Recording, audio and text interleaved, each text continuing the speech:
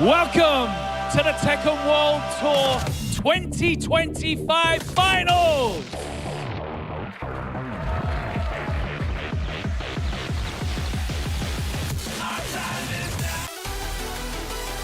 Since May last year, thousands of players around the globe have been attending dojos, challengers, Master and Master Plus events to earn the right to be on this stage. Over the last 3 days, we've had the best Tekken players in the world battling it out tooth and nail to earn the right to compete today in the final bracket. We will crown our Tekken World Tour 2025 champion.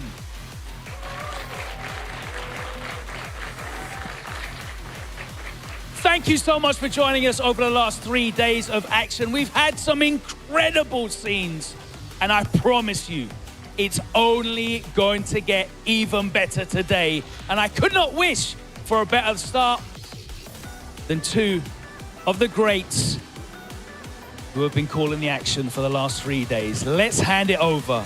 On the casting desk, my very good close friend, Tasty Steve, and one of the greatest analytical minds out there right now, Pun Life!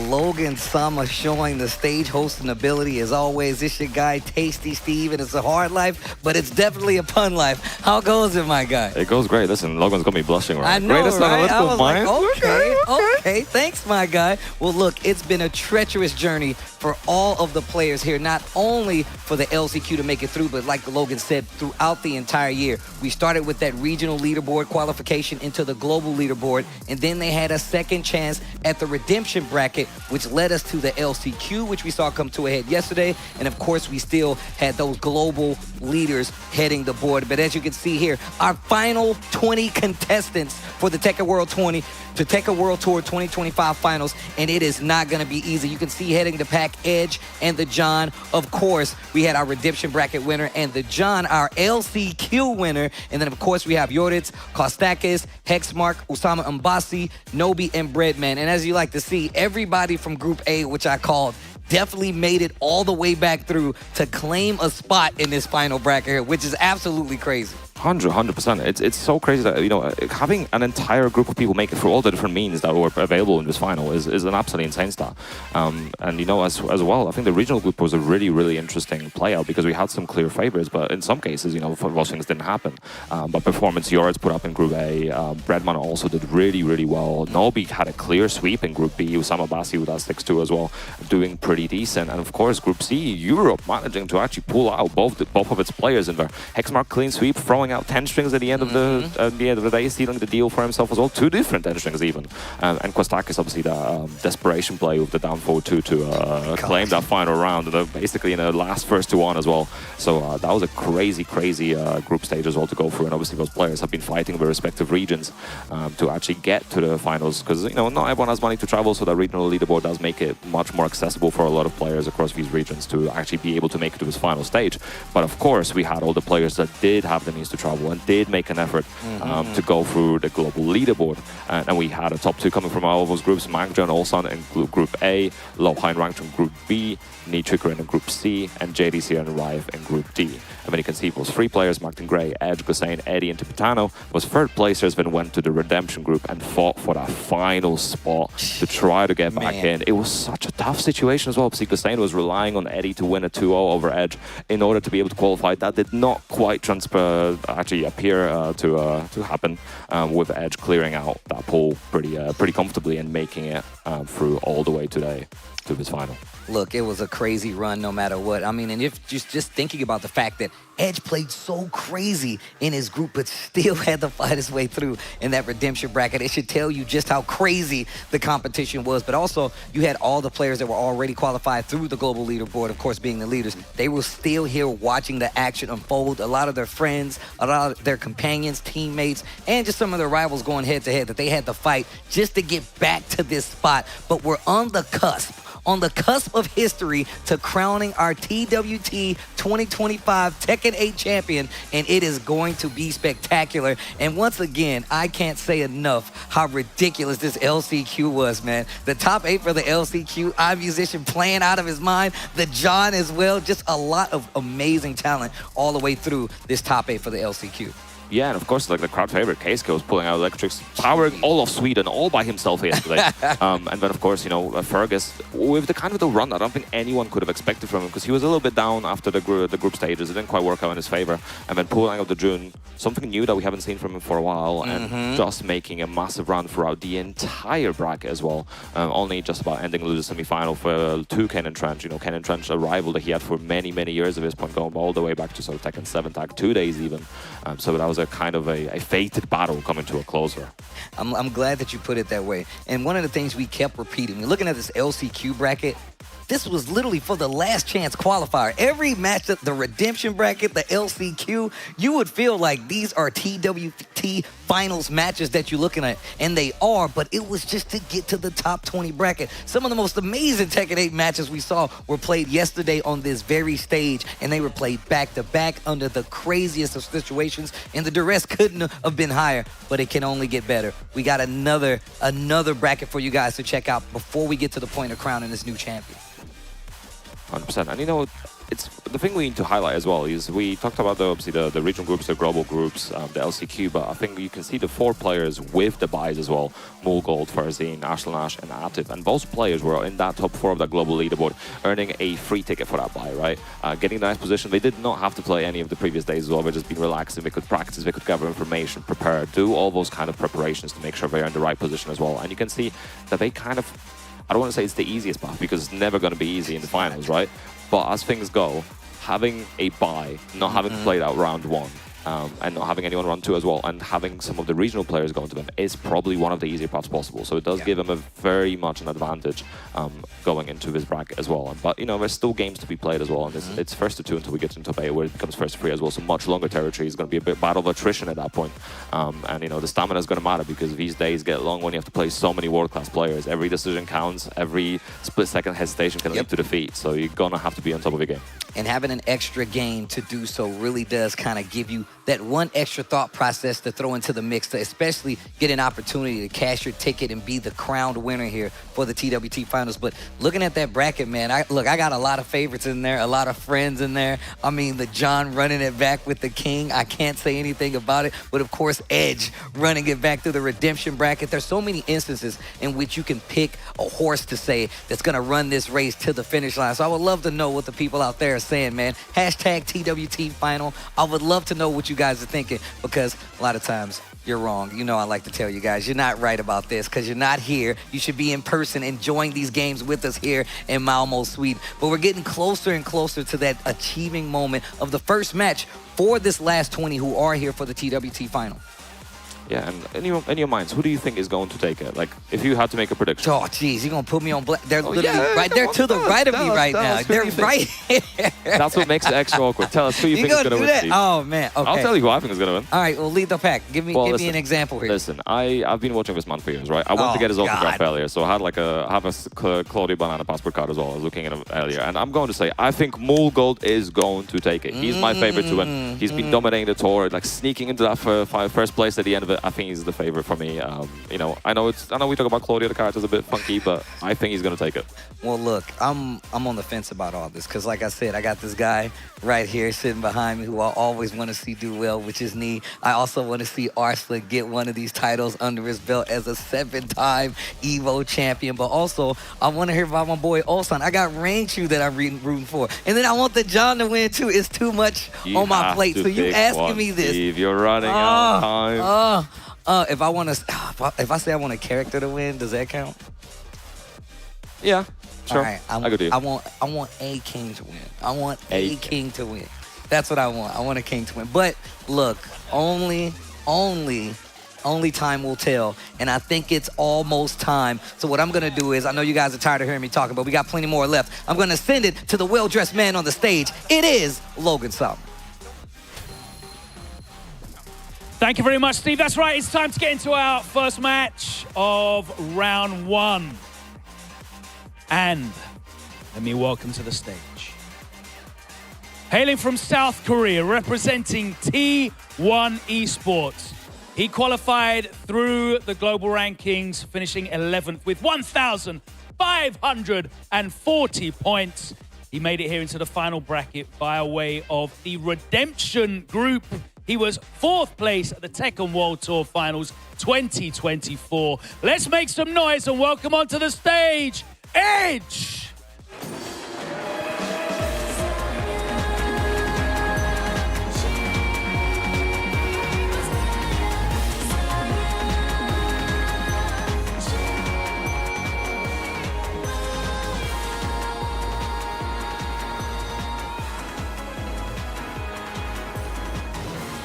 And his opponent, a man that he will be very familiar with. Hailing from Pakistan, representing Al Qadsiya Esports. He qualified by way of the global leaderboard, finishing 17th with 1,280 points across the season. He made it into the final bracket at the last gasp by closing out the last chance qualifier. Please welcome last year's 7th place Tekken World Tour Finals finisher, The John!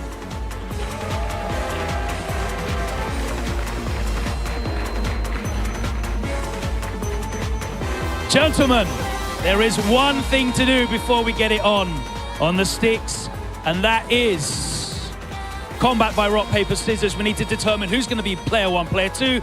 So, if you would please do me the honor and take it away.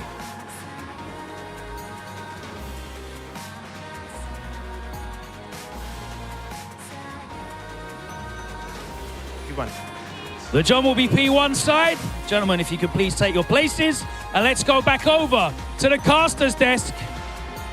And let's get this underway. Round 1 of our final bracket at the Tekken World Tour Finals 2025 begins now. Thank you very much, Logan, for that. And this is the first game. The John versus Edge. This is crazy. This is the start of the day. This is going to set a level, especially considering we saw John setting levels yesterday. Considering the performance that we saw from him, making all the way through every match going to the final round, pretty much. Just every decision counting, and the level of keep out and the level of adaptation that John was going through as well. You know, facing players like Ammunition that was playing so heavy in keep out and having to fight through that barricade of defense and keep out, and you know the poison smoke as well, of course. Yeah. So this is going to set levels.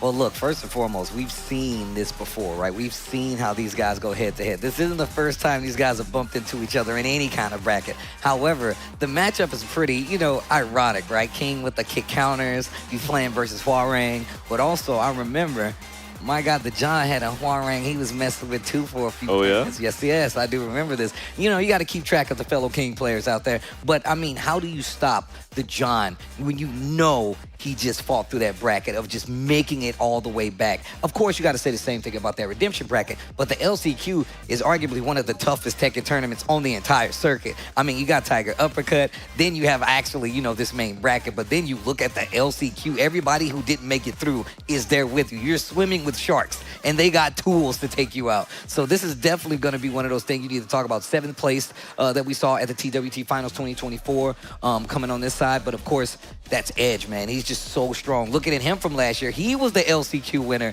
from last year who made it all the way through. So he knows the kind of pressure that it takes to, you know, survive in this spot, especially if he wants to get to that next round. 100%, you know, no stranger to that pressure. And of course, the interesting aspect as well is they played last year during the finals as well and loses round 3. And Edge did narrowly take it 3-2 over to John. So, you know, there is that history. I think they also played in the exhibition as well, Pakistan versus Korea. And I actually don't remember who took that one, but there is definitely history. There's I think the interesting aspect as well is that I saw Edge sitting in the back of the cinema yesterday and watching all the LCQ, right? I'm sure he had a little notepad, you know, taking notes of habits. And of course, his teammate was playing versus the John, and I think he was offering coaching at one point as well. So it's going to be very interesting how he adapts, not just between the sets they've played, but also from just watching and taking in so much of John's playstyle yesterday. And of course, that goes for the John as well. Being able to adapt and change from his habits is going to be very, very important in this. But hey, here we go. First game of the final day. TWT Finals. There's no takes back, no second chances. Top 20, winners round 1. Edge versus John. Here we go. All right, Malmo, Sweden, you ready for this Tekken? Make some noise for me one time, let's go! First match of the top 20. We're on our way to a champion, and the movement has already started. Two icons fighting, and it's two icons fighting. Hey, that's bars. It took a second, but no, you know, he's got most Final Fantasy bars, and Edge already pulling out, getting the heat active as well. Very high interaction reliant. Oh, excellent punish. Hurt, big damage. It's a crazy punish. No ability to tech with the walls. Oh, yeah, man. That's a lot. Still in there and jabs him out of the air. Nice conversion here for Edge, and he's got plenty of heat on top of it. Oh, and the patience. Oh, that's crazy punishment and the damage as well. I like him setting the precedent, letting him know that he's not going to stay on the ground. A lot of free hits can close out games here. The John putting the option on the table already. Yeah, like John trying to slow it down as well, looking for the counter options like the shove. Ooh. Nice. Spartan kick again. Working out beautifully. Oh, bro kick. I got some armor of my own. Nice down back four. Ooh, trying to mix up the options. Nice patience with the John. Nice patience with a big counter hill from that. And that's one of the first times we've seen him get that big counter hit back one. A nice awareness of the wall. And nice awareness of Edge to look out and scout for that multi-throw. Ooh. That could have been so much worse. Nice break on the two row. Oh, no. Another one. The blue one, that's going to be big damage. And look at how that evens up the life. Virtually identical, and now he's chipping away at the life bar. Not a lot of gray left in the low to close out the string. Edge taking the first 2 rounds of game number 1. Yeah, Bitter's going for a big low as well, but it was enough to kill as well, so excellent position. And you know, Buffy's characters do have a decent, already trying to go for potentially the lava break. Nice. Buffy's characters have a decent ability to use their throws to actually deal with the lava. And on top of that, we've seen the John willing to cash out. If he gets that big full crouch down 4-2, going straight for the Shining Wizard to get big damage on a stage like this. One of the things he's very much doing well at scouting this entire weekend. Yeah, obviously it's a ton of damage and also moving from the opponent. Nice, getting a little bit of punish as well, trying to continue the mix going. The blend has started. Nice break in generic. Little down 4-2 action. Heat burst on the side of Edge. Oh, I like the run up. A good keep up from John as well. Drops him in. Big D driver. Nice combo. Damage of plenty. We going well past 80 with this bad boy. Well past 80. Into the 90 territory. Big damage. Both in here as well. Time slowly ticking down and another giant swing around. And this is actually burning the timer as well at the same time. A little bit of heat recovered for John. Oh, hey, heat spent on Edge's side. He's got to chip him out. Down 1-2. He's getting closer. It's not close enough. Nice interrupt. The John on the board. 2 rounds to 1. Yeah, 1 low too many. It was a big call out. So if that was a mid, that could have been very scary for the John, but beautiful call out. Oh my gosh. And he got the blue one on top of it. Yo, the John playing like a monster today. Oh, just a hard duck as well. And the delay on the Jaguar sprint as well, going straight for the mid option. Speaking of the hard duck, what a call out. Full combo extension. Real close to the wall. The nip up saves him. Goes for the heat. I like Edge trying to go for that down 4-2 as well, trying to go play a keep out. Again, homing moves coming through as well. Nice duck. Doesn't get anything for it. Could have been so much worse. Edge fighting his way back into it. Spins the rest of the heat. He breaks the throw. Down 4-2. He lets it rip. The wall is right there, though. What are you going to do with it? Can't kill. Running 3. This guy, the John. Once again, one of the things that makes him one of the best kings out there is the fact that he's able to switch up his strike throw game so well. And it really confuses even the best opponents, even the best players in the world. Oh, nice break. Strike, throw, the mix-up is real. And again, the timing delay as well. We saw down 4-2-1 earlier as well, and he's just using the wave dash now as well to also delay timing. Jumps over. What a way to deal with it from Edge. Perfect. Textbook. Why was he ready for that? Why did he have a combo He's been and loving, man. He knows this stuff. Another giant swing. Didn't find his mark. Breaks the second one. Oh, heat smash. That's going to be big damage. Not done just yet. This first game to be coming to a close. Nice. Oh, God. Nice block. Still, I see available spending on the mid. Goes low, gotta be careful. Down forward 4 and catching John in the air. Edge clutching it out, but that was looking scary. John was looking for that reverse sweep. Oh my gosh. In the running though. Oh my gosh. I didn't know who this is gonna go down to right there. Could have really went away, but yeah, that timing delay from John, as you know, the down forward 1, the delay on it just to catch Edge on counter as well, the dash up. I think the really interesting thing as well, the John dashing up to try to obviously close the distance, but also not dashing up so far to potentially mess with his timing. Getting that counter hit on the heat smash was a big one. Obviously, the heat smash already does enough damage, but a counter hit scaling on top of that is going to do even more. No, most definitely, most definitely. And then making use of stage houses as early as possible. On a character like King, you can make the most of it, but no more stage houses in play. Edge 1 game ahead, John's got to do something. We saw Edge start the rounds very quickly last time, but John was able to make it back. Let's see if that happens again. The offense that Edge is kind of showing, like you said before, not overextending too much, but the John wants this game to go a lot faster because Edge is getting a lot more comfortable. For all the kids out there, time to play the game. Dunk on him. And I like the use of the Jaguar spin as well to create space. Uh-oh. King's backdash, not the best. Using Jaguar spin front and back is a great way to build distance. Round number 1, game 2 goes to the John. Yeah, starting off strong as well. You got to be careful with that Jaguar sprint as well. Obviously, you can't be floated out of it. So if the Edge keeps his position right and is ready for it, he can make a big call out on it. Ooh. Oh, speaking of big call outs. 3-2. Oh, big damage on board. To the wall. Not going to get a lot of damage. Kind of miscalculated, but still.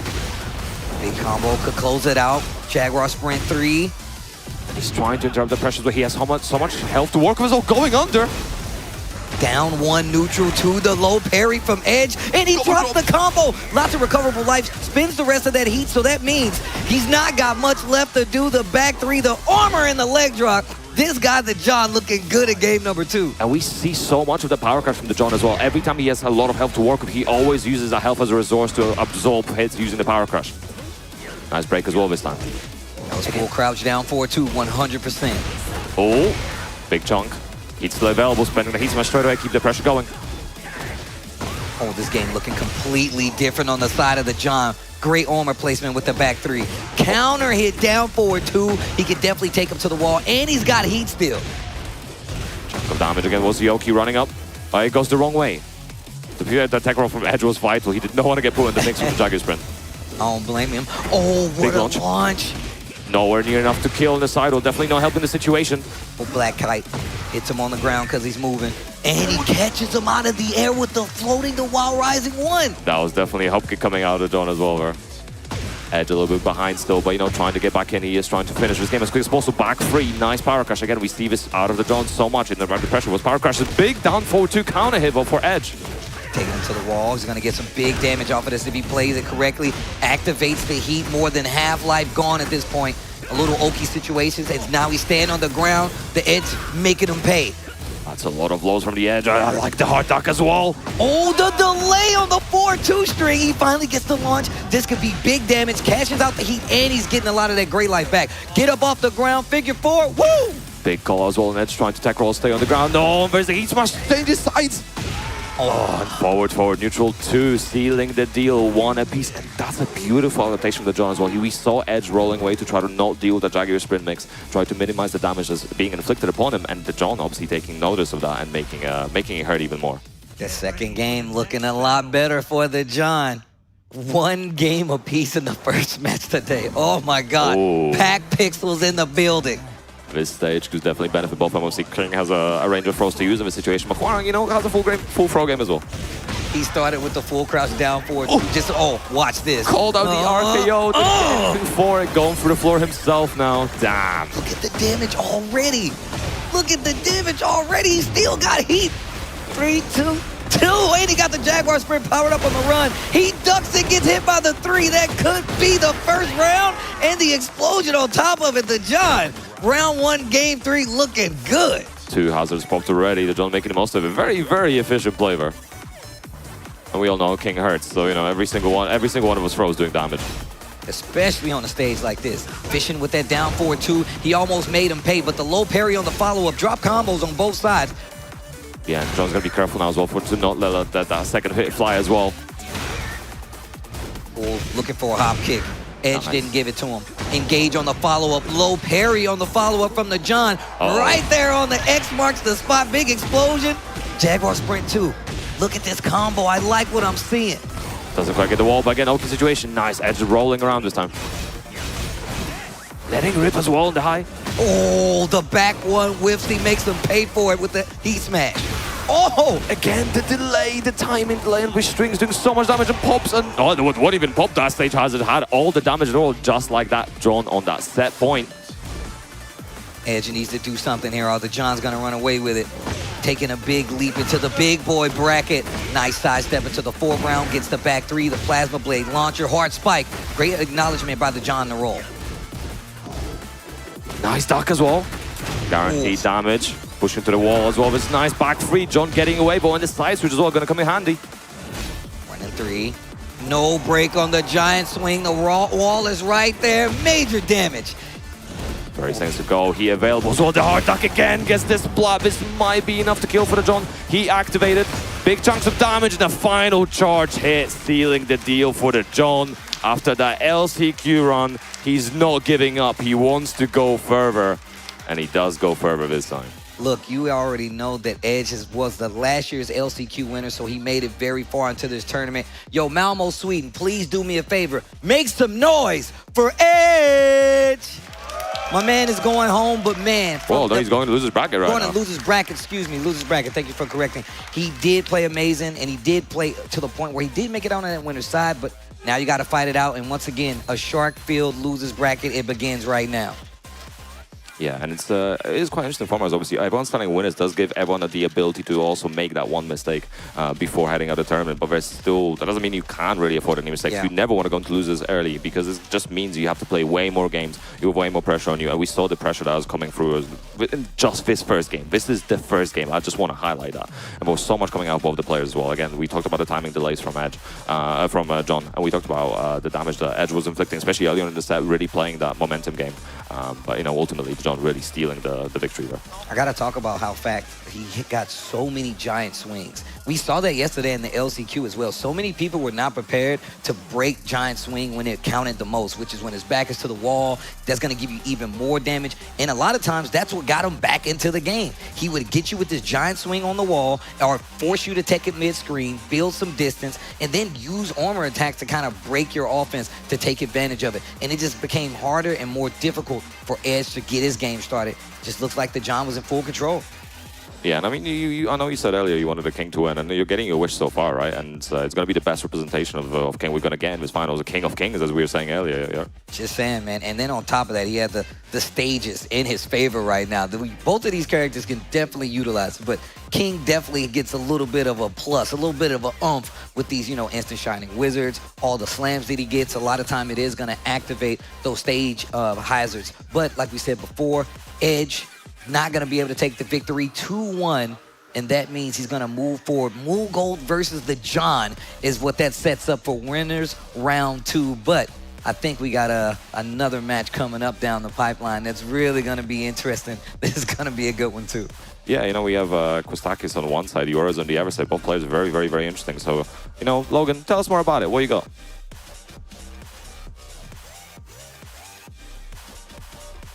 Thanks very much, guys. That's right, it's time to get into our second match of round 1 in the finals bracket. And first up, let me welcome onto the stage, hailing from Kuwait, representing Triforce Esports, qualifying through the regional leaderboard in MEA 3 region with 800 points, making it through to this final bracket via Group A. Let's welcome onto the stage, Yours!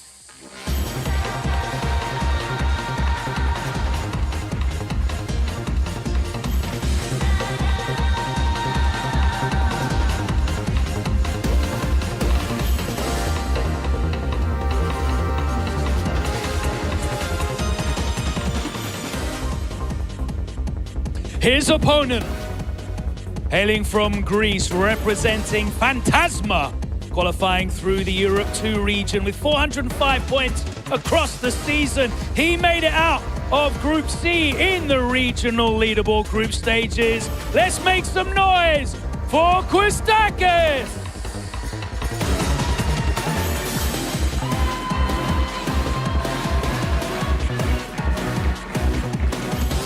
Gentlemen, all that comes down to now is for you to determine who will be choosing sides. So if you will be able to shoot rock, paper, scissors for me, and we'll determine that right now. Guys, take it away.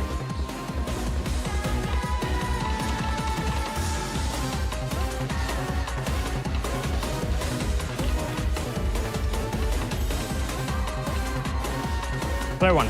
Player 1 side for Kostakis, thank you very much. Let's head back over to the casting desk. Tasty Steve and Pun Life.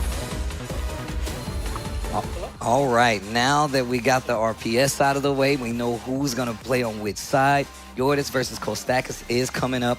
Talk to me a little bit about this matchup. Yoris made an amazing run, especially coming out of that first group. The lane shot, you looking ridiculous. Probably one of the strongest ones we got out here. 100%, yeah, they're definitely putting the Link Xiaoyu on the map, but not Carter, we see that frequently, and, you know, the Xiaoyu sometimes, you know, saying the Carter is weak, etc., etc., but Yours really showing that there's some nasty setups, and we've been seeing this guy posting Twitter clips, you know, Tekken 7, Tekken 8, it doesn't matter. The game doesn't matter, he's just out there clip farming and showcasing the stuff. But had a perfect performance, almost perfect performance in the group stages. He was in the A groups as well, only dropping a couple of games. 8-2 was his final score, coming out as the first seed, putting Xiaoyu on the map, putting Kuei on the map as well. I think he's been a very, like, a player to watch, because we obviously saw him in tournaments around the Middle East as well, like Emirates Showdown. And I think having him be able to travel is really, really cool, being able to showcase his skill and how strong he is. But on the other side, Kostakis had a very tumultuous run. Obviously, we had controller issues, couple of them in one Yeah, set, man. Oh my gosh. Man, that sucked. Obviously, it happens. Ultimately, it came down to him having to effectively play 2 1-1s versus Aladar. He was not allowed to drop a game if he wanted to make it out of that pool. And, you know, it came down to that final round where he just let it rip on a down forward 2 on Clive. And it hit, counter hit, round start. Didn't quite steal the deal in one combo, but definitely set up a situation that helped him close out that game and cement his position. And, you know, we had the pop-off. He was flexing all over the stage as well. Yeah, he was flexing for a minute. And then look, you know what they say, it's not how you start, it's how you finish. My guy absolutely lived up to it, especially to make it this far, make it on this stage. And look, when you get to a situation where you legitimately can't lose a game, that is probably the most pressure you can have on you in a tournament setting. Think about what's on the line, and look at him asking for more energy before he gets into it. Yo, Kostakis, look at him. Like he's controlling the crowd, showing a lot of love. Let's see if this affects Yoritz at all. But like we said before, Yoritz is one of these players. He's a tech monster. Me and Markman was already, you know, alluding to the fact that my man does nothing but find tech with his character. We saw it on display. And once again, Ling, one of those characters we don't really get to see played at a high level all too often, especially not in these situations. Yeah, definitely in the kind of category of lab characters, as some people call them, right? Where this is the kind of character where you cannot really play a pure fundamental game against without knowing what we're doing. You have to know how to deal with AOP, you know how to deal with entries into like slice the bright AOP, especially evasion setups, etc. What's your punishment on things like Kali roll, how to deal with certain things. You have jump cancels from back to right, so put into the throw. So there's a ton of things you have to be aware of. And while sometimes that may force you to try to play slow so you can observe and work something out, if you play too slow, you're going to get put in the blender. Yep. So it's a very difficult dichotomy of trying to work out how do you want to play against this character, what your options are especially. Obviously, Kostakis does have that Lars in the pocket as well. He doesn't have to play Clive. So I'm curious to see what he picks against Link Xiaoyu specifically, because I know different people have different preferences, and some characters just don't feel great against Link. You know, Steve, King, Huarang, historically really bad matchups against Link. But even like things like Dragunov didn't feel great. I remember like loving the matchup a little bit myself. It's not super fun. Things like maybe like Claudio feels really good. So it will be interesting to see how Kostakis feels about these different characters and who he's going to pick specifically. I think Clive might be okay, but really depends on how he feels about it. What he labbed as well, obviously, what he's comfortable with, because you have to play those matchups to get really comfortable with it. The thing is about the Clive matchup is like he has great reach, right? Like his range is some of the best in the game, right? Outside of maybe like Fakuma. But it's not the easiest because you have to commit to a lot of hard lows to call it out. And all his evasion that we've seen on display might not be the best call. And you can see Kostakis still playing with the idea of either Lars. Like you said before, you called it out. And I think I'm kind of with you on it. I think the Lars might be out. The Clive? Excuse me, what do I know? I'm just talking here. I'm just talking here. Let's see how this works out, because I feel like you're really going to have to commit to some very big lows. And Clive does have a few good lows in his arsenal, but how do you keep this character honest without committing to some of these big strings that can put you in even more trouble? I'm just double checking the buttons. Yeah, it is going to be interesting. I mean, I would have favored Lars purely because of down forward 1. Like, you know, having a 13 frame mid check, that's not too difficult. And obviously, I mean, both these characters have decent mid checks, but Clive doesn't have a kind of orthodox down forward 1, right? So it can make things a little bit more difficult. But we talked about the reach. I mean, even tools like back 2, right? If you're not going to really be able to...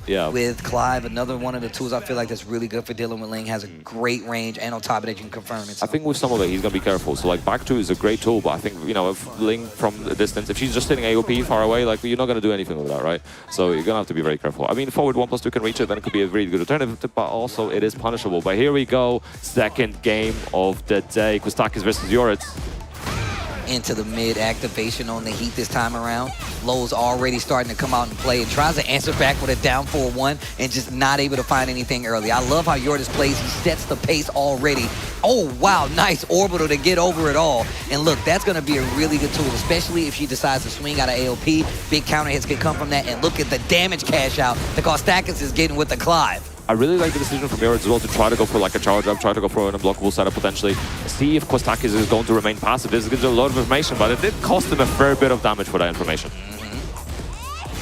Hold on, just to spend. We were talking about earlier. Nice back one as well for the interrupt. That's going to be an important tool of this matchup. Playing back a little bit. A little far in that down forward 2 again. You got to be careful around the down forward 2. Nice. Speaking of the down forward 2, not careful enough, and this is going to be a lot of damage. And this should be enough to kill, especially with that Rage Art as well. Kostak is showing me I definitely don't know what I'm talking about. He's playing such a great game when it comes to the spacing. Great placement on the orbit. I'm not sure what Yortis was doing, but he definitely got clipped for it. That was, what, 80 damage he hit him with, and he broke the balcony on top of it. First round, game 1, Kostakis in the Clive. Yours has to be very mindful of Kostakis' spacing, because he's been playing a spacing game, especially on someone like Clive. When you have so much range, it's going to be very important to be careful. Oh, and another low parry as well. Nice. The cool combos on top of it. Back 2. Straight to the wall, and the stage hazard as well. Big damage on the board. Committing to some of those big lows I was talking about already. Nice patience as well. Was trying to get something forward 1 plus to spend, just using the last of that heat. Nice punish. Kostak is not afraid to duck or sidestep. Gets the big launcher. Wall gonna change up the combo just a little bit. Flame dash. Yeah, was looking for that low as well. He's been a big fan of that counter hit low. Speaking of lows, you better be careful. We know he's not afraid to use that orbital. A little slower than the typical orbital, but still gets the job done. We saw it already. And down, back, forward, committing to these normal lows. Low into low, we've seen these sequences from Kostakis before, and you know, he's been mixing a lot of it up. Goes into low, goes into mid next time, maybe the third time he will backdash, so rotating his options as much as possible. Nice big counter hit, though. Okay, Yorits needs to do something right now. Oh, hop nice. Throw. Important to break that. Good counter hit confirm as well. Okay, counter hit engager. Yorits has a little life lead right here. Nice block on the low. That's what I was thinking we were going to see a lot of. There's that orbital again. Oh, but the combo drops. Doesn't get anything for it. It's unfortunate. He's spacing out. He has the available going low. Forward 1 plus 2, mixing it up this time. Nice back one again, interrupting the pressure. Oh, I'm out of there. Wait. Oh. We went over the orbital. Okay, sidewall could potentially save lives. He has to realign away from the wall. But it does no matter, doesn't quite hit the wall, and the Raider should be enough to steal the deal. We've seen that sequence with the orbital a couple of times already in this set. So nice one with Stacks to make the most of it. And again, it's so important to know which moves in your arsenal are going to go in which direction. If he used any move that could potentially put him to the left side, you'd end up on the wall, and who knows, maybe he would not be able to kill because of the damage difference and the scaling difference in the wall. So very, very important for that. And yeah, good awareness with Stacks. I like seeing when players just instantly aware of their resources, like, I'm just gonna hit this Rage Art. They're not gonna try to go for the fancy combo, and just being aware. Sprinkling in that orbital, especially when ALP's been put onto the field to play, has actually saved them quite a bit. Drop that last combo by the wall, but still getting that hit, taking back that momentum, and going straight into the Rage Art once you did get the combo. Game number 1, Kostakis and Yorits is in trouble. He needs to do something in the second game. To be fair, I'm super surprised by how like one-sided it's been. I mean, Yorits is really doing a good job of interrupting and we're looking for the back one, but Kostakis is kind of in control of all the critical situations. Apparently, my man was caught in 4K playing some late-night Tekken games to get ready for the situation coming up, because you know these guys knew exactly who they were going up against. So they had a day or so to look at who they might be fighting and what they could do, build some kind of strategy. Yeah, and I think Yorits has to be very careful. Obviously, we've seen a lot of our back ones work, but the moment Kostakis smells these situations, he might take advantage and block it, or even just bait it out.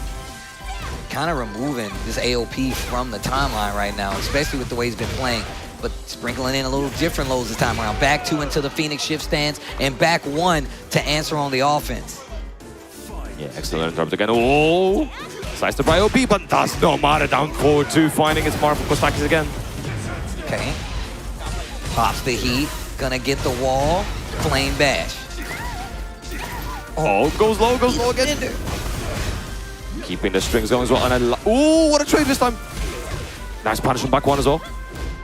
Backdashing to get out of there. Yoritz getting a little space and gets floated out of the orbital. I talked about how it's a little slower. That's one of the things you have to worry about. That delay just saved him some trouble and gave Yoritz a chance to take another round in this game too. Nice punish, blue stuff as well, looking for the Oki. Doesn't get anything for it. Again, the spacing and the movement from Kostak is absolutely on point right now. Does not have rage available. Is he able to finish it? Not quite. One more hit. And goes low. Another round on the board. One round closer to victory. Taking that momentum back from Yoritz. And then we get a clean launcher at the beginning of this round 3. Yeah, Kostak is looking for that back one as well, trying to potentially track some movement from Yoritz on round start. Get up. Well, using the camera, caught you swinging again. And this is what we were seeing in that Group A stage day 1. Charge ups all going mid. No overcommitting right now, but Yoritz fully in control. Nicely done, and a perfect as well, getting one step closer to equalizing this set. Oh my God, the down forward 2 accuracy. I need the numbers. Pun Life, I need the numbers. I don't understate how good his spacing has been, especially with that used from 2-2. I think he only missed 1 out of like 7. I think that's my best bet on that one. I think you got it about right. I've been trying to keep track of it, but not if we stay this. Missed 2 out of 8. There we go. It's fine. Okay. Back on the 2 map. out of 9. We're adding up. It's all right. It's all right. Won't be enough to kill, but it's still gonna be a lot of damage. Damn, Maj. Oh, uses the staff as well. Right, the lightning, and he's trying to ride the lightning to the next phase here. Just needs 1 more round. Back to Phoenix Shift, gets stuffed. That should be a big punish. Goes for the engager. Still upstairs, by the way. No breakage on the balcony or the window. Nice counter hit, confirm. Going run into as well, an option we haven't seen before.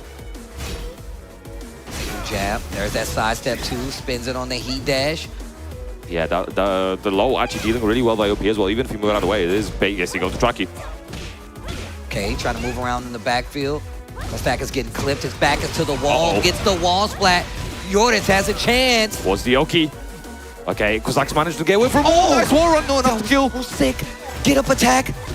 Back 1 again. No punish. Needs to be careful on this wall. Another wall attack and the low to save his life. Yoritz is on the board. 1 game apiece here.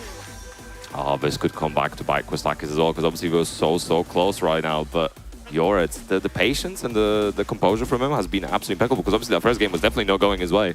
But the back ones, you know, I was saying like maybe Kostakis will come out, but right now we're doing a lot of work, especially the Phoenix Shift into something like the low, just getting completely beaten out by back one. I like how he added in. I like how he added it in. He started interrupting in the second game, and now it saved his life multiple times. Yeah. Yeah, definitely a strong option to interrupt Clive's stance pressure. Nice moving to the left as well, trying to do that startup. We do see Kostakis using that Demon's Breath on run start a lot. That back 1 starting to do a lot of work, starting to get a lot of mileage. Nice, big chunk of damage already. Yoritz pulling ahead. Oh, but the forward 1+2. Got all the range in the world. Okay, the real question is, are we reaching the wall? It is Clive. Back 2, yep. No, getting the Zentetsuka meter instead. Oh, slash kick not gonna hit. Down for 2 whiffs because of the AOP. I think that was the AOP down as well. I think Yoritz making the decision to go even lower, you know. Must go further beyond, but nice counter hit confirm. Oh. Okay. Damn, he's got assists. 2 versus 1. Thorgal out here. Dog in a fist fight? Crazy. 10 seconds. Counter hit. The first time we've seen it get this big counter hit. And I'm pretty sure we're going to see nothing. Oh, the roll to get under. Lively definitely in favor of Kostakis, and not for long. Oh my God. Crazy steals. Looking for that unfortunate round start, not quite finding it though. And I like the mix from Yoritz as well. Big counter hit though. He activated. We're running 2. Sweet bang. That Phoenix Shift stand starting to get a little more work. Back 1s were stopping it for quite some time. He finishes the string. Armor to get through. I love that option from Yoritz. Once again, using the AOP duck to get under some of these attacks. You gotta know your mids. Again, down forward 2. The success rate getting a little bit lower. Does that stop you from doing it? Do you leave it on the platter? Didn't confirm the second hit. Okay, cancels. Finishes the string again. Sees the AOP is there. Nice block and punish. Kostakis trying to weight down that heat. Knows he doesn't have any resources left himself. Doesn't even have rage on the table. This is still awkward though. Time running out, but Yoritz still has heat. Got to burn him out. And nice. Good pressures will slide into our starting 4. Kostakis putting himself back on the board. Using that Phoenix shift stance once again. Sprinkling in the low. Yeah, you're trying to not overcommit on a lot of those things, keeping the mix-ups fresh. Ooh. Nice back one again. Oh, but a step right down forward two again. And again, the success rate is increasing. Okay.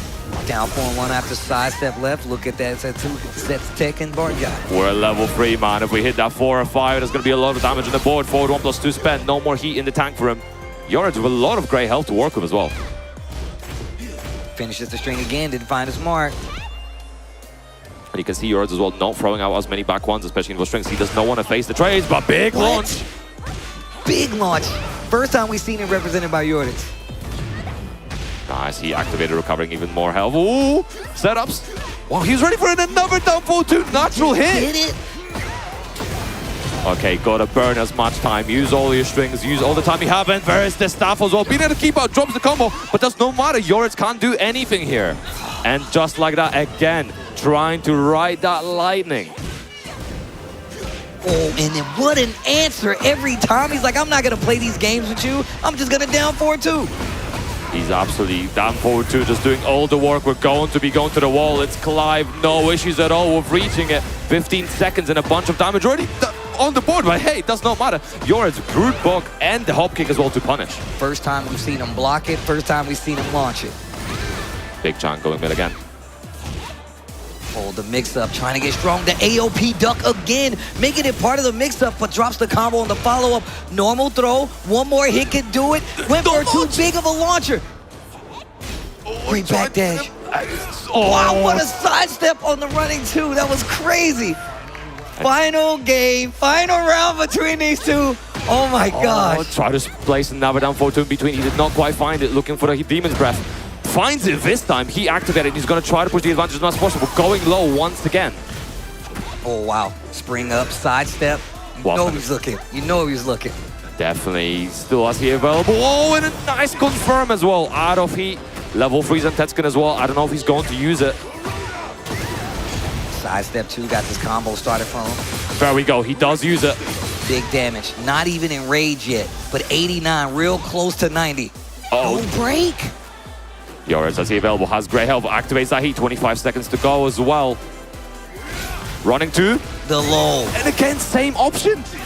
One more hit potentially. And he tries to move. That's gonna do it. Kostakis staying alive in this bracket. Well played, the Clive. Man, the theatrics and the pop-offs as well. There's an art form to it, you know? But the interesting situation, and you know, we saw earlier, Yoritz actually not pressing back one in that situation earlier because it did trade. And then this time he tried to commit is the final kind of situation. Maybe he thought he's going to survive, but not enough health to tank that trade. And will be going to that loser side. And honestly, I want to say this is a little bit of an upset because I think Yoritz had a kind of a crazy run. I think Kostakis was definitely a little bit troubled in his regional ball. But hey, it does not matter. Listen, he doesn't even need to do anything. He's calling for the noise himself. He's doing it himself. But let's take a look back at what happened. He was checking himself at the camera before he came out on the stage, almost as if he knew what was about to happen. But once again, we talked about the unconventional characters. I said Ling. Clive is another one of those characters. And we were kind of dancing with the idea like, hey, man, we're not sure what he's going to do, especially considering Clive doesn't have the best lows, but down back 4, still using down 4-1, and just raw call-outs with the down 4-2 as well to like make it count. And then sometimes, just sometimes, when things got a little crazy, went for the orbital, which is a little slower than we're typically used to. But every tool in his disposal, he made Clive work for this win, and it didn't stop Yoritz from actually putting up a fight. Of course, we saw the Rage Art close it out that first time, but started getting more lows on the bill, right? Started adding more to and that back one that you pointed out. Back one really did start to set the stage, and one of these situations we saw was Yoritz on the wall quite a bit. Yeah, right now, you know, it's quite interesting to see. He's had such a tough part of the control issues and everything else, but the movement and the things we saw in regional pools still very much working. The down forward to the Demon's Breath as well, going for those lows, looking for the counter hits, but also in this way, tracking the AOP really well. So, you know, all I can say really is that his Final Fantasy is definitely still in play.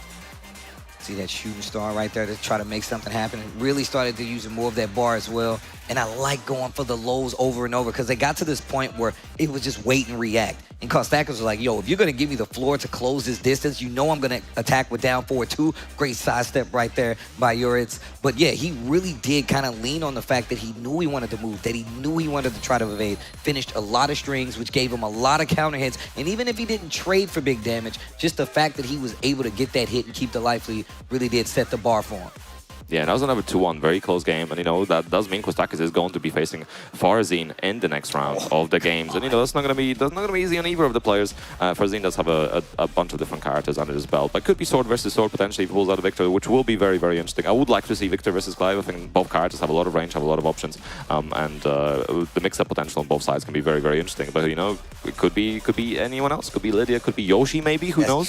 That's true. So many options, so many options. But there's only one option for our stage host here. It's going to be none other than Logan Sama. What do you got for us? Thank you very much, Steve. It's time to get into our third match of the first round here at the final bracket. And first up, hailing from France, representing Crazy Esports. Okay, that's the energy I'm here for. Representing Crazy Esports, he qualified out of Europe 1 region with 550 points. In the regional group stage, he qualified through Group C with a perfect 4-0 record, 8 wins, 0 losses. Let's welcome onto the stage, Hexmark!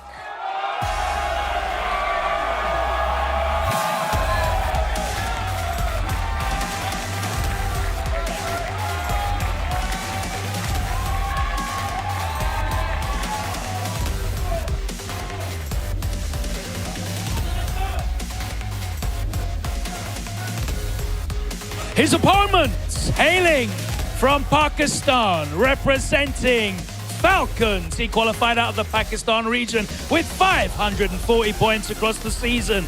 He made it here into the final bracket, qualifying through Group B in the regional group stage. Let's make some noise and welcome Usama Abbasi!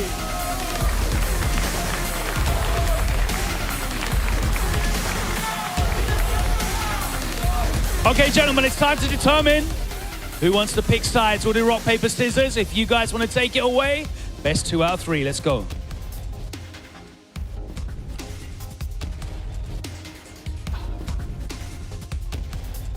Oh my word. Oh! Okay, let's hand it back over to Tasty Steve and Pun Life. Listen, that's a man of action, River. No words needed. Didn't tell us the side. Just went straight to it. He just walked up. He's like, I want him out of here. He's about to give us that work, right? He's ready for it. But listen, I think we know who the crowd wants to win. Obviously, the European bias will definitely be in play here. And hey, I might be biased as well. I'm only human. I'm always going to root for the European, or maybe not always, but most of the time, 90% of the time. But it's hard to say how good Usama Abbasi is at this point. He's beat everyone at the biggest dojo challenger that we had this year, Takedown, which was an insane event, one of the best events we had all tour. In this year, so it's going to be a tough opponent. He came to Europe. He has played a lot of European players. He did pull a lot of belts to asses, really. Lots in the way he was doing it, especially only the best. He was playing his mind out. So it's going to be very interesting to see if he can do it one more time against another European. Well, look, I mean, speaking of the European, man, I saw Hexmark in the lobby when I got there, and he was just like, yo, Steve, they kind of sleep on Paul. They don't know. He's like, I'm about to show him the true power of Paul. And it made me really interested to see how well he's been playing this entire week. But Usama Abbasi, we can see right here, first appearance on a TWT stage, guard breaker, final round, as well as heat wave showdown, like you said before, 540 points. Not easy to get when you know you're traveling around the world, fighting up against the best players in the world, but he's put it all on the line here to be up on the stage. Usama Abbasi definitely got his work cut out for him, though, going up against Hexmark. Yeah, 100%. And I think it's worth highlighting, especially in Hexmark's case, is France is such a strong scene. We're such a devoted scene to the locals. Great TOs, great producers, great casters, great players. And, you know, they've been uniting to make sure those dojos were as big as possible as well and make sure that the players had as much chance as possible. It was even just difficult for some of the other countries in Europe to really keep up with the numbers that France was putting out. So it's going to be very, very interesting. But we have the card selected Eddie on the side with Usama Basti, Paul on the side of Hexmark. And like you said, you know, people are sleeping on the Paul. We have this card all the time in 7. We don't have him quite as much here, potentially a little bit harder in some cases. But, you know, this card still definitely brings the damage. And I'm sure there'll be, I always see Trojan and other players, you know, looking for the tech, pulling out all kinds of tech on Twitter with this card as well. So you can't be understated how strong he still is. Well, here we go. Hexmark versus Usama Mbasi coming up, and the Shredder kicks to start it off. To the wall we go. Ooh. Oh, wow, what a sidestep. Drum roll, please. Luckily, he was not close enough to get that wall splat, so that worked out. Sidestep 4. Usama not even waiting any chance. No time wasted. Starts on the offense. Oh. 2. What's the mix as well? A little bit of a deficit, but hey, one deficit could do all the damage here. Like a down 1-2, but that's no matter. Heat Smash claiming the first round for Usama Mbasi. Okay, okay. Nice. Ooh! Does not commit to the counter this time. Okay, finishes the string. Hexmark trying to move, gets clipped. Gotta be careful again, the big deficit. And Hexmark does like playing the low risk, low reward playstyle at the start as he gathers information. He'll definitely place that investigation phase a lot. Ooh, no duck. This movement for Mbasi right now has been so good while standing 3-2 though. Ooh, throw whiffs again, the counter trade. Oh, the back 3 trade at that, heat burst. Sidestep 4. Relax, what's the mix? Stands up out of it, and just this pick and choose game of just poking Hexmark to death. Oh, and the second hit connecting with Usama Basti pulling head, but I like the delays and the attempt as well to look for those counter hits. It is really important on Eddie. A lot of times we've seen such stark different Eddies, right? Especially like John Dink. John Dink presses on the gas, he doesn't give you a chance. Usama plays a little different. He's like, yo, I want to see what you're going to do. I want to see how you're going to react. And I'm going to play it just a little bit slower and more pokes than anything. But here's a big pickup for Hexmark. Oh, and a stage hazard. Nice, they're running in there. I love this move. Oh! So nice, he had to do it twice, right? Down 1-2, look for the counter as well. Nice punish. That was so good. Launch. QCF3 to stabilize. Activating. Gets the stack, and the wall stacks are so important. You're going to get him as early as possible. 2 now. The threat of the mix as well from handstand is going to be so important. Deep dive out to the 4-2. Oh my god, the handstand launcher. Big chunk of damage. Time slowly ticking as well. Dashing up as well to make sure he can continue the pressure. I like that little relaxed reset right there. Catching him moving. Needs something. Oh. Finishes the streak. No punish. No punish. Oh. Oh. Oh. Looking for a Magic 4 potentially. Hexmark down 3 rounds right now. Usama Basti looking really, really good. It's kind of an uncharacteristic because I think Hexmark is trying to look for potentially those bigger reads as he's gathering information, but it's very difficult for him to do so, right? We saw him dealing with handstand a few times, dealing with it really, really well, but also Usama Basti is making sure he's covering up all his bases with going to relax, but also making sure he dashes up from relax to keep that clean hit range dangerous and unsafe for Hexmark. Here we go. God, I love this stage. I love it so much. Hometown advantage for Hexmark, right? The music. And it is a hometown advantage for sure. Game 2. Ooh, no punish this time. Plays such a slower game than the Eddies that we're used to. Nice in terms of 1-2, no overcommitting. Oh! The evasion working as well. Again, Usama Basti keep dashing up from the relax. Does not matter. Hexmark, big, low parry. Charge it. Nice block while rising 2. I think that's the first time he presented the option as well in the demo, man. So Usama reacting already is definitely going to put some fear in his heart.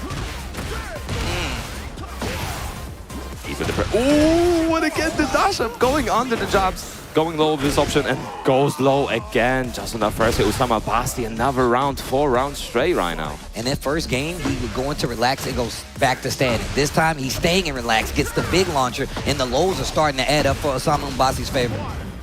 Yeah, and those delays are trying to force Hexmark to actually press the button into, and then we begin this timing mix, right? So it's going to be very difficult for him to deal with this right now. Nice little 1-2 as well. Hexmark looking for something. Nice break. Finishing the string. Hexmark getting a little anxious. Okay, here we go. Still has plenty of heat. We've seen him connect with the 4-2 quite a bit. Pumping the pedal, that's not gonna do it one more round. And Osama Abbasi moves on. This is looking rough right now, Steve. Hexmark, oh, it's not looking good. The counter hit landing as well. Back 3-3, and he's taking him to the wall as well. Heat's still there, so he's got resources, and 50% of his life is already gone. He activated as well in the second hit, connecting counter hit. I don't know. I don't think this is enough to kill. Nice, Okay. gets the splat. Okay, big damage on deck. Not dead just yet, but needs to lay out as much damage as possible. Gets the big death fist, charging that up back too. Oh, heat smash connects. He's not quite dead. Has heat available, needs something, but gets tracked for the movement. Usama Abbasi, all killer, no filler. Yeah, didn't stay aside, just went straight to the setup, got his 6 rounds, and he's gonna go sit down and relax for a bit. But it's a rough one on Hexmark. All business. My man was all business. Didn't say nothing, went to the seat, played his game, but like, once again, you gotta highlight just the fact that he does not play a conventional Eddie speed. Most Eddies, they're in your grill the whole time, trying to force you to make a mistake, committing to lows maybe even more frequently. He commits to a lot more pokes than anything. And he really uses the relaxed handstand mix-up to kind of force the game on you. And it makes you play a little slower, makes you second guess quite a bit. But the same thing kind of goes for Paul. He does feel like he played a little slower in this game, but he has the damage to back it up. Unfortunately, Hexmark wasn't able to get it really started, even though he started with a bang with that big shredder kicks in the first round, first game. Yeah, it's very interesting, as you're saying, like just the fray of relax was very, very interesting. Obviously, at first, Usama Abbasi started pressing buttons on somewhat intermediate timing, but then the timing delay, just dashing up, kind of seeing what he's going to do and playing around the delay and trying to focus Hexmark to check him with something. And then you're just going to get that rotation of, okay, he checks with his button, so now I can press another immediate button to deal with that option. So it's a very, very interesting playstyle. But yeah, like I said, Hexmark just really not getting a chance to get started. We saw him always looking for the information, looking for something to play off of. Once he starts seeing your habits and how you play, just definitely trying to use that to then make the high-risk decisions. But the moment he went for Demo Man, got blocked, got shut down. So that's the first blowout we have today, and hopefully Hexmark can adapt and clear his mindset, because he is on the loser's side, 1 life left. He's not out of it just yet, but Usama Abbasi facing Arslan Ash in winners round 2. That's just winners round 2, not even top 8 yet. Look, how do you go from this winners round 1 into round 2 and be like, yeah, now I gotta fight Arslan Ash, now I gotta fight Farzine, now I gotta fight Wool Gold. Okay, no problem. Well, I'm sorry to hear it, but I'm happy to see it, because the matches are gonna be crazy, and we got the best seat in the house. Great match all around. Osama Abbasi, one of the players you definitely should have been paying attention to. He's not here by mistake. It is raw gameplay, but Hexmark definitely has another chance. I can't wait to hear this crowd actually cheer for him in that losers bracket. But once again, that's just how the cookie crumbles this time. But once again, looking a lot better than a cookie, my man, Logan Sama, on stage to introduce the next players.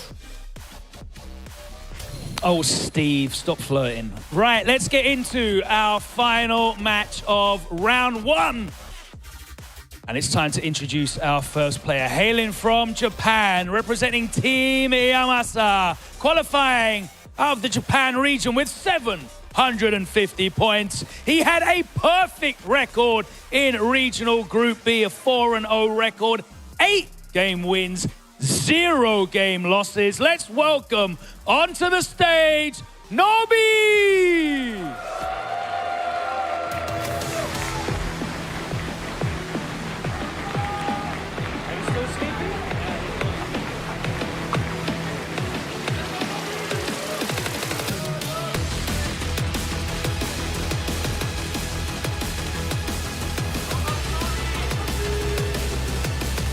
And his opponent, hailing from South Korea, representing Z10. He qualified out of the South Korea region with 250 points across the season. He qualified for the final bracket out of Regional Group A.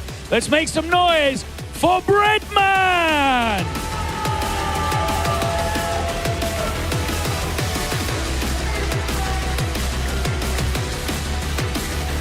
Gentlemen, it's time to rock, paper, scissors for player side. So if you'd like to do that for me right now, take it away.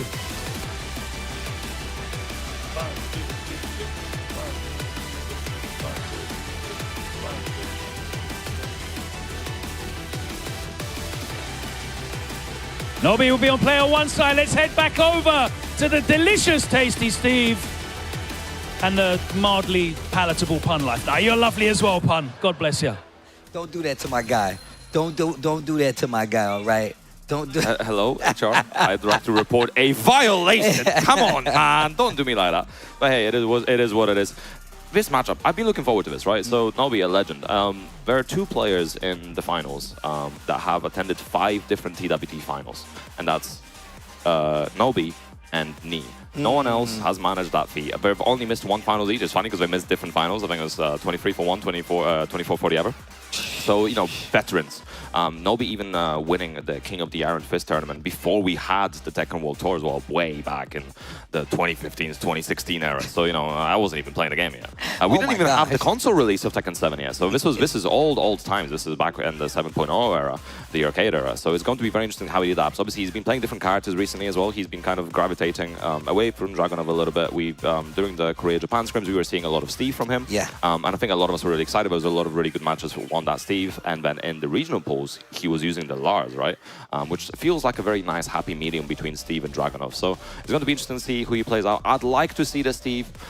The character's hype, man. You know, boxing is awesome and all that. So I'd like to see that Steve. But, you know, what would you like to see? I mean, look, I really like seeing Breadman. I like seeing Breadman with the Leroy. The Leroy, we don't get as much representation, but even more so, I just feel like he has quite the understanding of the character. Nobi, like you said before, though, I mean, this guy is a legend, man. He's been around for so long. I've been a fan for just as long. And, like, shout out to the Yamasa boys, too, man. He's one of those guys that's been really kind of putting that team up as all times possible. This guy, Breadman, though, 49th at the last chance qualifier for 2024. And as you can see, he's really been out here traveling as well, man. I feel like each year we get to see him more and more, and he's really been stepping up to the plate with his characters as well as showing up. It's one of the reasons he's up here on the stage trying to win that bad boy right there. All shined up. I'm telling you right now. Real gold, apparently. That's real gold on that bad boy. Kilos away. I saw it took like 3 people to lift it up. That stuff is crazy.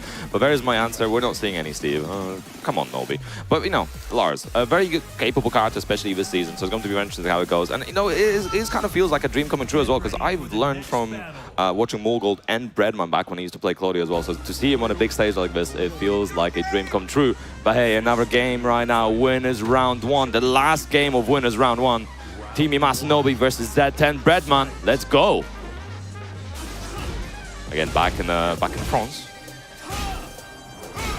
Pretty not sudden moves right now, but 2-2-2, nice. 1-1-1 rubber, sorry. Okay. Instant heat activation, gets the counter hit, and this is where Breadman gets to play. Recover some life back, no gray left on his side. It was interesting as well. Nobi already was looking for that backsway earlier. Definitely one of the things he was known for. Keeping the pressure going, nice break. Okay. 4-4. Tries to go on the Hermit, stands back, one to close it out. No. That's a great call from as well. Sidewalk left working out beautifully there against the Sabaki. Shoeshine blocks it this time. Low parry, Nobi's ready. Again, it's Lars, so it should be easy. Carry through the wall here. Ooh, drops the ender. Unfortunate. Tries to go for a punish. Didn't get it though. And not guarding his toes at all, Nobi knows. Yeah, but Shin's looking rough, man. Okay. Gotta get away from Scorpion. No break. The call-outs right now from Nobi have been super good, especially in the parries, especially in the kind of all options that Breadman is presenting. Oh, tried to cancel in the Hermit, expecting something from Nobi. Nobi hits the brakes, takes his time, 2 rounds. Yeah, you gotta be very careful about how you punish that low as well, because the possibility of the parry coming out, but oh, it gives him the lightning. Okay, 1-2-4, fishing for orbital. Man, Breadman is just having a hard time getting anything started in his first game. And the movement from Nobi has been so tight, and nice low parry once again. To the wall. Nobi looking very good as well. It's the family man buff, I'm telling you. He was so strong in the regional leaderboards, and now as well, looking so good. Gotta bring home the bacon, man. That's a lot of pressure. That's a lot of bacon on that pedestal as well, man. Oh.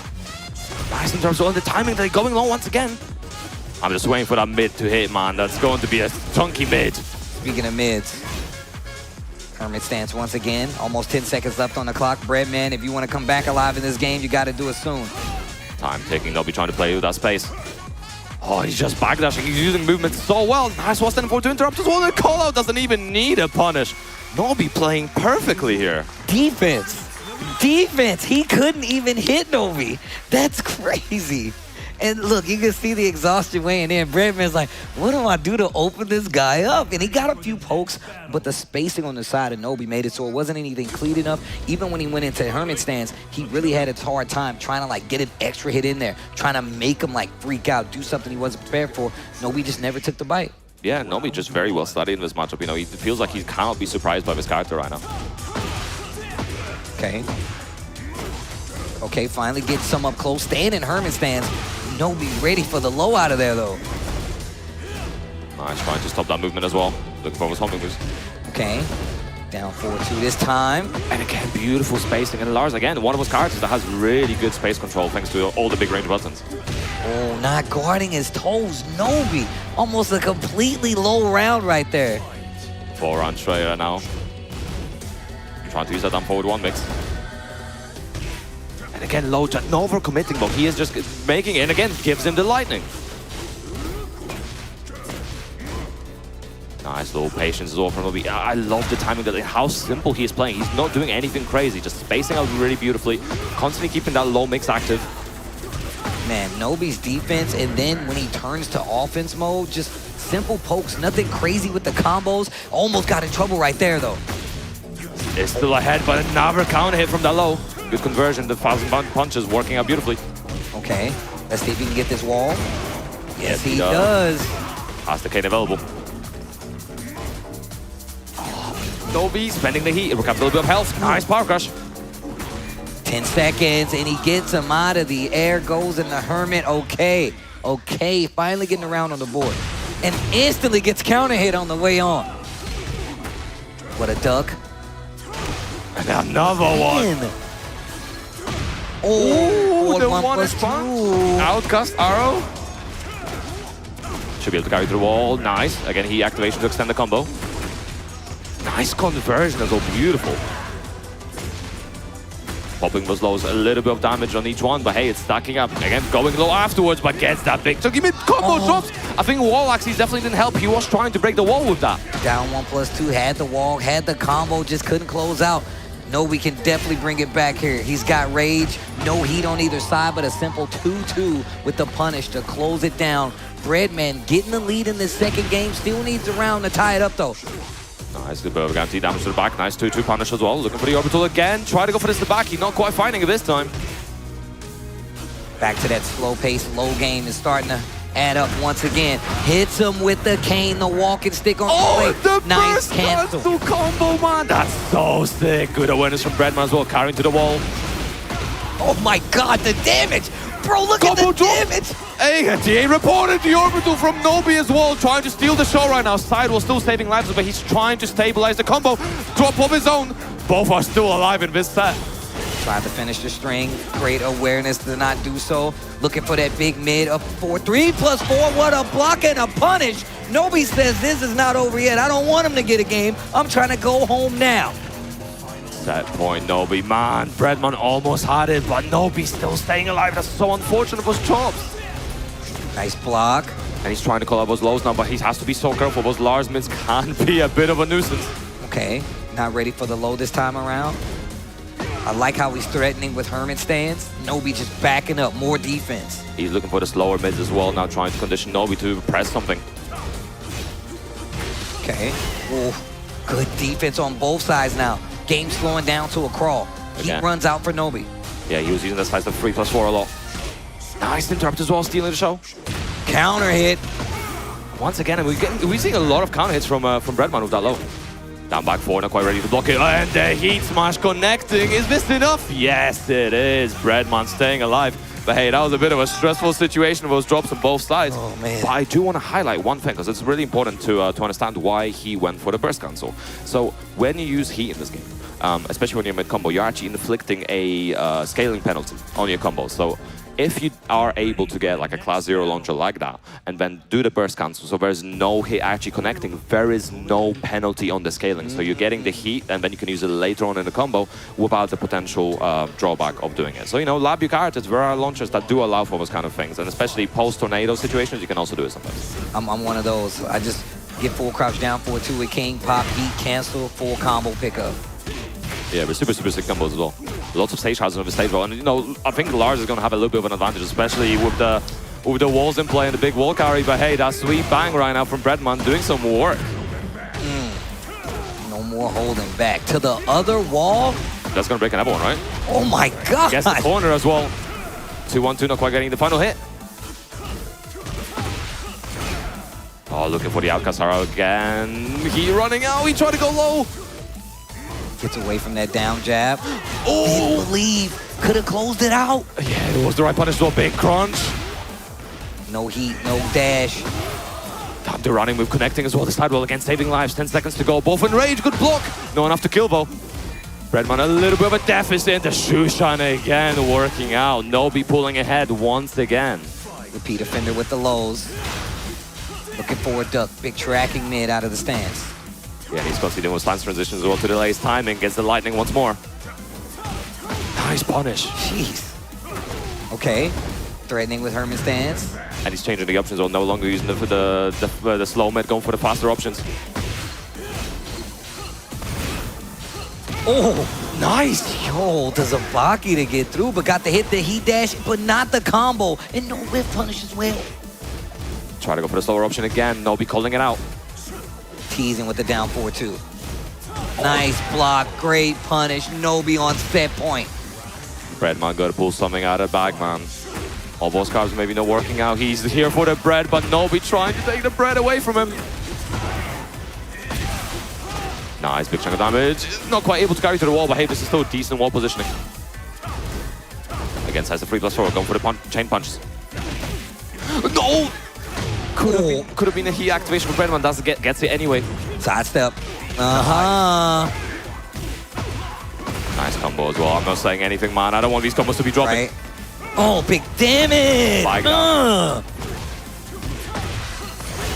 Nobi going mid. Nice heat smash spin as well. What's the option for Breadman afterwards? Going for slower mid. Needs something else in the trade on the orbital in his favor, but that could have been scary.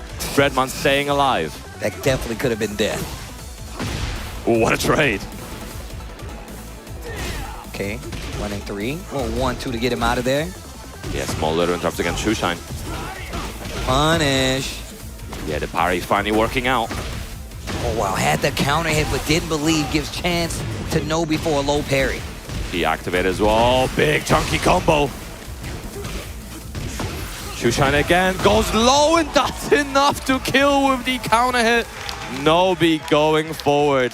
But Breadman, what a performance from him as well. Trying to get back into it, just not quite ready. The Lars, man. I like seeing the choices from Nobi. Nobi having a multitude of characters to switch from, and playing them in certain matchups is exactly what you like to see from a player as established, a legend like Nobi. But of course, Breadman still has a chance in his lower bracket.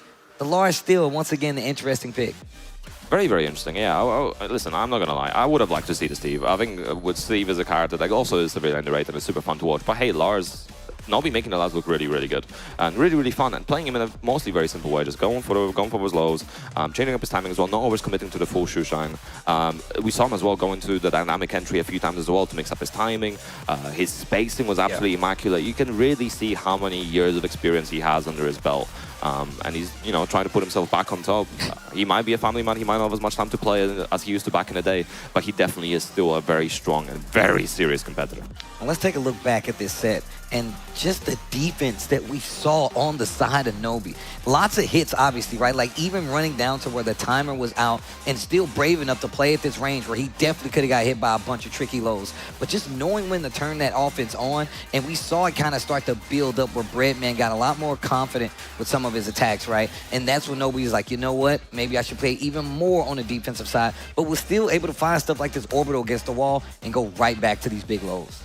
Yeah, 100%. It is a bit unfortunate as well for Breadman. You know, I think the situations where the combos were dropping, actually, it's not just the damage loss that's really important. It's also the fact that you're using wall carry, and that means you're using wall positioning. And that makes it hard to close down your opponent in those situations, lock them down in a position where they cannot have as many options. And all the high-risk options are way, way riskier the walls because there's splat and the damage and maybe another wall. So it sucks. It definitely sucks. But Breadman, I'm sure he's going to, you know, take a breather.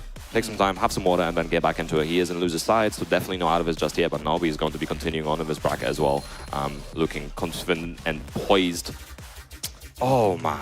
Jeez, well, we got the first winners round done and done. The John Kostakis, Osama Abbasi, and Nobi will be moving on. As we move on to winners round 2, this is where our global leaderboard top 4 have been waiting the entire week that we've been playing Tekken, but you're finally gonna get to see them throw hands. The digital fisticuffs are on the way. We got Mulgold versus the John being set up, and as we know, he came from that LCQ. He definitely just took out Edge, but the bracket tells a great story. We're gonna get to that first part of it coming up real shortly here. Yeah, and so far, what's your favorite match? Obviously, we've had 4 matches, all killer, no filler. Oh, man. I mean, all of them were really good. I got to say that the John Edge match was probably my favorite to start it off. But I'm sure I'm going to have a different one by the time we get towards the end of this bad boy. What about you? I really like yours versus Kostakis. I thought there's a lot of options being presented as well. I think the fact that Kostakis actually looked really confident in the match. It was all the theatrics before the match and after the match were really interesting as well. But, you know, all the best still very much ahead of us. Yeah, we got plenty of games left for you guys watching at home. Of course, man, it's been a pleasure here talking with Pun Life. I'm glad that we moved it around so we can make this talk happen. We've been having conversations a lot off camera, and I'm a big fan of this guy, man. A fan of the stats, and you guys got a big opportunity. Go check out some of the stats yourself. Head on over, follow us on Twitter, hashtag TWT Final. We got a break, but when we come back, we're going to get to that winners round 2 right after this.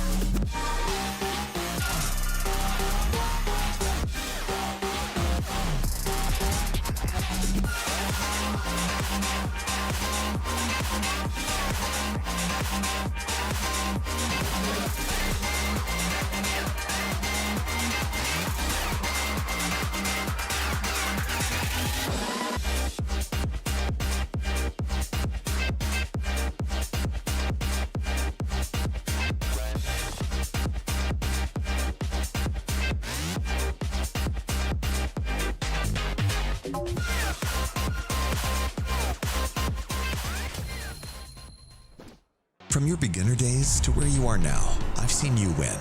I've seen you lose. And I've always been here, right in front, lighting it all up. We were together when you first discovered gaming.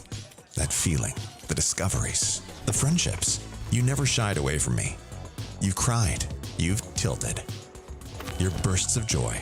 You've discovered fame. You felt everything, fully. I've seen you become you. We've always been together in your gaming journey. Tekken 5DR 最初にやったのは Tekken 4です。 The first Tekken title I ever played, I think it was Tekken 6.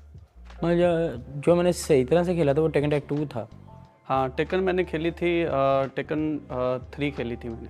I started play Tekken in a high level at Tekken 7 and also still playing right now. J'ai commencé par Tekken 3. My first Tekken is Tekken 3. My first game Tekken is Tekken 7. I started playing Tekken in 2018, so it was Tekken 7.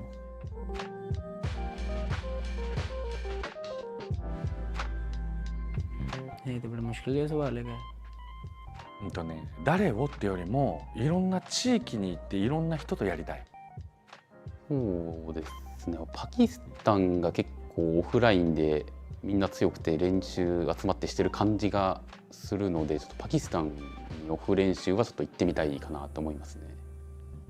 If I teleport from Pakistan and play with any player, I don't know actually. I mean, I need a player or training partner that play multiple characters. I need to find that one like Atif, you know, I can just play with him for hours because we play multiple characters. जॉन्डिंग होगा वो, क्योंकि मैं शुरू से जॉन्डिंग की game देखता आ रहा हूँ, क्योंकि वो एडी का प्लेयर है तो मुझे इसका गेम स्टाइल भी पसंद है और वो दूसरे करैक्टर भी खेल लेता है, तो इस वजह से मैं तो प्रेफर करूँगा, मैं तो वही प्लेयर जो है ना जो पसंद करूँगा वही करूँगा जो करैक्टर खेलता हो सभी, जिसके साथ मेरी प्रैक्टिस अच्छी हो सके. मुझे लगता है नी भी सब करैक्टर खेल लेता है तो मैं नी को चूज़ करूँगा. I think it's a very hard question because the also Korean and Pakistan scene is Japan scene also is everyone is strong, I think, but in my opinion I choose the Pakistani scene with my local scene, and the training partner I think choose the Atif. Étant donné que oui, la Corée et le Pakistan ça domine bien en ce moment. J'aurais bien demandé un Arslanash, un Atif ou un Ni ou un JDCR de m'entraîner. Maybe Aslan Ash, between Aslan Ash and Atif Mat.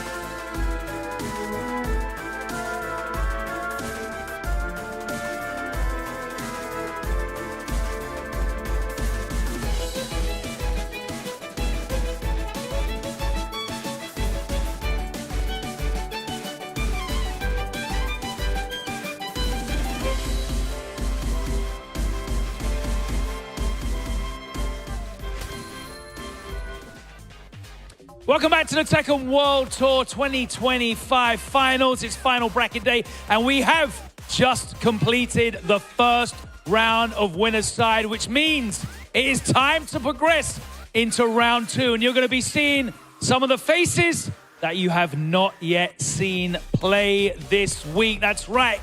Some of those global seeded players will be joining us on stage. Let's get into our first matchup. And without any delay, welcome our first player, one of those seeds hailing from South Korea, representing Gen G Esports. He was the #1 ranked player globally across the season with 2,820 points. He qualified for the final bracket because he was the #1 seed. Let's welcome on stage, Mogo!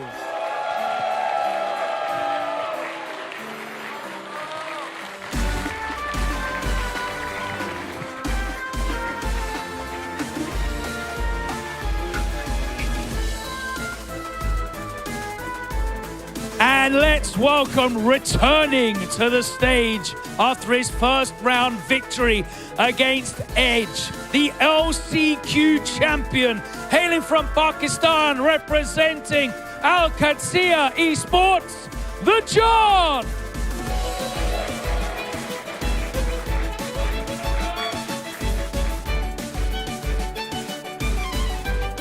Gentlemen, I'm going to need you to rock, paper, scissors to determine player side. So if you'd like to take it away.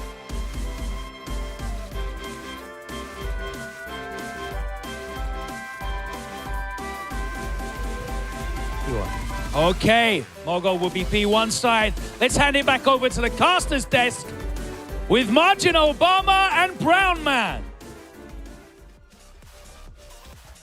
Welcome back, ladies and gentlemen, to the epicenter of the action here at the Tekken World Tour Finals 2025 in Malmo, Sweden. I'm the ever-hydrated Brown Man, joined here today by the magnificent Margin Obama. How you doing, my man? What's going on, Brown Man? How you feeling? Look, when we see these two players step up, we've had flashbacks, right? People like Spag, us, we've had front row seats to watching this regional rivalry play out in a way that goes beyond just... It's really easy to get distracted with the Arslan Ash and Atif and Nee.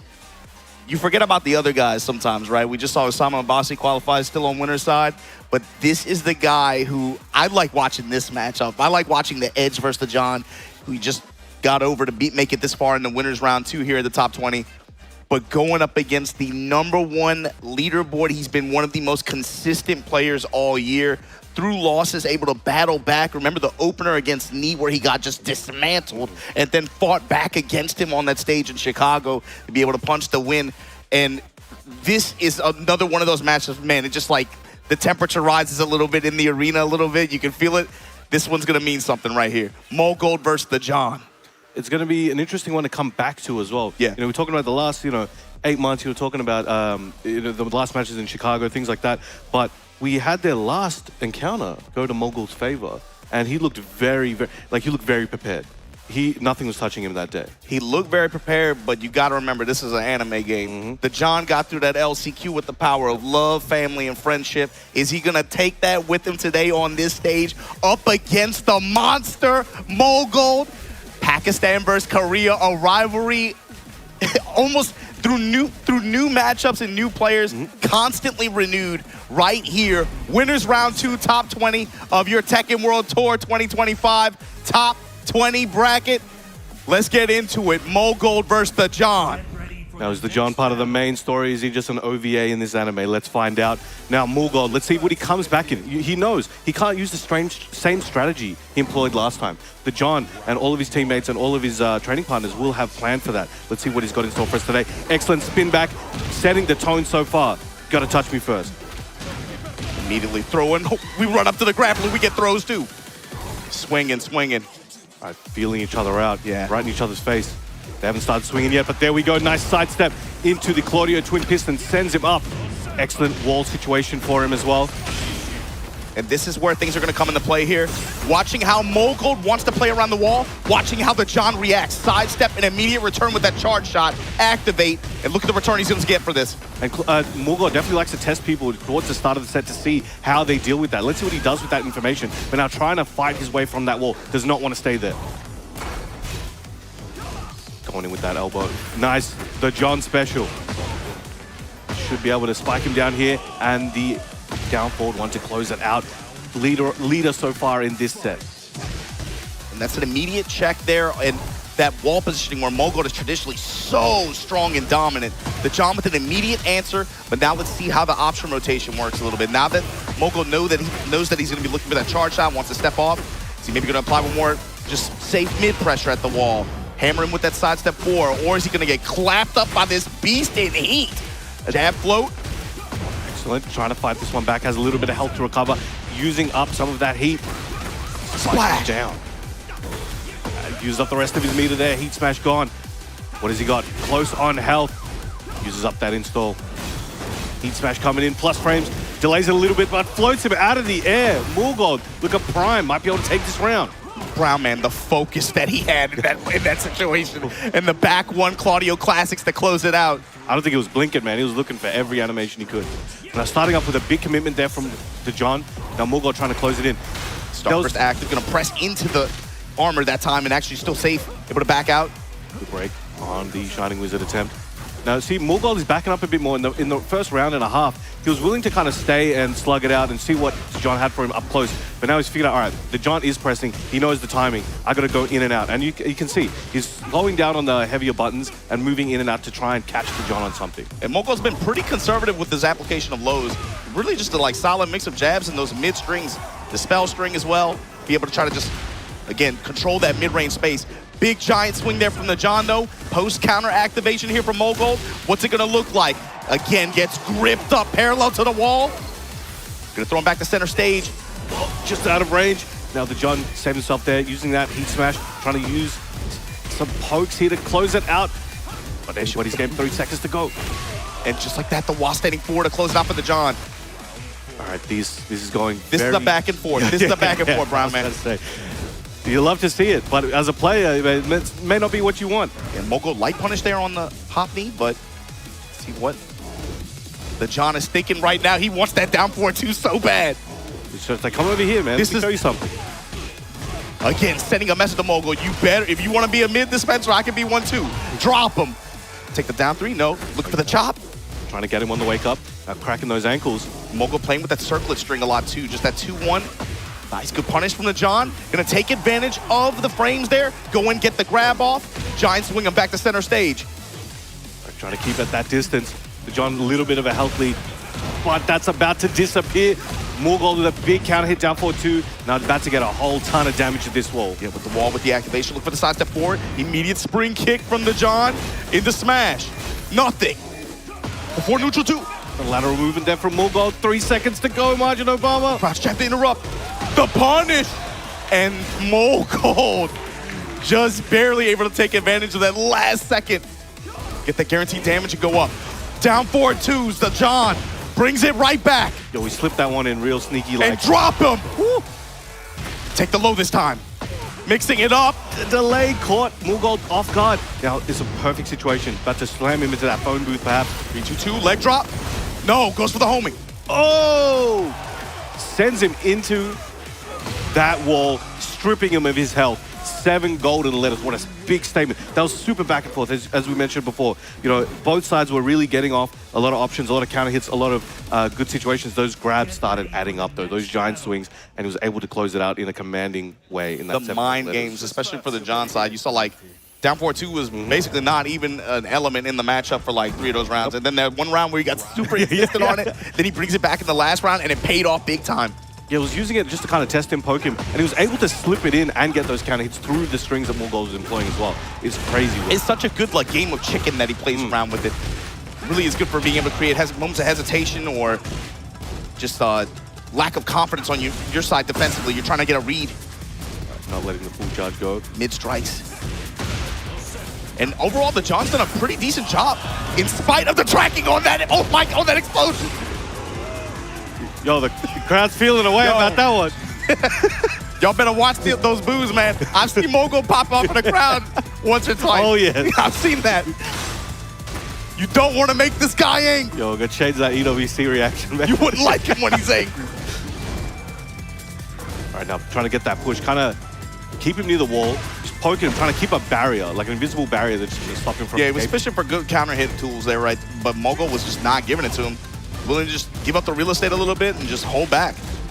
1-2, delaying that string. And it ends up in a side swap situation like this where Mogold can apply pressure, but he's getting gripped up, Brown Man. Man, people don't realize at home. I know people in the chat right now, man, I would have broken that. Well, maybe you would have. No, but the way he's hiding these, you don't understand. He's running up into instant giant swing. People have no idea. When you are at the pinnacle of king, like the John is, hiding those in there, no matter how good you are. Morgold, #1 in the leaderboard, one of the best to ever do it, and he's not able to break them every time. That should tell you how hard it is. And he gets one there, but he's still on a losing ratio. He's not doing the motion in a way that is telegraphed like that. Yes, he's hiding exactly. the input That's in between runs, short dashes like that, and that's ultimately throwing Mogold off and making the mix-up a lot harder to see.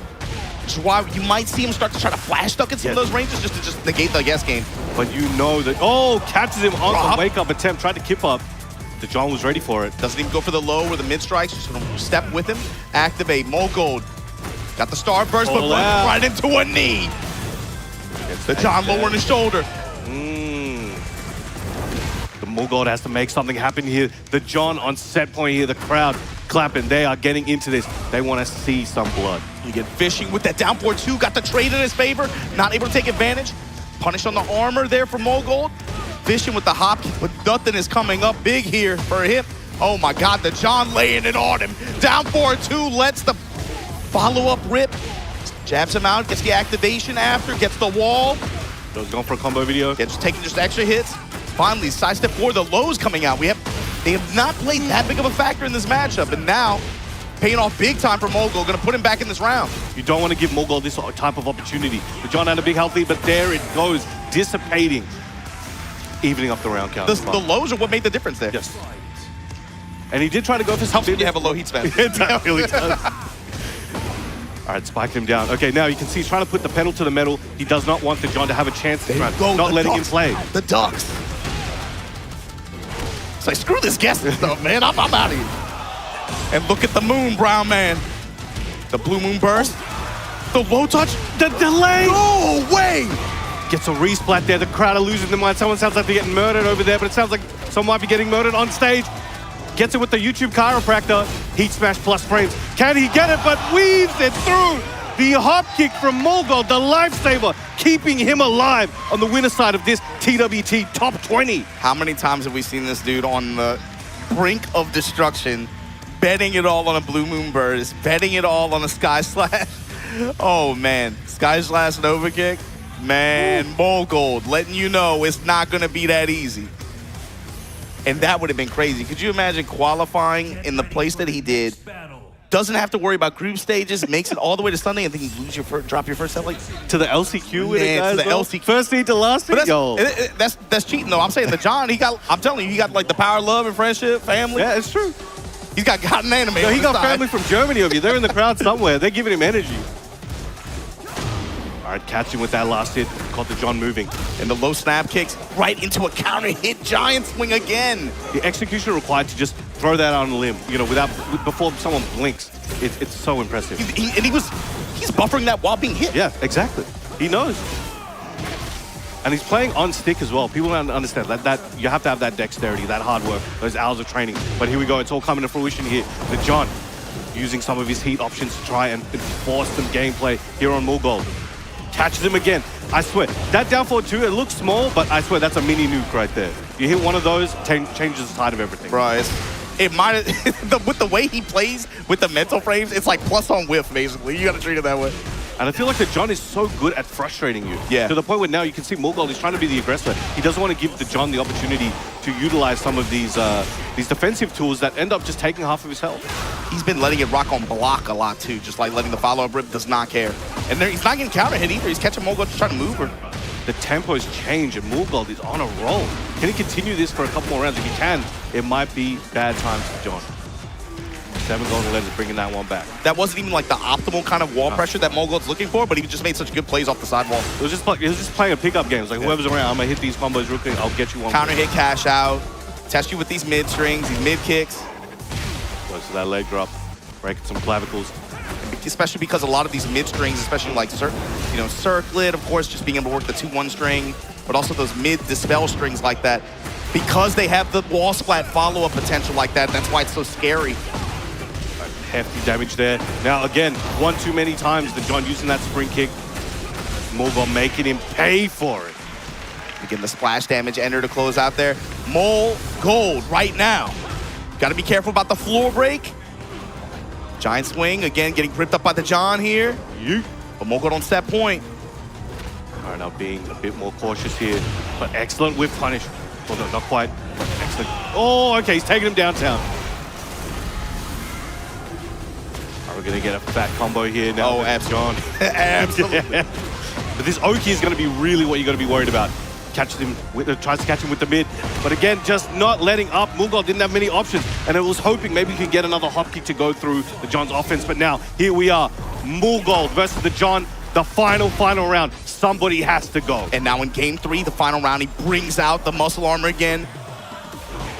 This is for page 5 on the King playbook right here. Yeah. Mulgold, he's read that one.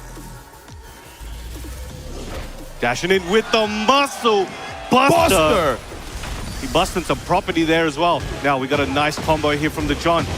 Can he take the lead he needs here and bring it all the way? Light punish there from Mogul right after the down for one follow-up. Looking just for anything. Low snap kicks, but runs right into the heat smash. And now the John on the precipice, but hold on. Running to dive, low smash, just instant cash out. The John in, both players in rage. Discount the strings and the alley kick to take down Mulgold. The John in that nail biter, just clutching it out with that last ray of hope with that kick and ended it there, securing himself his spot in the next stage of this. And this is kind of crazy now. You're talking about the John. Bro, think about how buff that Group A was. When literally everyone is in this tournament on Sunday from that Group A. And the John wins the LCQ and picks up, it's like he went to sleep, but the momentum is still with him. Going over the #1 seed in this tournament in winner's side, and now you're looking at it like, man, if I'm going to loser's bracket, what the hell am I going to do, man? Mulgold is, again, top seed in this. He was able to skip all the first 3 days of this event like that. But, man, the John right now, if he sits down and he's able to keep playing with this level of focus and this just lock it in like this, he's going to be tough to get over, man, especially once we get to those first 3 sets. Yeah. He dropped that set against iMusician last night, but the way he recovered after, too, and the way it played out, that was crazy, man. That was a huge comeback. And again, it was, very, very close. We had some... We were, like, everyone in the venue, they were pulling a shift last night. We were watching some of the greatest Tekken play of the year, and it was going down to the wire every time. And this set, Brown, man, too, you talked about it, the back and forth, man. There was so much mind games, especially around, like, down 4-2s. Mogul was very insistent on his mid-pressure strikes. That 360 degrees, man, we see all around, bro. The BBL hitboxes, they're everywhere in this game. But the cool thing was seeing the back and forth between them, especially with mind games, the way throws had such an impact in the set, too. For Mogul in the beginning as well, but also as the set went on, the John, he was just kind of undeterred, and they played a really big role, especially Giant Swing specifically. But yeah, the John that we saw at the start of the year is not the John that we're seeing, at the start of last year, 12 months ago, 10 months ago, is not the John we're seeing here today. This man looks like he has the makings of being a champion. So with that said, let's toss it to Logan on stage, see what we got coming up next on this bracket. We'll get to him in just a moment, but when you think about the way think about where Mogul gets dropped into the bracket. We'll take a look at it in just a moment. But thinking about the players that had played round 1 like that, you got players like Breadman down there now too. You know what to expect when it comes to Tekken World Tour Finals like this. It's the best of the best, right? But man, that loser's bracket is going to be nasty. And looking at round 2, our next match is going to be Mangja versus Riot. Now, it's going to be a banger. Question, Riot, what are you thinking about him going into this match? Well, Riot, he's not been able to have those super breakout performances throughout the year, I feel. But he's undoubtedly one of the best players in the world, and we'll see him and see what he has for Mangja, another one of the best in the world, up soon. But right now, we're going to throw you with much pleasure to our good friend, Logan. Thank you very much, guys. Let's get into our next match, and welcoming onto the stage, hailing from South Korea, representing Team Virtus Pro, finishing 19th on the global leaderboard this season with 1,260 points. He qualified top of that stacked Group A in the global group stages. Let's welcome Mangja.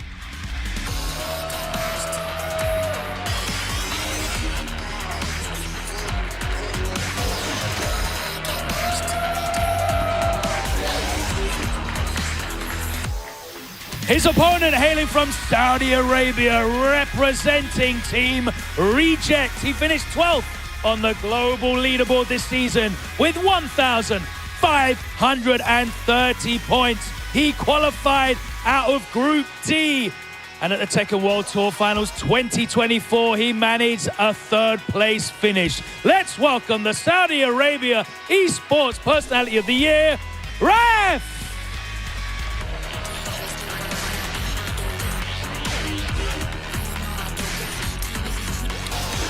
Gentlemen, it is on you to determine which player will be picking sides. Can you shoot rock, paper, scissors for me, please, in your own time?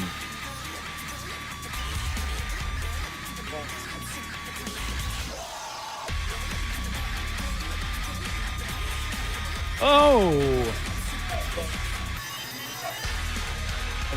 Player one. Okay, let's hand back over to Margin Obama and Brown Man. Let's get the action on. Tekken World Tour Finals, and we are going to keep it moving here in round 2, winner side of this top 20 final bracket.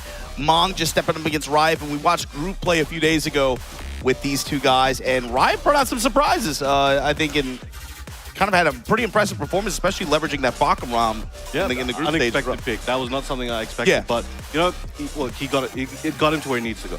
Got him to where he needs to go. I like it as a pocket, but I cannot imagine against Mangja he would leverage that. I'm thinking it's Jin, right?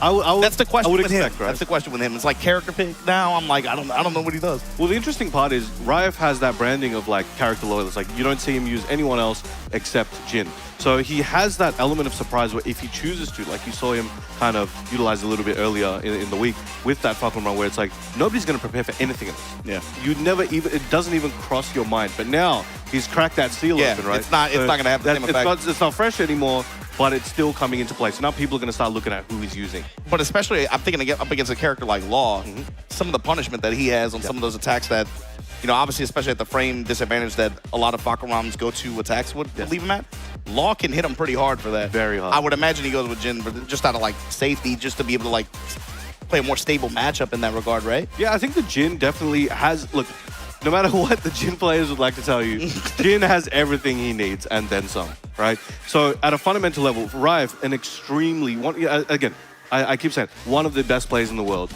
and extremely fundamentally based, right? And you can see that in his Jin. He's not just out here like just spamming whatever, right? He's not utilizing like just a lot of mix-ups as much as maybe others. He's got the fundamental play to start learning his opponents and then break them down methodically. And then if he needs to, he can get a bit tricky with it. But that is something scary. Meanwhile, we got Mangja. You know, at this point, I swear he's like a 50-year veteran in this game. But he's only really been given the spotlight to the masses in the last few years, especially with his performances in the start of Tekken 8. This is another player who he'll show up, and for some reason, again, he turns up at EVO Japan and just turns up 2 years in a row, right? And has really big performances there. It's not like he has trouble breaking in. Obviously, he's on this stage for a reason. He has trouble getting the win, though, right? And, of course, today's bracket, it's going to be a marathon affair. You got to be locked in and ready to play this bracket all the way out. But the thing for him is he's looking for a win at this point. That's the one thing that's missing on the resume, right? That kind of like resounding dub to kind of put on your resume. And so you got South Korea going up against Saudi Arabia. Right now, there's something about Saudi Arabia and Jin too, man. Starting with, you know, Riot was talking about it in the interview content. He's like, my man, shouts to Sora. Yo, what are the There's always a Saudi Arabian Jin player, always. They love this character. So Riot stepping up the Mangja right here. All right, Mangja showing no fear, interrupting on those 1, 2, 3 string checks from Riot. Catching him out of the air. Again, every time Riot is trying to take some of his turn, Mangja's putting something in there. And again, first round, he can do that. He wants to see, what have you got for me? Yeah, and I want to see how Mangja plays around the threat of parry as well. How Riot is going to deal with slide. Should Mangja be really insistent about presenting it? That second hit catches people. You think you're safe? You get a nunchuck to the face. High mid-strings.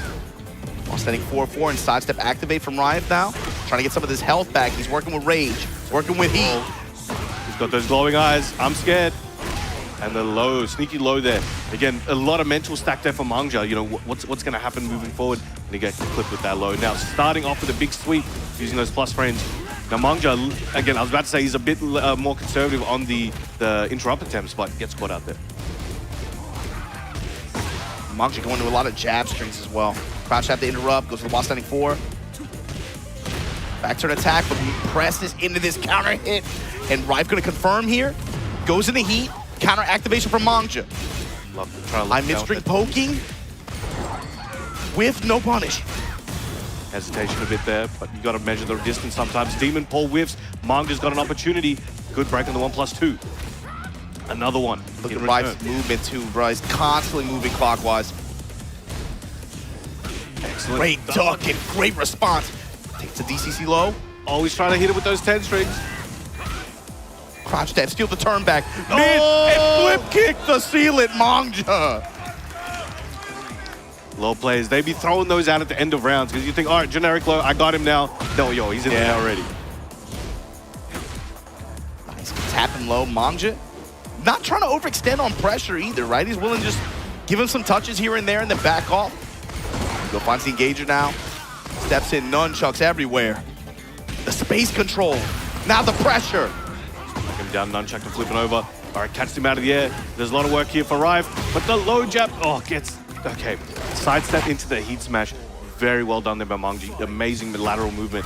But now trying to lock down Rive here with that homing at the start of the round. And you saw that parry attempt as well. People always talk about Jin's parries, but Law's got some of the best parries in the game as well. Yeah. All right, letting that whole string rip. Slowing it down a little bit. Nobody wants to overcommit. It's all on the line. Activating that heat. Rive on the back foot, waiting for an opportunity, waiting for an opening. Can he find it? Mangja just about out of heat. Didn't get to use the heat smash at the last minute, but gets a punish on the wind hook. Mangja's used some jab strings this whole game so far. Man, he has gotten a lot of return. Oh, that missed input on the jump might cost him here. 1, 2, 3, trying to close the gap. Rive can make something happen. Trying to use that dive kick. Trades in with the homing attack. Not enough health to take. And Mangja gonna take the first game here. Oh, wow, okay. He kept that real polite, man. It was not a lot of overextension. No. Maybe like a couple rounds, you saw some nunchucks and maybe a little bit of space control there, like especially round 4. But that last round, he played that very tight, very compact. And again, just really strong reliance on just like jab strings and good movement to find whip punish opportunities. I think Law, when played like that, in that super efficient, super tight, super calculated way where he's keeping it in the pocket, not overcommitting, not overextending, not allowing many openings to appear.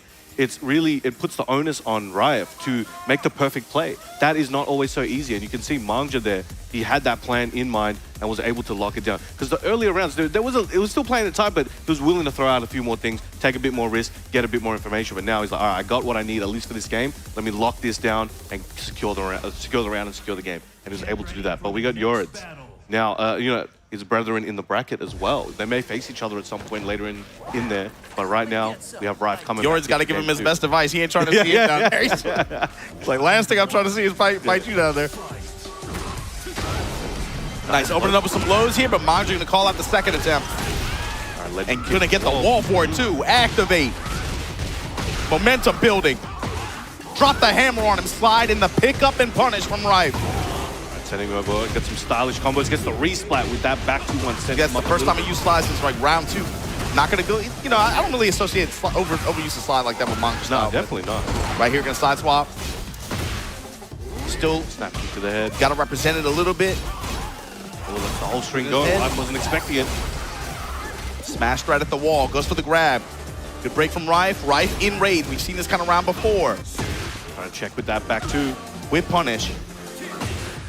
The lows and then while standing for man, Mangja. He's looking good.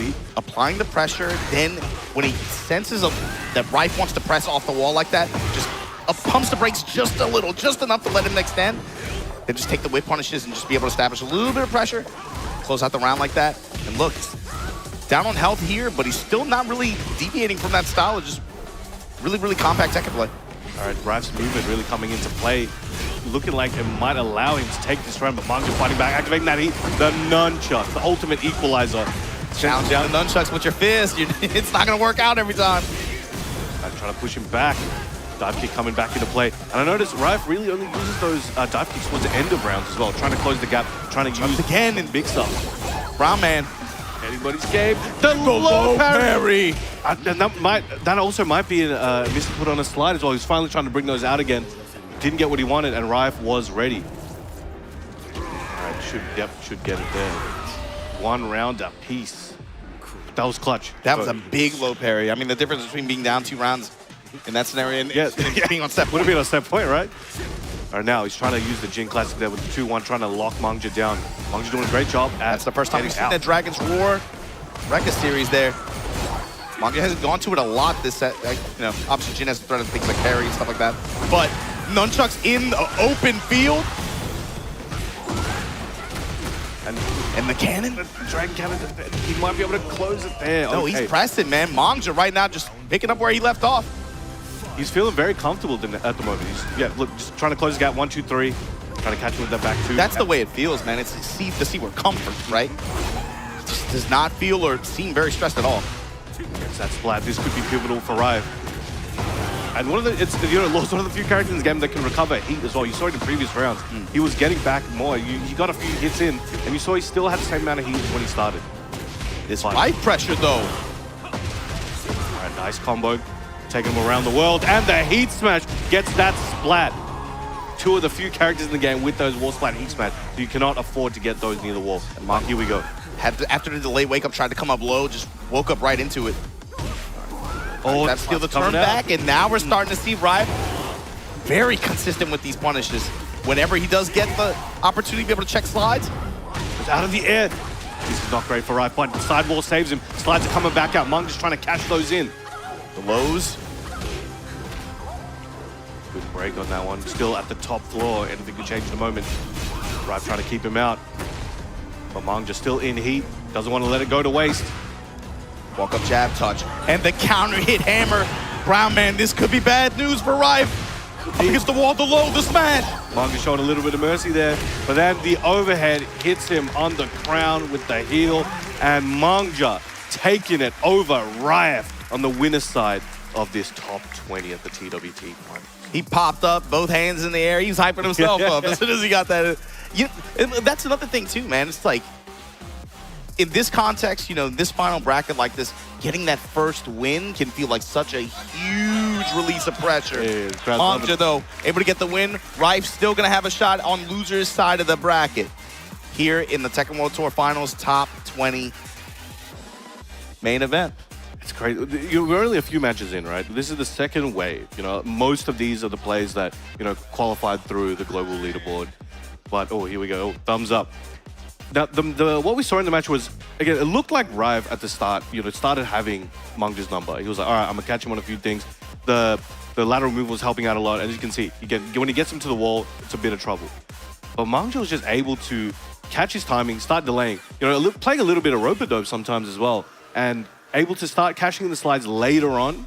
Though most of them didn't work out, he got enough to still make Rive worry about those ducks. The fact that he blocked or low parried some of them meant he was ducking. And that gave Mangja some opportunities.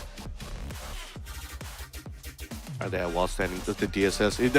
Rive was a bit confused on that one, did not expect to get hit by it. And Dragon Cannon Ender are there. Yeah, that was just really well played by Mangja overall. Just did not overextend very much at all. I mean, maybe a few slides here and there, but other than that, he played that just simple and clean. That second last round, it looked like Rive was able to reignite the flame, but that flickered out very quickly. When that last final round came through, Mangja was like, yo, I'm gonna kick it up. And so you see what matchup that cues up in winners quarterfinal. We've seen this before. We've seen this before. The John versus Mangja. That showdown went down at Super Tournament. Yes. It's one of the last master events on the tour calendar, and it was very one-sided. We'll see how that one plays out this time. But, also group stage. They were in the same groups? Yes. Did they not? Yes. Yeah. Yep. Group A. There's something about Group A, man. There was something in the water there, man. I don't know what's going on. But there you see, also, we had what? Our next match is going to be, of course, Barzine versus Hostakis. Let's check in on the stage, see what Logan Sama has to say about our players. Thank you very much, Obama. That's right, it's time to get into our next match. And for the first time, let's welcome onto the stage, hailing from Pakistan, representing Team Falcons. This season, he was 4th in the global leaderboard with 2,081 points.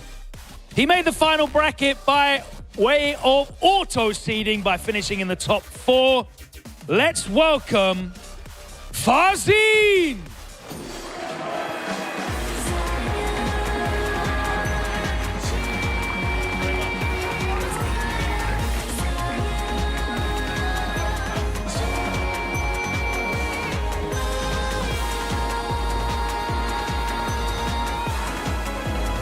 And let's welcome back onto the stage, hailing from Greece, representing Phantasma. He made the final bracket by way of Group C and defeated Yoreds in the first round. Let's welcome back Kwistakis.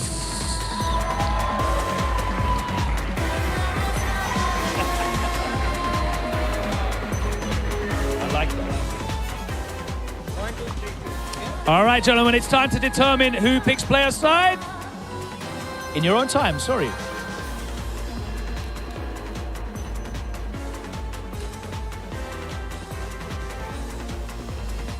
Okay, Kustakis player one. Let's hand it back over to Obama and Brown Man on commentary as we get this next match underway.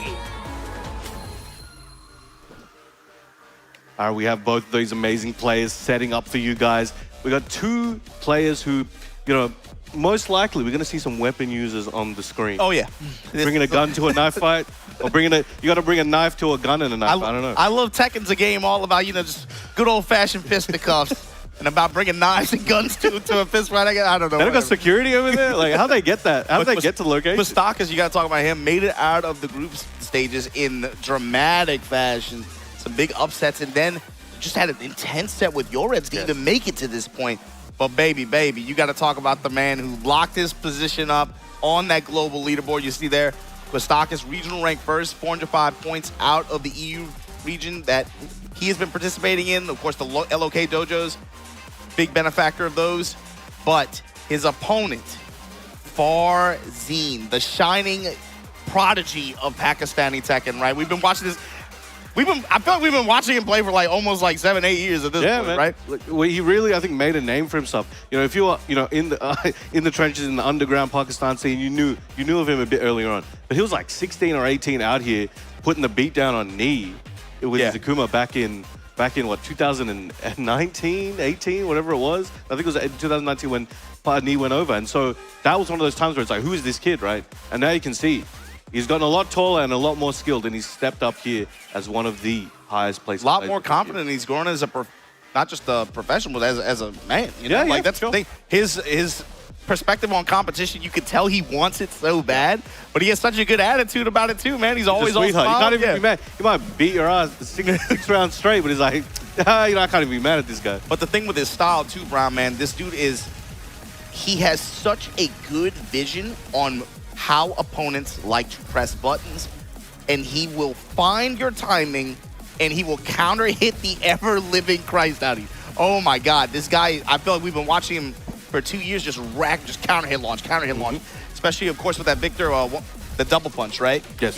He's so good at being able to just snipe people out with that, find big return, and then lay the pressure on when it matters. So here we go. Farzeen gonna lock it in against Kustakis. We got Greece versus Pakistan here. The Tekken World Tour Finals, top 20, winners round 2. Oh wait, whoa, okay, hold on. Oh, Kustakis going back to Bay. I like it. He's gonna bait. Never know. Wait. All right. Oh yeah, I was about to say. All right, let's get it going. He's choosing his element, man. Do I want the lightning? Do I feel the fire? You know, like what are we gonna do here? All right, random select. Let's get it going. Now, both of these players, no. I think Kustakis, again, this is his second year in TWT, actually, in the finals. But I think a lot of people didn't expect him to take down all the names he did to get to this spot right now. So I would not be surprised if he's in a position with the momentum, with the energy, with the crowd, that he might be able to fell Farzeen. Well, we'll see. Farzeen is no stranger to this character matchup. Can he, again, find Kustakis' timing? And immediately, Kustakis leveraging those lows, especially the full crouch chop, going into Flame Blast. Farzeen with the running low. Nice. Showing lows, but Flame Blast once again. All right, Farzeen not having it, putting his up real quick. That's another Farzeen trait too. Like, just use a power crush. He's so good at it. He's a surgeon. It's a lot of just, he is so good at just seeing people's patterns and timing. He's reading their hearts, man. He can see through your soul. That's the problem with prodigies, Brown Man. They're too damn perceptive. Nice orbital. But again, well, you know, this is a young man's game. I think Kustakis is a younger man. On for that stop. The range game that both of these characters can play is so interesting. It's unlike most of the characters in the game. I like the coded language you use there. It is so interesting. They're both just swinging, man. Durandal with the dash behind it. And now, how does Farzeen press here? Oh, he blocked it! No, he's checking with the mids. All right, quick evasive maneuver. Goes in with the low punch. He had to close that. I did not want to lose that first round. Pokes with the mid after, and then just bangs on the crouch jab. Try to check him with the mid. Now Kostakis, he's not showing much fear again. He's versus one of the best players in Farzin, but it looks like he's willing to play his game. He's like, screw it, I'm here to win. But also Kostakis hasn't really found the opportunity to be able to activate heat, be able to put together one of those rounds like we saw him do in group stages, where he's just willing to just chip players down so much and then force that Clive offense. Gunshots, Farzin able to guard there, eats the sweep. All right, this could be Kostakis' opportunity. He's got Farzin's back to the wall. He's fighting him. He's fighting his way out. It's a sword fight. It's a good old-fashioned duel. Just give me the Princess Bride vibes right now. Oh, who's going to be the horse in the mud, though? Right now, the down one, Kostakis fighting back in rage, gets that low to seal that round. Trying to spike him down, catch him with that low. Again, Kostakis being very patient here. Letting that the uppercut, not a safe one. 13 frames. Nice walk. Okay, now the 1+2. Building up some momentum here for Kostakis, but Farzin, low jab to stop it. The bravery on that sequence for a lot of players. I mean, they're willing to... You might have get sent to the shadow. You can challenge or you can try to deduct it to guess on it, right? But not a lot of players challenge So he's like walking through these strings, man. He's untouchable, but they're Farzin laying the blade on him. That's a huge momentum switch too. And there he finds the launch. Farzin now pushing with the EMP blast, gets the wall, activate. Trying to push him in that corner. Again, plus frames, but amazing walk. Kostakis' awareness on when to walk left, when to step, and when to hold it has been so pivotal in these rounds. His usage of Flame Blast has been incredible all weekend. It's found him so many opportunities against so many players, but the cut here. Farzin still with heat to use. Got the positioning. Cut him with the dash, but the orbital! This could be Tornado? what he needs to close it out. He has that heat. Should be able to get a combo through. And the erupting, the blazing slashes there at the wall to close out. Kostakis not backing down. Flame Blast, mid, full crouch low strikes. One for those steel pedals. But again, nice sidestep block there from Kostakis, trying to keep it safe but stay out of the way, staying off angle. Takes the while standing forward, gets the real estate to activate. Get over here. Game. Denied. Plus frame there for Farzin. Wanted to see what Kostakis is doing. Nothing doing though. Flame Blast baited, no punish. But baby. Oh no! Amazing block, gets the wall splat. Now getting a realign on this combo. The claws are out.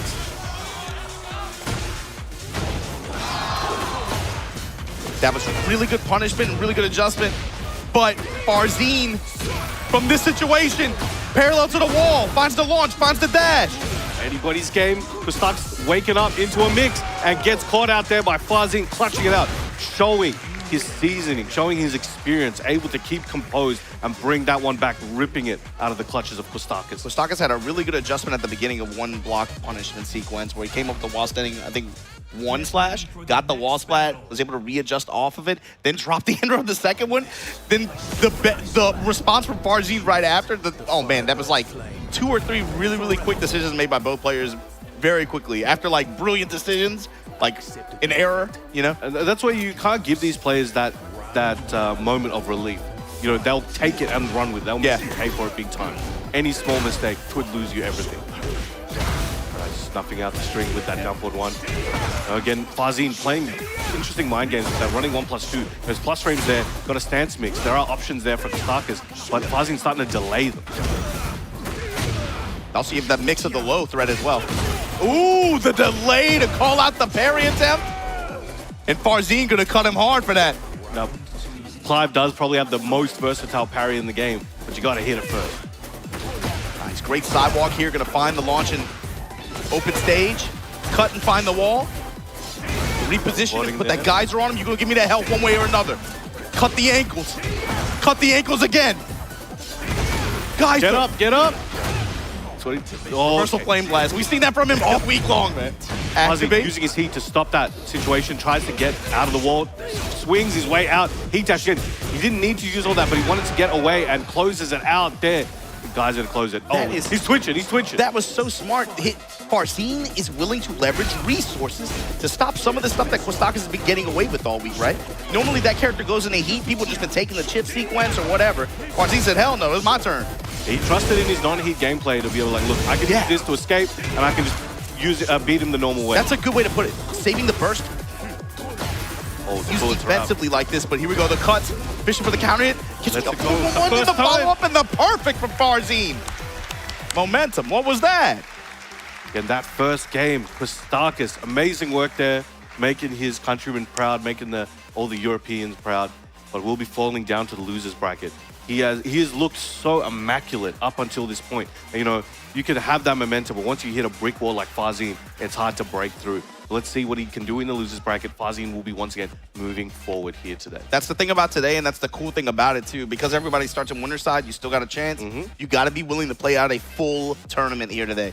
Can't get too crestfallen after a loss like that, especially not against somebody like Farzine, right? Especially like that. There ain't no shame in that. And he was really putting up a great fight in the first game, but it was one of those situations where, again, Farzine was collecting info. He's seeing his timing, seeing the situation, how he deals with certain things, and was able to just put it all on the table. And it made Kostakis, you know, probably a bit nervous throughout the second game, where he was not able to do the things that were working for him the first time nearly as much. And it was a clean three rounds straight on the last one. But Kostakis, amazing job there. And I think I'm looking forward to seeing more of him. And you saw a couple times too, like, to me, the Farzine read there was especially like Kostakis' timing on Flame Blast. You saw it, and especially in the last game, you saw a couple times where it whiffed. He was able to bait it, punish it big time a couple times, right?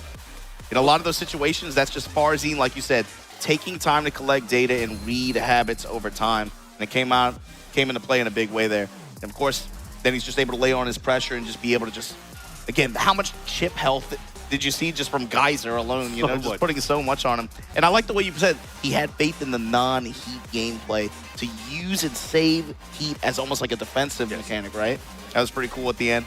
But Farzine will be moving on winner's side. You can, of course, I think, especially for the Pakistani players, there's like a, maybe even not pressure, but you know that there's that desire for him to join players like the John, Arslan, Atif, right? as they move higher and higher through the bracket. Nobody wants to be the odd man out. But before we get to our next match, we got to throw it to the stage. Logan, tell us about who we got coming on stage, man. Thanks very much, guys. Let's get into our next match of round two. First, welcoming onto the stage, hailing from South Korea, representing DRX. He finished 6th on the global leaderboard this season with 1,870 points. He is the reigning UFA Paris champion, and he qualified through Group B of the global leaderboard group stages with a 3-0 record, only dropping a single game. Let's welcome Lohai!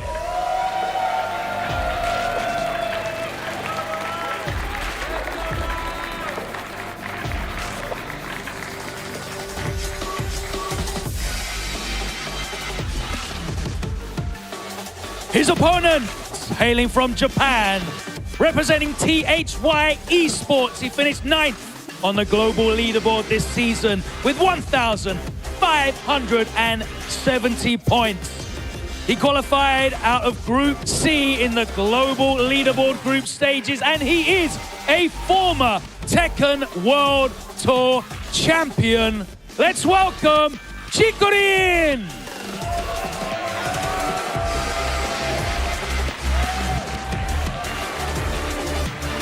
Gentlemen, if you will rock, paper, scissors for side choice, please take your own time.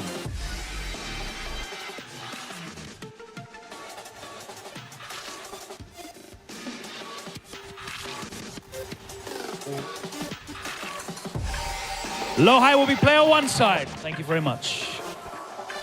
Let's head back over to our casters, Obama and Brownman. Tekken World Tour Finals here. More round 2 action. Doryoku no Last Samurai, you have Chikurin stepping up on stage against one of Korea's finest. And of course, former EVO champion. Going up against, of course, Chikurin, former TWT champion. You got Lohai going up against Chikurin right here. Brahman, how you feel about this? This is going to be stacked. I think there's a decent chance we might see some more collab gameplay. You know, and I think it's a very different style to what we saw before. But there's also the Lily on the palette, right? So depending on how he's feeling, what strategy he has, you know, we might see someone else. A player like Lohai and a player like Chikurin, you might see a singular pick. Like you mentioned, he won TWT pre-ball. He's an EVO and a TWT champion. When he won in 2019, he had a secret character pick, if you recall, for one person. Even Nobi was like, yo, why are you playing? He asked him, why are you playing this character? He's like, no, I'm saving it for Ulsan. And that character, and as a surprise to Ulsan, was Akuma. And he just demolished him in that grand final. Nobody was expecting it. I wouldn't be surprised if we see a similar strategy coming from Chikarin. You know, he had max rank on every single character previously, but we have Lohai here with some crazy runs throughout the year. And he is considered to many as arguably, or probably the best performing Brian in the world, right? Nee usually holds that title, but Lohai, training partner, able to kind of take that over. So, fact, you had front row seats to that. I think you watched the recent tournament that they had in Korea, where Lohai was able to beat Nee actually in the Brian. That was a big deal and for him. that, man, those sets were crazy to you. That's some. It's weird to like get hype about Brian mirrors, but Brian mirrors are tight, man. I but said that myself in that when we were commentating that, I was like, yo, this hype. the way they played out, it was definitely interesting. But Chikarin has been pretty consistent since Clive released with this Lily Clive shell, and here you go. It seems kind of hovering over the character now. Like you said, Lily is a threat and was who he won Evo Japan with last year. But since then has been running this shell split, kind of just choosing based on character and player. Kind of just opting for comfort, whether he just wants to leverage a lot of his movement, just be, again, have that mobility and freedom that Lily offers, and he can kind of just simplify his Tekken gameplay. Or if he wants to swing that blade and be able to try to mix them to death. And he can do it. Apply chip and do all the things that Clive can do, and especially the threat of parry as well, like you mentioned earlier. Here we go. Lohai Brian, Chikarin Clive. I want to note the last time they played, Lohai won it very convincing. It was 5-1 EWC. Now, that's a big thing to have to come back from. That mental you have to regain to be like, look, he hit me that time pretty hard. I'm going to bring this one back. Nice. If I remember correctly, I want to say he played Lily in that set, if I'm not mistaken. Blocking the orbital, keeping it chill. And sizing him up with this one jab and then playing off the frame after. Flame Blast. And the duck! Big call. What a read on Lohai's timing there. Duck it in his grill. Cannonball straight, not on my watch. Now taste the flames. Nice. Erupting slash onto Tsukin meter building.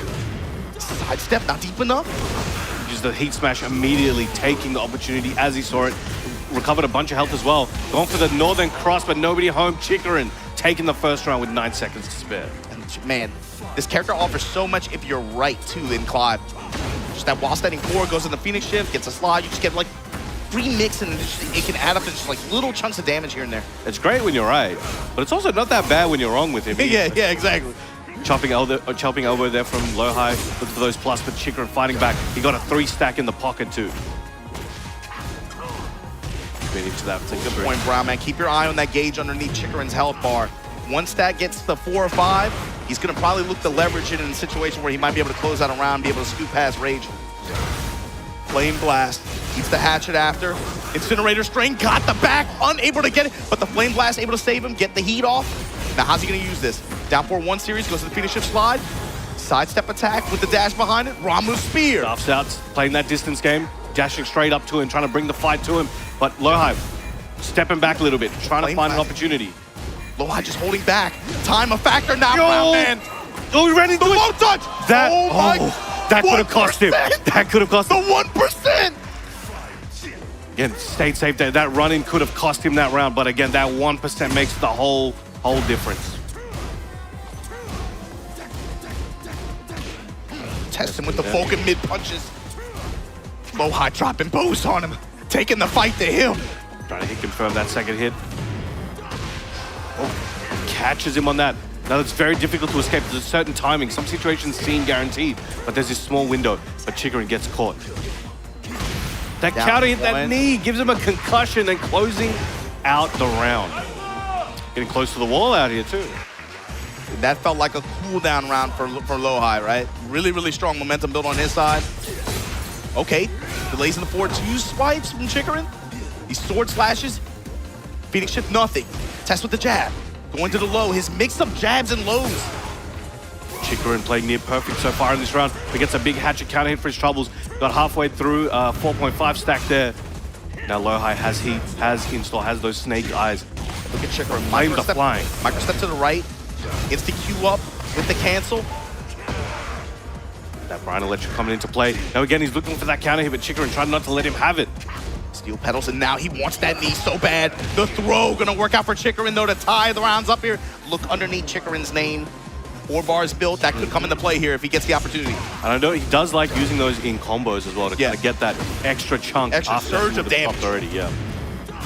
We might see that come into play here. But now Lohai trying to lock down the lateral movement. To get those Vulcan punches on your gut like that. Chikarin eating knees. Oh, clipped him. Everything. Couldn't even recognize it. Another reversal punch coming into play. Good break, trying to use that for tracking, and it's been doing an okay job so far. Nice low jab. Chikarin scrambling here, trying to find an opportunity.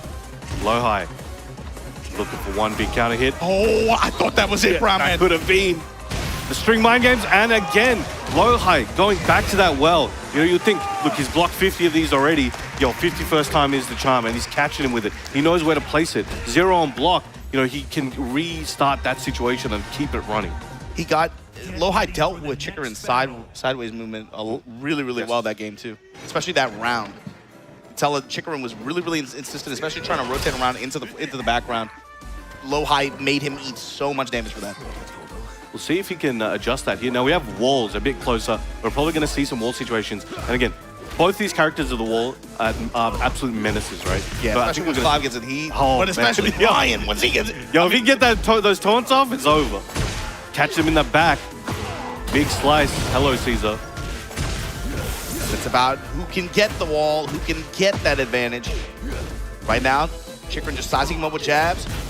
1-2-1 from Lohai. Trying to lock him down there, but excellent awareness. Sidestep duck there from Lohai, getting a huge uppercut. Now taking his turn. Right, man, it feels like such a small margin, but it's like Lohai just barely has a sense of read and timing on Lohai, on Chikarin right now. Press towards the wall, gets the low touch. Lohai with advantage here in game 2. It's looking very strong for Lohai. Like a slight edge for Lohai right now. Just a little bit. I think that gap is slowly widening as well as Lohai is kind of learning Chikarin's timings here. Oh, toggle, out to play. Oh, back swing right in his face. And Chikarin's just kind of trying to move around and playing real, like a little bit stiff, especially just holding back a lot of these situations. And I think Lohai might have picked up that Chikarin is very mindful and playing around the QC back one, right? Yeah. So he's using it very sparingly, but he's letting Chikarin, he's throwing it out once in a while just to let Chikarin know. It's still here, you got to worry about it. While I worry about it rather than using exactly. Letting Chikarin's imagination run wild, but right now he looks like he's running wild on it. Lohai's health bar.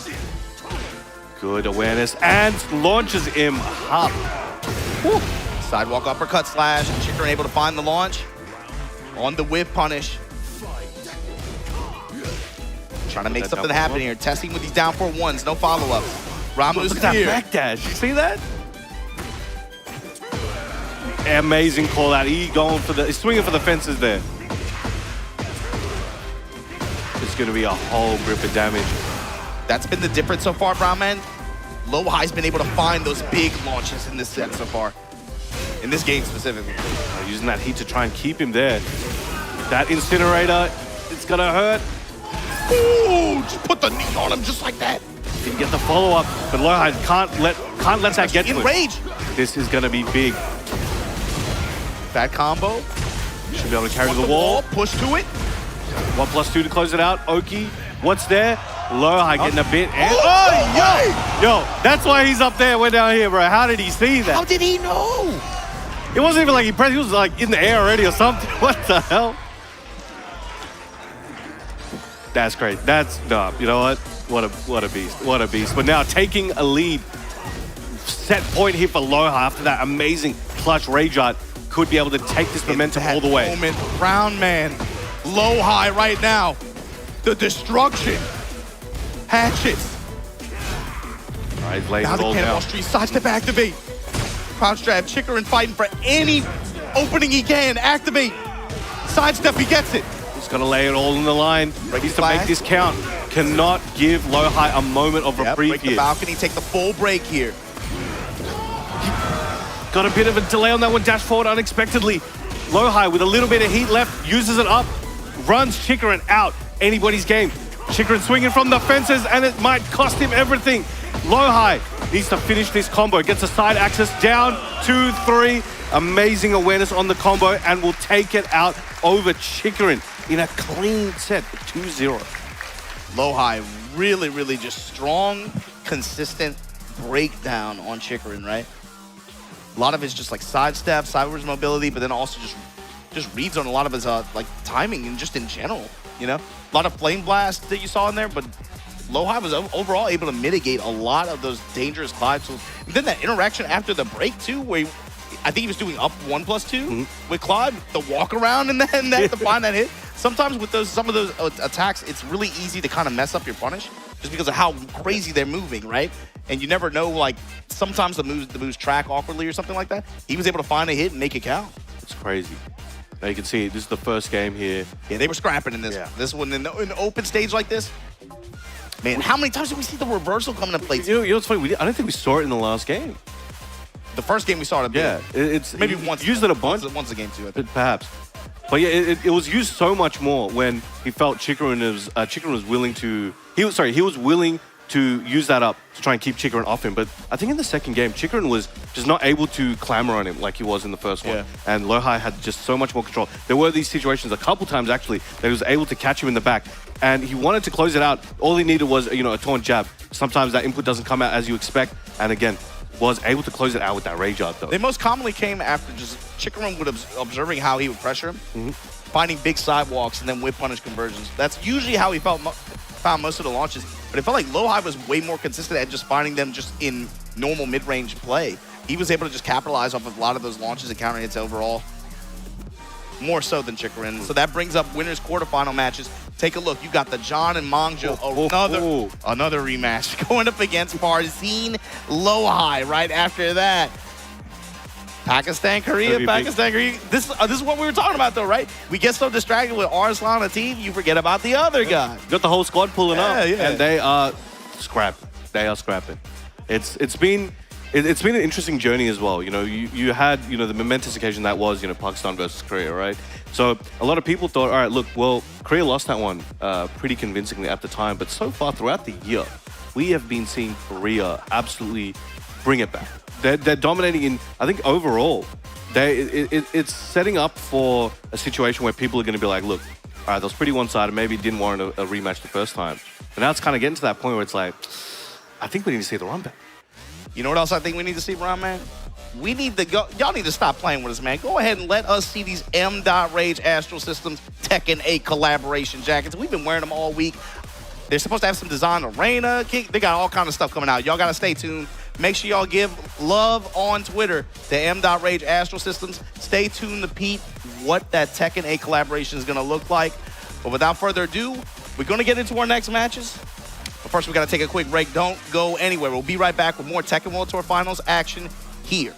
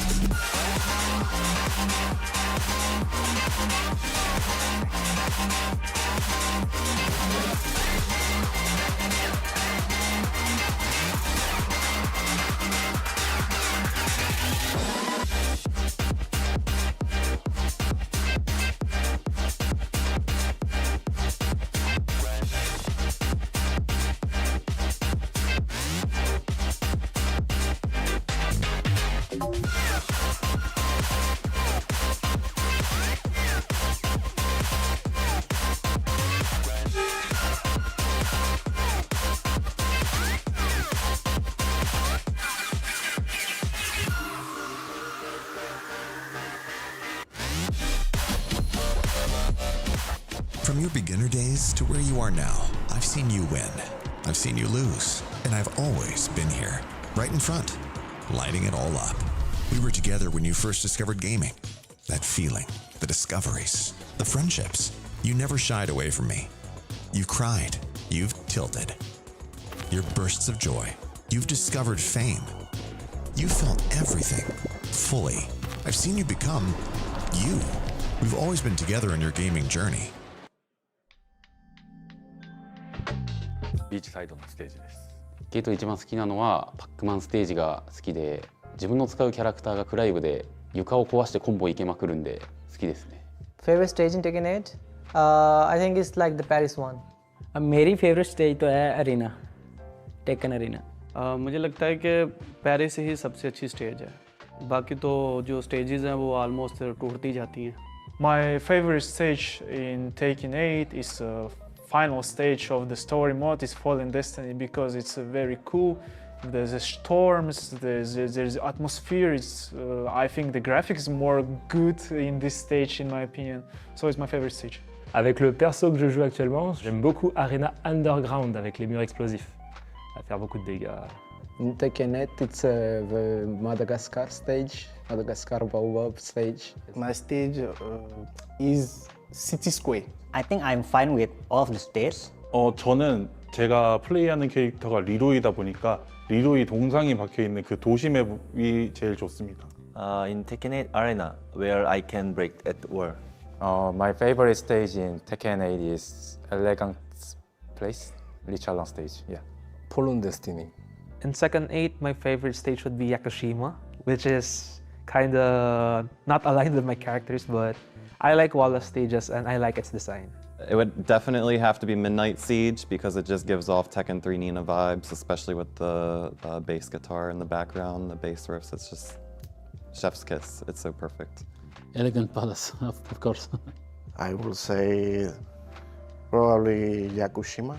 As an early player, we usually tend to like big stages. At least I used to like Infinite Station in the previous one, so that's they're more similar in this one. El de Pac-Man. Yakushima. My favorite stage in Tekken 8 probably is Clive's stage. I cannot remember the name of it, but the graphics are cool, soundtrack is even better, and yeah, I think I'll lock in with that.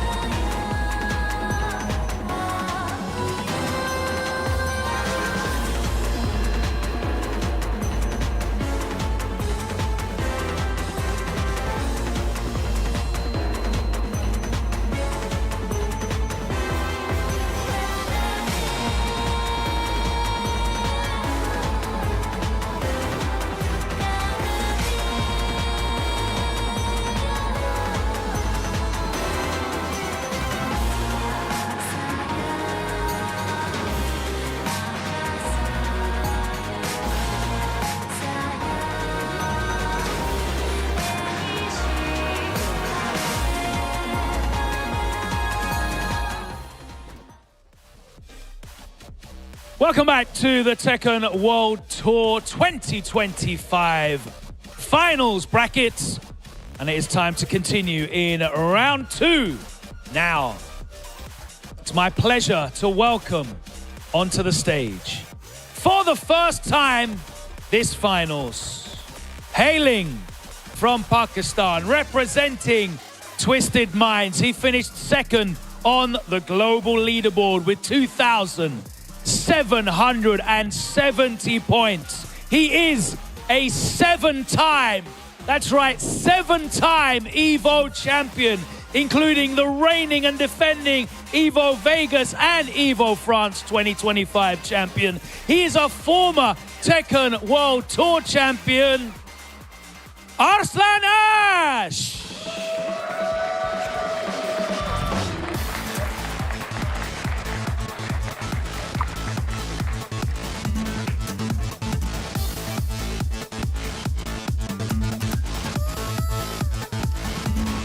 And now welcoming back onto the stage after his first round victory against Hexmark, hailing from Pakistan, representing Team Falcons, making his TWT Finals debut. Let's welcome back Usama Abbasi!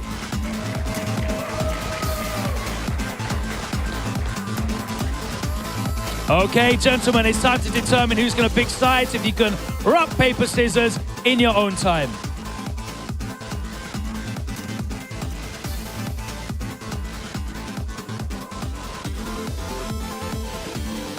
Arslan will be player 1. Let's head back over to the commentary desk and get this one underway. Over to you, Martin Obama and Brown Man.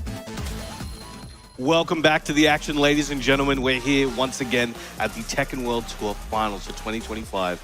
It has been heating up with the matches we've witnessed so far today, this morning. Man, I am the ever-hydrated Brown Man, joined once again by the majestic Martin Obama. How have you felt about the last 4 matches we saw? I mean, I'll extend it to the last 8 matches, man. I think it's interesting, especially when I watch some players. You know, we've been seeing this with fighting games lately. You know, players are starting to get older. They're getting married. They're having families and stuff on this stuff. Dad buff, though. And they get that dad buff. They get that family man buff. Looking at Arslan Ash here, man, the Emperor of Tekken, right? He's won just about everything you can win in this game. Look at his first place, bro. Look at all those points just from 3 events. Just those performances. EVO France, EVO in Vegas, and of course, BAM. You know, shout out to Melbourne. First place there as well. Previous TWT Finals result, of course, went out 5th and 6th place last year at this event for Tekken World Tour in Tekken 8. But his opponent, you got to talk about this guy, man. Guard breaker, of course, the performance that this guy had in Pakistan, in his region. 540 points earned in a place where they run a lot of dojo events, and the competition is very fierce. Like, those points, you know, he got 100 points. He got 100. Those are hard-earned. Like, yeah, the level of skill required to get those points, you know, is beyond some majors that I've seen. Just, that's like, the level of skill from the average player in Pakistan, people need to understand, is so high. Some of the world's best, you know. They always look at Korea and Pakistan and everything. The average player level, I think, is what sets a nation up for how strong they are perceived to be. And Brown Man, the cool thing to me too is when I look at the way Usama just stepped on the stage and even made this approach, right? You see just his face lit up, he's all smiles.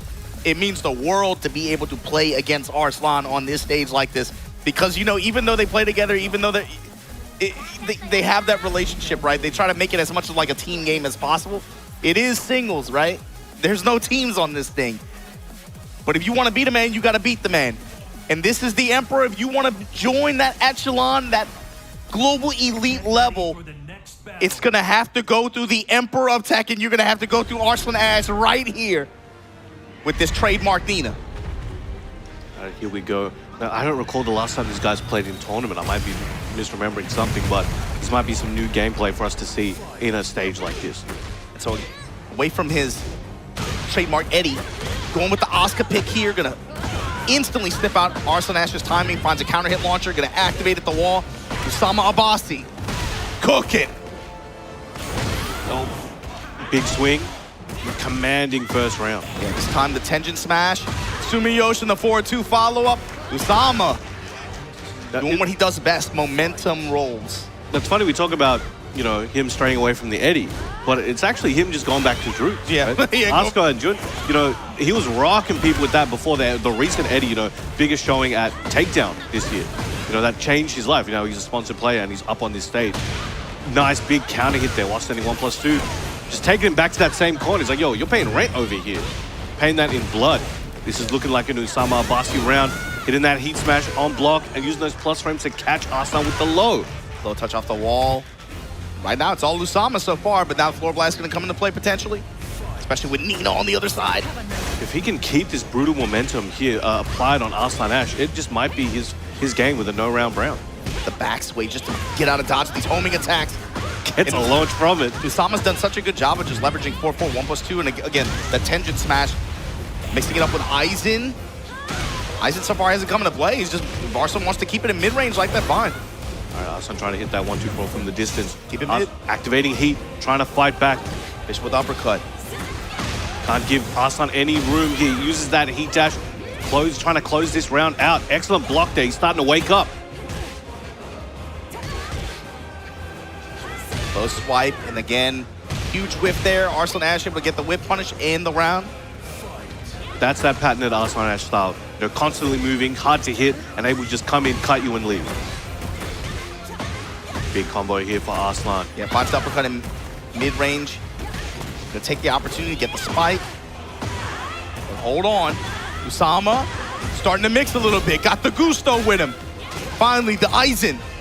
Oh, he's playing with his chest out. Yeah, trying to seal the step a little bit on Arslan. His movement's so crisp.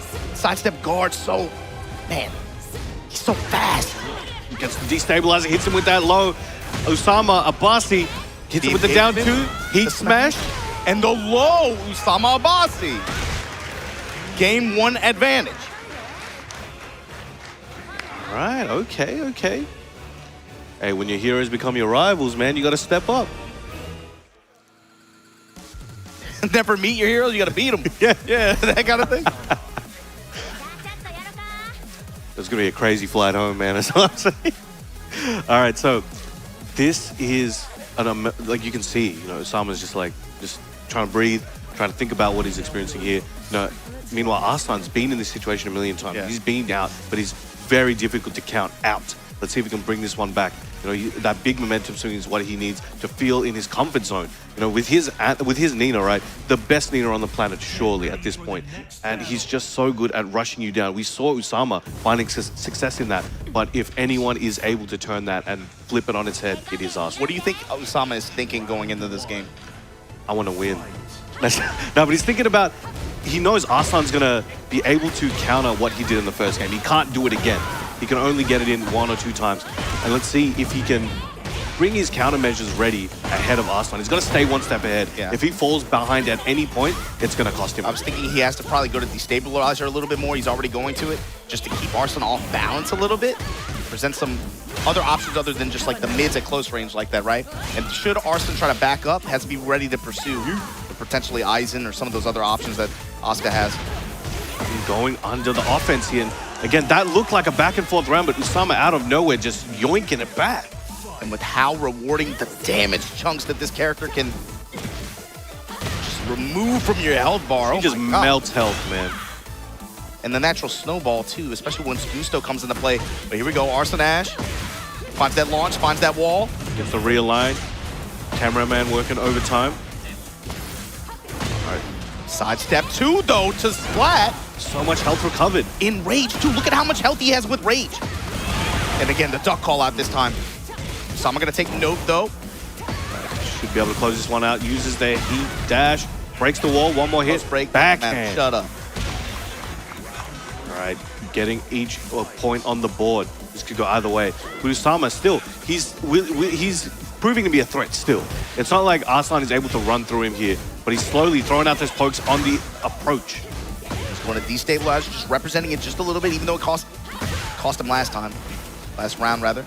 Arslan Ash though is moving way more active this game so far. Foreground, background, giving Usama Abasi a lot of different looks in mid-range. Mid-strikes, gunshot. That's the highest cheetah. Gets him out of trouble. That could be the swing he needs. Taking it to the wall, gets a big splat. Now, you know, Arslan's going to try and lock him down. He steps on him, and again, tries to follow him with that walk. Keeps him in position, flips him over. Throw and post smash. What's the check here? Goes for the slide option. Arslan Ash fighting back, trying to tie it up here. He's catching on. Series. Trying to find a counter hit, but he finds a sidewalk and a launch instead. You saw a bit more hesitation from Usama prior to that down 1+2 attempt. But again, that means Arslan's in his head at the moment. And he's getting this wall, he's getting the snowball, he's getting everything he needs to be able to close out this round, perhaps. And Arslan Ash still going. No. On the down 4-1 series. Interrupts, he wasn't even scared of it. A few frames later, and that could have cost him, could have got him into a heat situation. But he had that confidence. He's seen that before. Now we're evening it up. One game apiece. You know, it's a very strong start from Usama there, but Arslan showing again why he's the 7th time. And let's get it going with the Evil Arena. Now, things are about to pop up. When you think about how much Arslan Ash was able to take advantage of walls in that previous game, when we go to this stage now, Usama, you have to have an answer for this pressure here, and right off the bat, counter hit trade in Arslan Ash's favor. Gonna realign just to get the bomb blast wall positioning. Stomp for Oki. Keeps him there, wants to wake up into that mix perhaps. And there is that counter hit. Might use the wall this time. Pressing in the counter hit launchers. Spring kick, Usama Abbasi desperate to get off that wall to get anything started. Finally an up 4-1, but the mid engager able to make contact, leverages the dash for an extra chunk of damage, but the cans from downtown. Usama Abbasi building some of that health back, gonna take advantage of the heat activation here, trying to get as much HP back as possible. Reposition, kick him into the blast! Sends him sky high. This is looking very good for Usama. What can he do with it though, Brown man? Can he get it? He dash, gets into the wall. That last kick might be able to close it out, and Usama taking the lead in the set once again. The combo decision-making there was perfect. They're both pressing, heavy buttons on round start. You know, they're challenging. Usama Abbasi playing with the pace that he was playing with in game 1. Crouch jab. Dashing in his face. Showing these homing attacks, trying to steal Arslan's step at close range. Arslan right back at you. Nice lateral move. Down back 3, stiletto heel counter hit. Shut up. Gets the combo. Winging. It's gonna be heavy. Activating that. Go, turn up. Keeps him there, keeps most of his heat. One more big interaction could save him here. Engine step not deep enough, that was scary. Heat dash coming from Arslan Ash, saving him, gets a life lead, one more hit, and the Rage Art. Not enough health. No, he has enough, he tanks it. I don't want to say nothing, but I think we might be seeing Usama. On set point. Get it right there. Against Arslan Ash at Tekken World Tour Finals. Say it ain't so. On winner's side, that loser's bracket is gonna be crazy. See, the start of that round, the previous rounds are both challenging, swinging. They're both like, yo, I'm gonna back up. We have too much on the line. I'm not willing to risk anything. Now the mind games for the strings are coming out. Usama trying to catch him on a counter hit. He knows Arslan likes moving, likes pressing. He needs a safe counter hit option, and he's going back to that. Arslan got his back for a moment. Lighter punish. Big scoop up. Now Arslan still has a bit of a hill to climb. Usama just needs one more round, but Arslan is not making it easy. Goes for the heat dash, trying to push him near the wall, but the can-cans, defensive can-cans. The Asuka special. You gotta activate here. You have to. Get it to that wall. Nice carry. This is gonna be huge. Obama. The kick, and Usama Abbasi does it. Arslan Ash, you guys are gonna have a heat.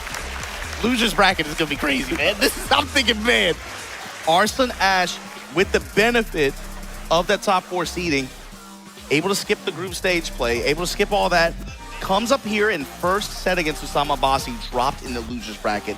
This just got interesting. Usama Abbasi, very well played. That was so clean. And again, he started off really strong. You can see these guys walking out. You know, nobody, when we saw this, when we saw these guys walking out, you know, I'm sure 95% of the plan was like, yeah, Arslan's got this. Might be a close set, but, you know, easy wins for Arslan, right?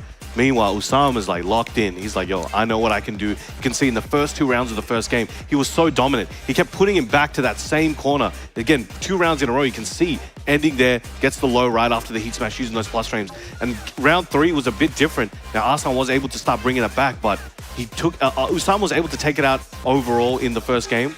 But then when it got to game 2 and then game 3, that's where it really started getting meaty. Game 1 to me felt like the vibe check, and then Arslan Ash started to come around in Game 2. And Game 3 was like, okay, I'm not going to shy away from this moment. He started to leverage a lot more of Tenjin, especially the 4-4, 1+2 in close range. Starting to float a lot more homing options to try to seal Arslan's step in close range on his terms, right? And ultimately, the bomb blast walls and the wall control and the return that this character gets. Oh my God, ultimately came into play. That Rage Art was super clutch. But look at this finisher. Just bet it, man. Took the down 1+2, got Das Boot to finish. And Usama Abbasi, that fist bump, you know that meant the world to him. And he's got to be feeling good. He's got to be feeling confident moving forward. Again, Usama Abbasi has locked his spot in there for his qualifying top 8 match there. We got Ni and Rangchu lying in the wings, waiting for their match to see who steps up. Yo, top 16, you're gonna. I feel like we've seen this before, so I've seen this somewhere. Pakistan, Korea, Pakistan, Korea, Pakistan, Korea. We're getting them back to back to back. That's kind of a little 16, familiar. Top 16 winner side. You guys are getting everything, man. All right, so we're going to let you guys see who's coming up next. We're going to throw it to our magnificent Logan on stage to take you through it. Thank you very much. Let's get into our next match. And first up, I'd like to welcome on stage a legend, one of the greatest ever in the world of Tekken, hailing from South Korea, representing Team DRX. He finished 5th on the global leaderboard this season with 1,880 points. He qualified through Group C in the global leaderboard group stages. He is the reigning EVO Japan champion. Let's welcome Ni!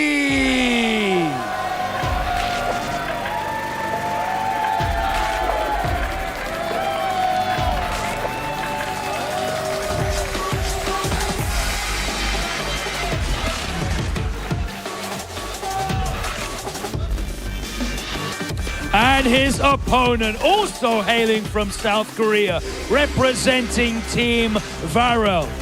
He finished 10th on the global leaderboard this season with 1,550 points. He qualified for the final bracket through Group B.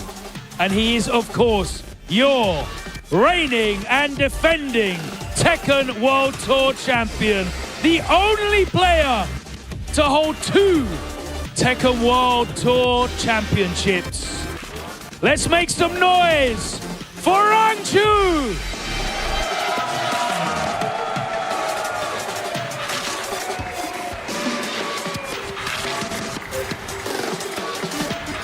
Gentlemen, if you can rock, paper, scissors for the choice of side in your own time.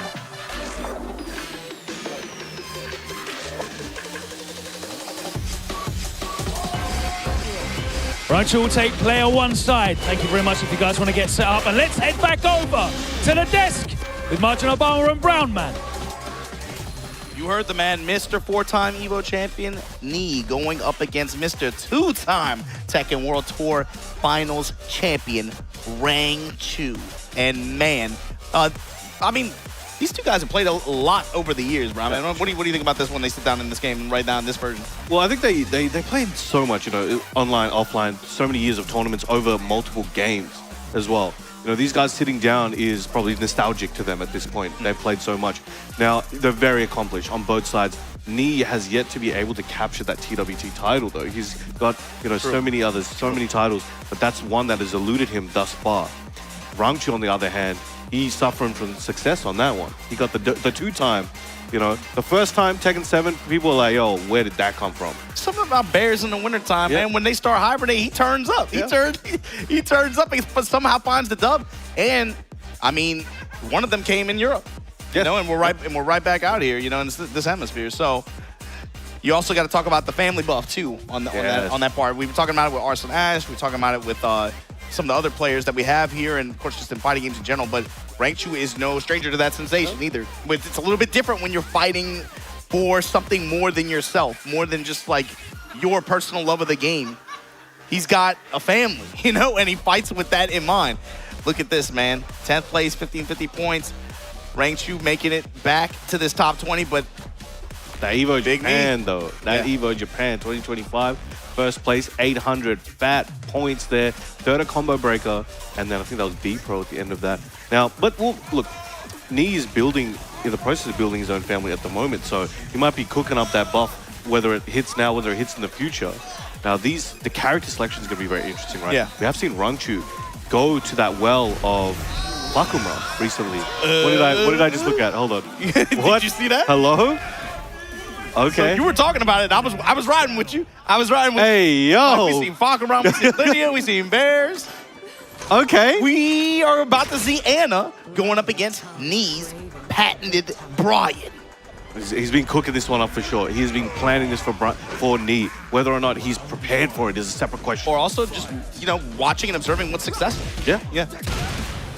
All right. And no hesitation there from Knee. Starting watching button presses as he gets flipped into a counter hit Knee.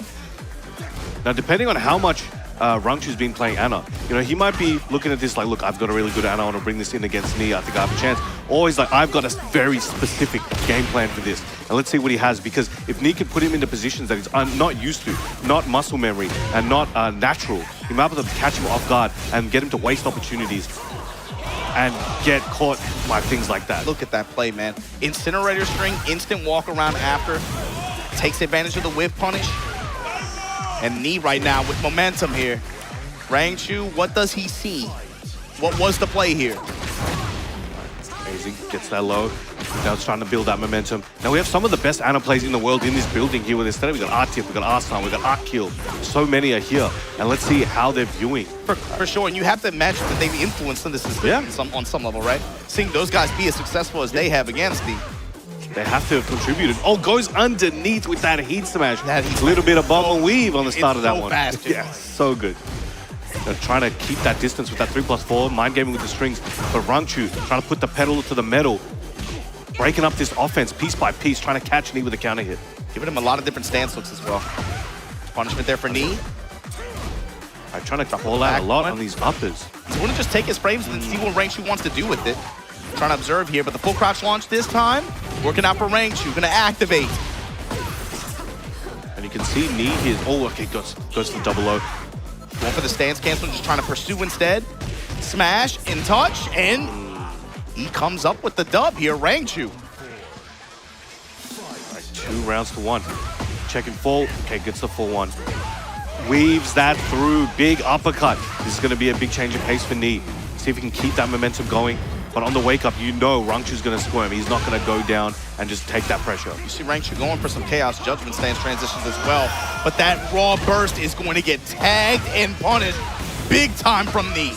Should be able to close it out there with the 7 golden letters, making a statement. It's like, bro, can't be bringing this Anna to me. You gotta bring your A game. Oh, big orbital. Right into an orbital flash heal. It's like a black hole, man. It just sucks you in sometimes. The crowd's feeling this. Knee might be feeding off that. He doesn't have headphones on. He can hear and feel everything, the emotions of the crowd. He can see their heart. Low touch and a hammer chance mid-swing. Knee step very, very active at like range 2. See him rotating around into the background.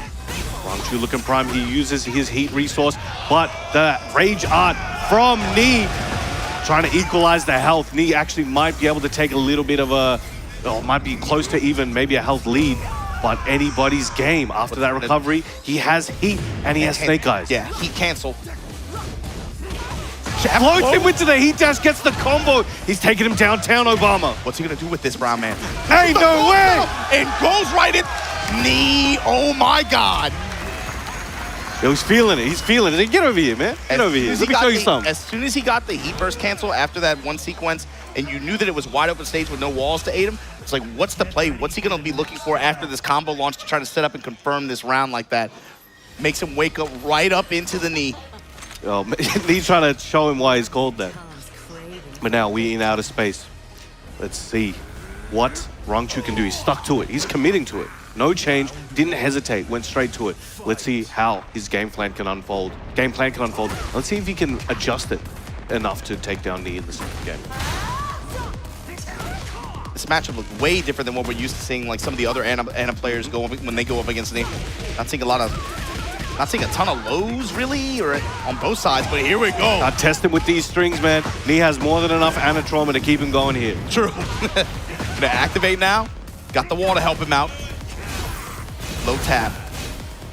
Cannonball straight, burning some of that heat gauge. This time on the Mid-extension with the dash. Again, letting up, making Rangchu come to him. And Rangchu also, if you look at some of his best play with his bears, he's very reactionary, right? He will get into your head so quickly. Amazing. Like a Mishima, sidestep, jet upper, keeping it clean. Knee looking amazing. But Rangchu's a reactionary style is not really working out here. Knee able to just lay it on thick and not let up. Hatchet, jab touches, incinerator. Knee throwing everything at him with his back to the wall. And here we go, Rangchu with a chance out the launch. Gets that hammer chance in. Bites him down.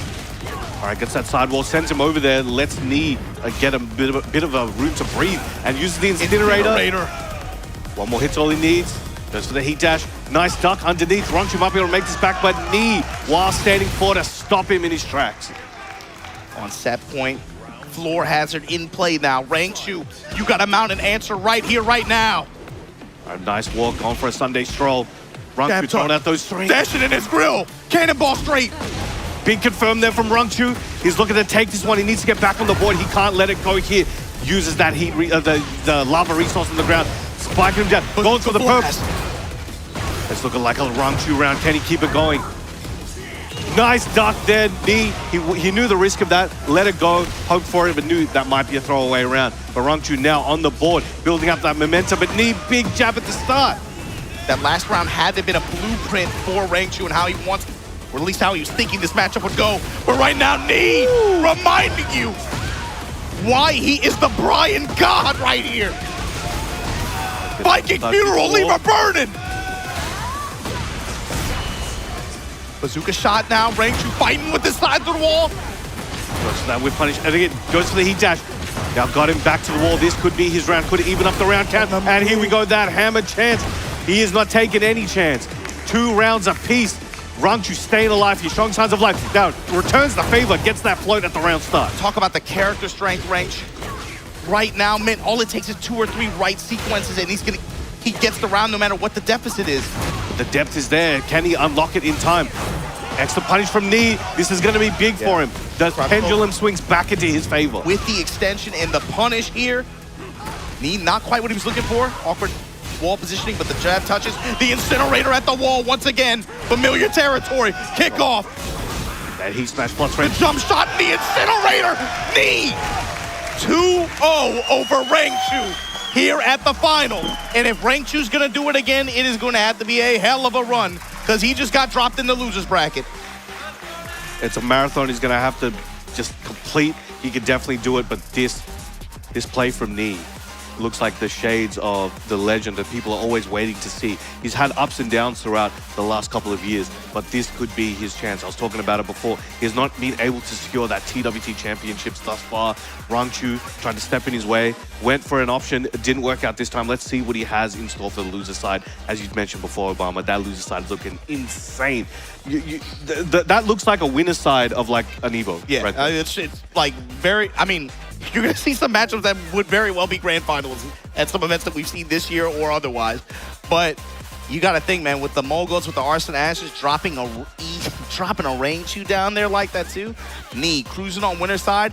And again, we're going to see top 16 winner side. We are going to see a lot of Pakistan versus Korea matchups coming up.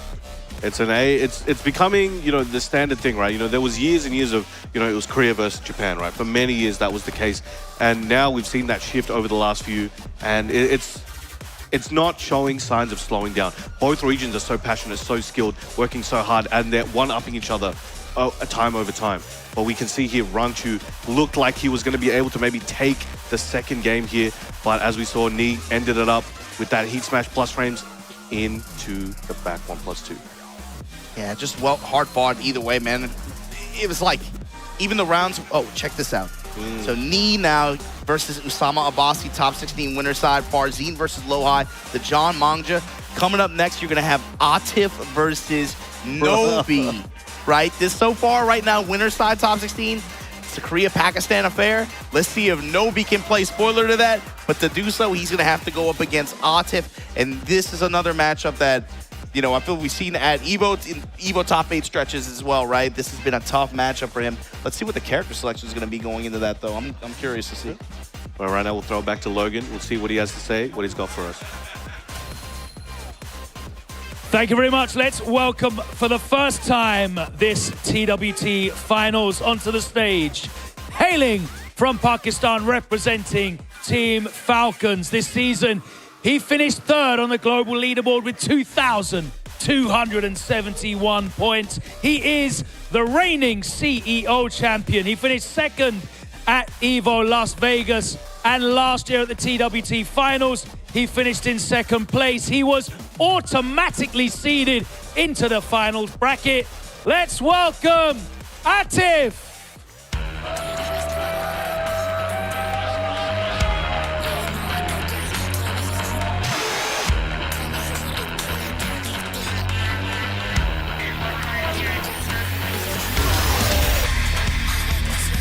And his opponent, hailing from Japan, representing Team Yamasa.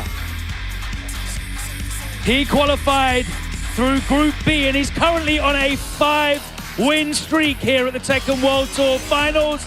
Let's welcome Nobi!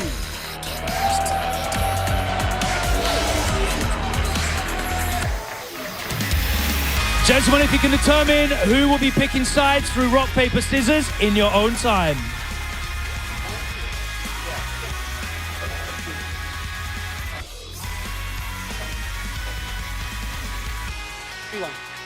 Atif will be player one side. Let's go back over to Martin Obama and Brown Man on commentary.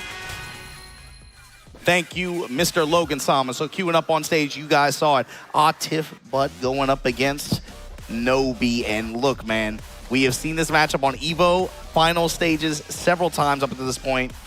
This is going to be a tough matchup. Nobi is going to get this done. This is the guy that he has to beat, and he has not been able to do it yet.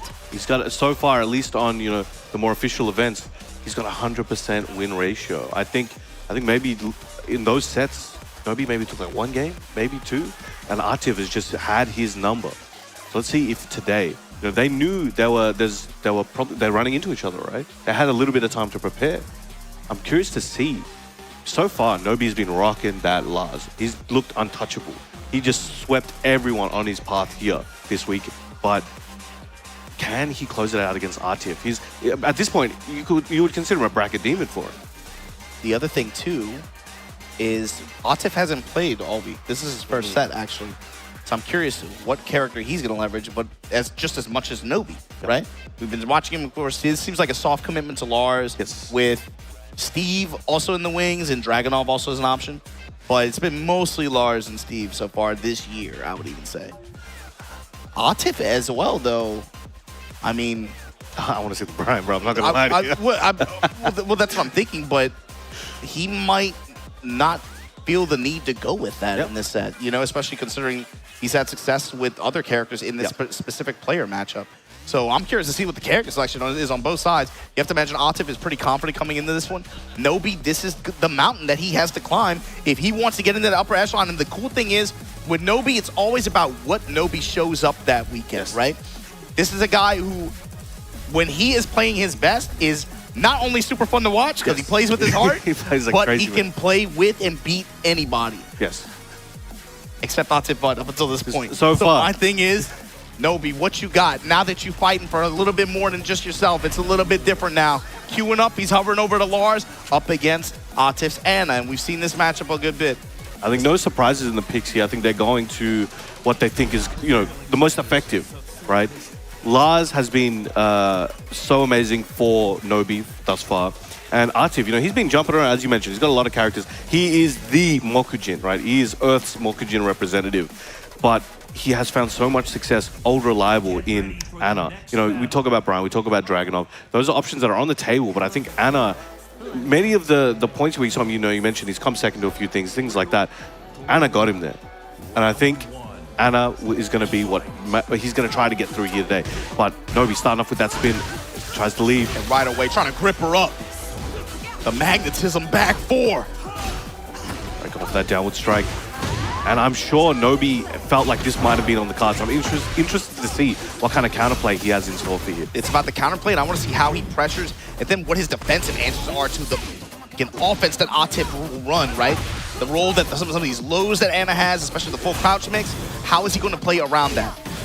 And we can see, as we mentioned before, there's so many Ana plays in the crowd, right? Things like that. So now when Nobi approaches with the Lars options, that counter hit options from while standing that Ana has are so dangerous. But right now, Nobi finding a way to work around it. First significant full crouch mix, and look at what Nobi's answer was.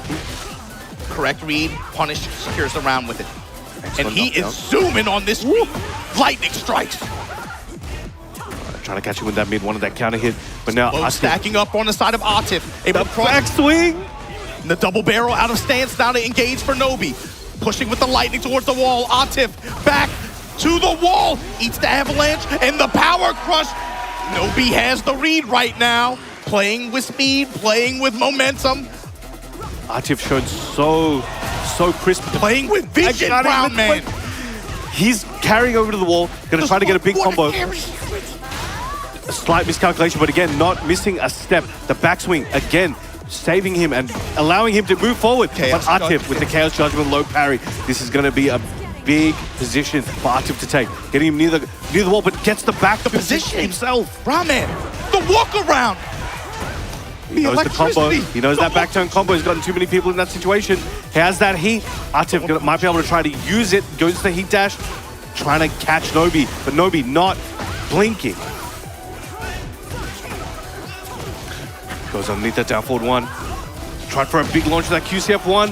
Atif looking prime for this round if he can close it out. And the slide rocket out to close it, but still one round behind. There were one or two very short, fast sequences of whiffs that Nobi could have taken advantage of. He was just a little bit too late to pull the trigger, and it created a huge swing there at the very end. He could have secured that round.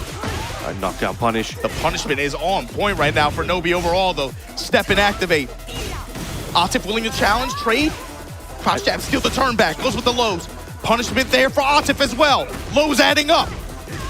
And if you notice, Atif's more prioritizing keeping Nobi off him, so he's willing to use his heat very shortly after he gets it. He doesn't use many of the heat options. He just tries to catch him with a heat launcher that's safe. But there we go with that big launch. Atif looking prime. Should be able to close it out. Keeps it safe, keeps it simple, gives himself a moment to take a sip and stay hydrated. Gotta watch this cutscene real quick. And the match tempo, think about how that worked. Like the first two rounds overall were pretty fast. Nobi, it feels like the longer the set goes on, the more Atif is kind of able to adjust to his timing and his rhythm. You see he's able to get these round-ending sequences like that. Like you said, leveraging resources, not really just to even be able to get the max out of him, but just to be able to stave off the pressure. Big commitment, big launch there. Fighting back, activating, stopping, and the good challenge. No fear, no hesitation. He saw that. I'm not dealing with this mix up. Gets swept. He dashed to the wall. And now Atif with wall advantage, canceling, going low. The rage art. This is going to be big for him. Should be able to delete a lot of Atif's health. And he's gone. Nobi's scaling on this is going to be great, and he's going to recover so much. And he's going to probably dash up and try to recover a bit more in his flurry. But the big call out, he was ducking, lying in wait. Atif taking the first game. He flipped that 180. That looked like a Nobi game. And he bet it all on the sweep attempt. Yeah. I mean, that's him though. You live and die by it, right? But I think it's probably trying to read a button press in that range, right? Maybe the approach to the jab strings, yeah. That's a hell of a... I mean, that's Nobi though. Like, that's a hell of a bet in that situation. It's time on the Pac-Man stage.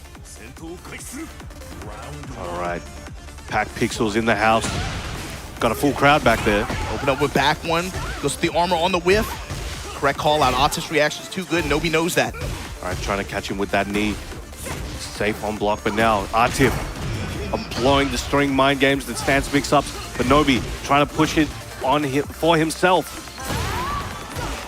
Again, that keep out, that approach, such a big return there for Atif. Especially as a counter hit launcher. And look what it sets up for. The low parry on the get-up kick. And Atif now, this is what we were talking about. As sharp as Nobi came into this thing, the longer it goes on, it feels like Atif more and more understands how he wants to play. Counter hit, able to get this heat engagement confirmed. Now the lightning. Putting it on Atif right now. Good while standing punishment. All right, check with that down forward one. Lets that string rip. This one's looking good for Nobi. And again, you can't block them all. All he needed was one straight hit. And let's see if he goes into that situation a little bit more. The limited entry cancels and Warden running that while standing. Delta Slicer to open things up here. Working the lows.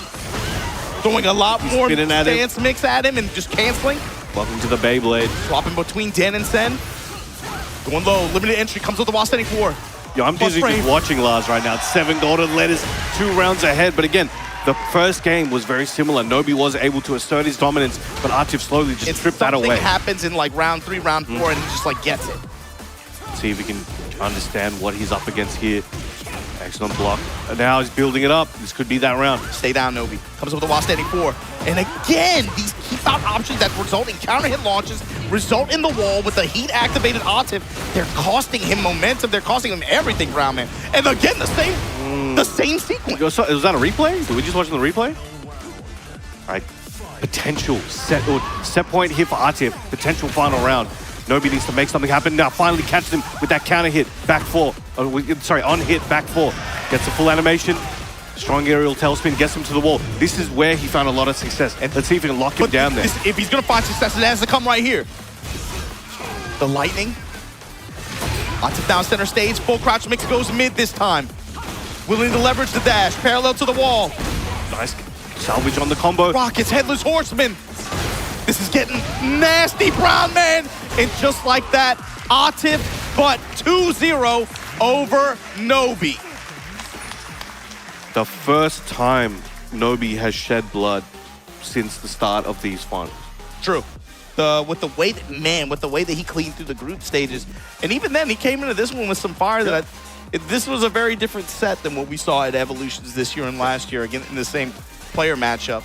But again, it's just like something happens in the later rounds of each game where Atif especially was able to leverage so much of like keep out tools. He found so many counter hit launches, able to intercept Nobi's approach. And it's just like the swing it creates is so harsh, especially on the wall stages like that. So, you know, we did see a lot of the situations at the wall. Oh, nice block there. As you saw, the willingness to hold the ducks there from Nobi, I think it was quite important. And you can see whenever Nobi got Atif to the wall, unless Atif was able to escape, he was really able to seal the deal there and kind of make it work for him. But Atif had a very good eye for when he could take his turn back or intercept or leave. That final round of the first game, that big call out on the low after that clutch right there. And Atif shaking his head, acknowledging that there were 2 rounds there that looked the exact same round. Yeah. It's like the exact same counter hit launching sequence into the wall, into the the timing beat on the low emergency toe tap kick. And you could feel it. Ah, man. You know, when those moments come up, right, you know, you're in the moment, your brain's working a mile a minute, you can't catch everything. You have those moments where it's like, I know better than that, but, you know, those do happen. Winner's side top 16, take a look. Pakistan, Korea, Pakistan, Korea, Pakistan, Korea. And Atif now locking his spot in winner's side top 16. Pakistan, Japan, and so now you have JDCR versus Ulsan, which will guarantee you get 4 of those regional rivalry matchups to qualify for top 8 on winner's side. But when you think about JDCR and Ulsan, what comes to mind for you? New gen, old gen. I mean, Ulsan's a bit of a middle gen now. But let's see what they have up for us on the stage. Logan, take it away. Thank you very much. That's right. It's time to get into our last match of round 2 on the winner's side of the final bracket. And let me introduce on stage first another certified legend in the world of Tekken, hailing from South Korea, representing Team RRQ. He qualified through the global leaderboard in 14th with 1,470 points. He is the reigning First Attack and Electric Clash champion, and he swept Group D to qualify for the final bracket. Let's welcome JDCR!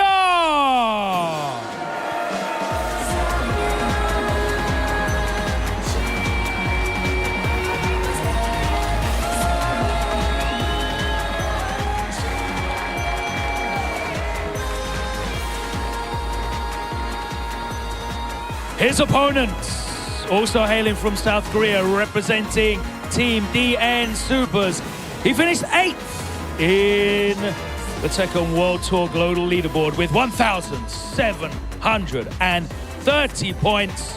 He qualified through Group A, and he is a 2-time Esports World Cup champion. Let's welcome Ulsan!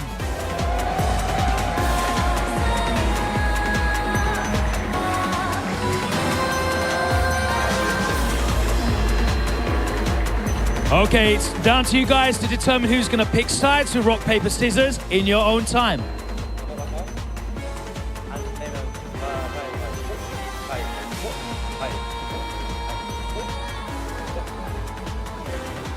I will choose 1P. Okay, let's go back over to the commentary desk with Martin Obama and Brownman. Very much.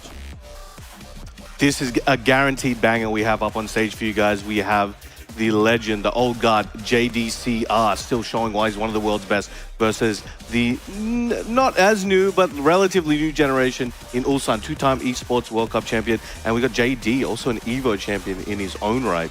And I think it's a big opportunity to see both of these titans clash.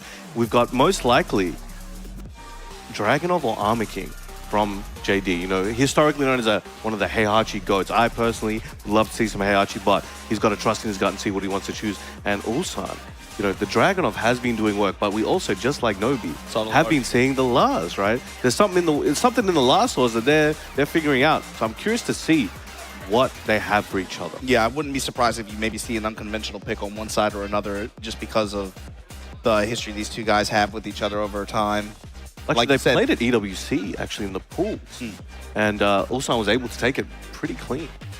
And so, there you see JDCR. Pretty satisfactory performance this year at 14th place with 1470 points. Electric Clash, first attack, he got out early this year. And of course, made top 8 as well at EVO 2025. Yeah, crazy.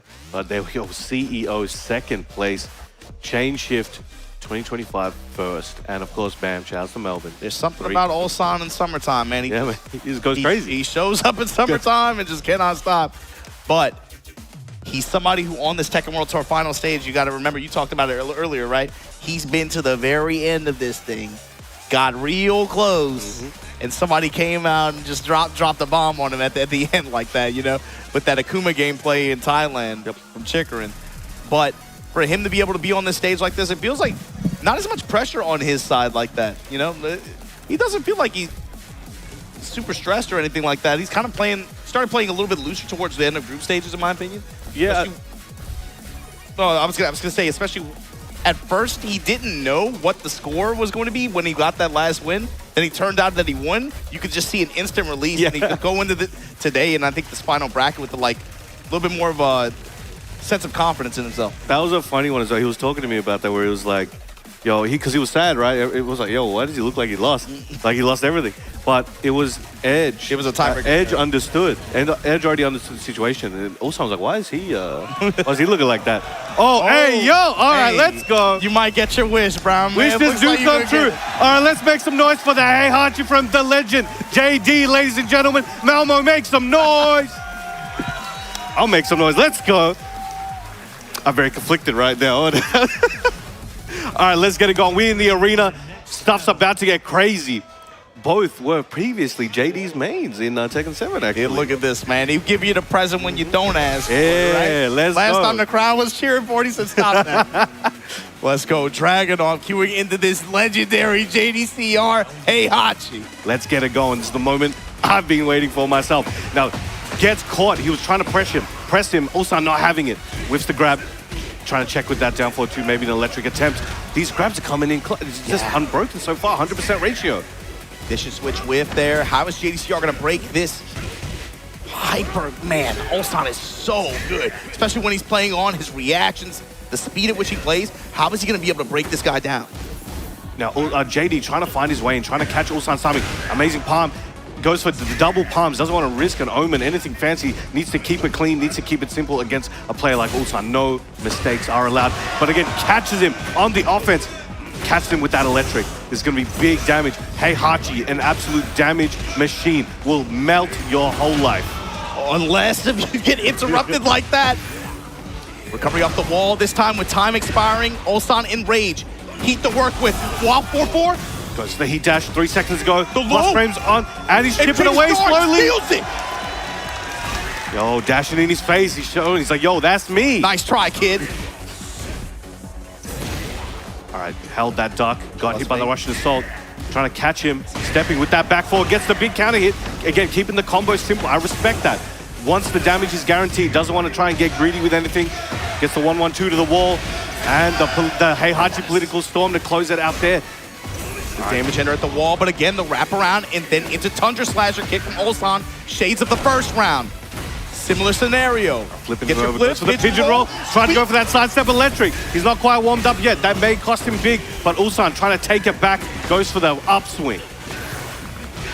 Big low from the pigeon roll. These rolls are coming in handy. But the 1-3 to even up the score. Ulsan fighting back.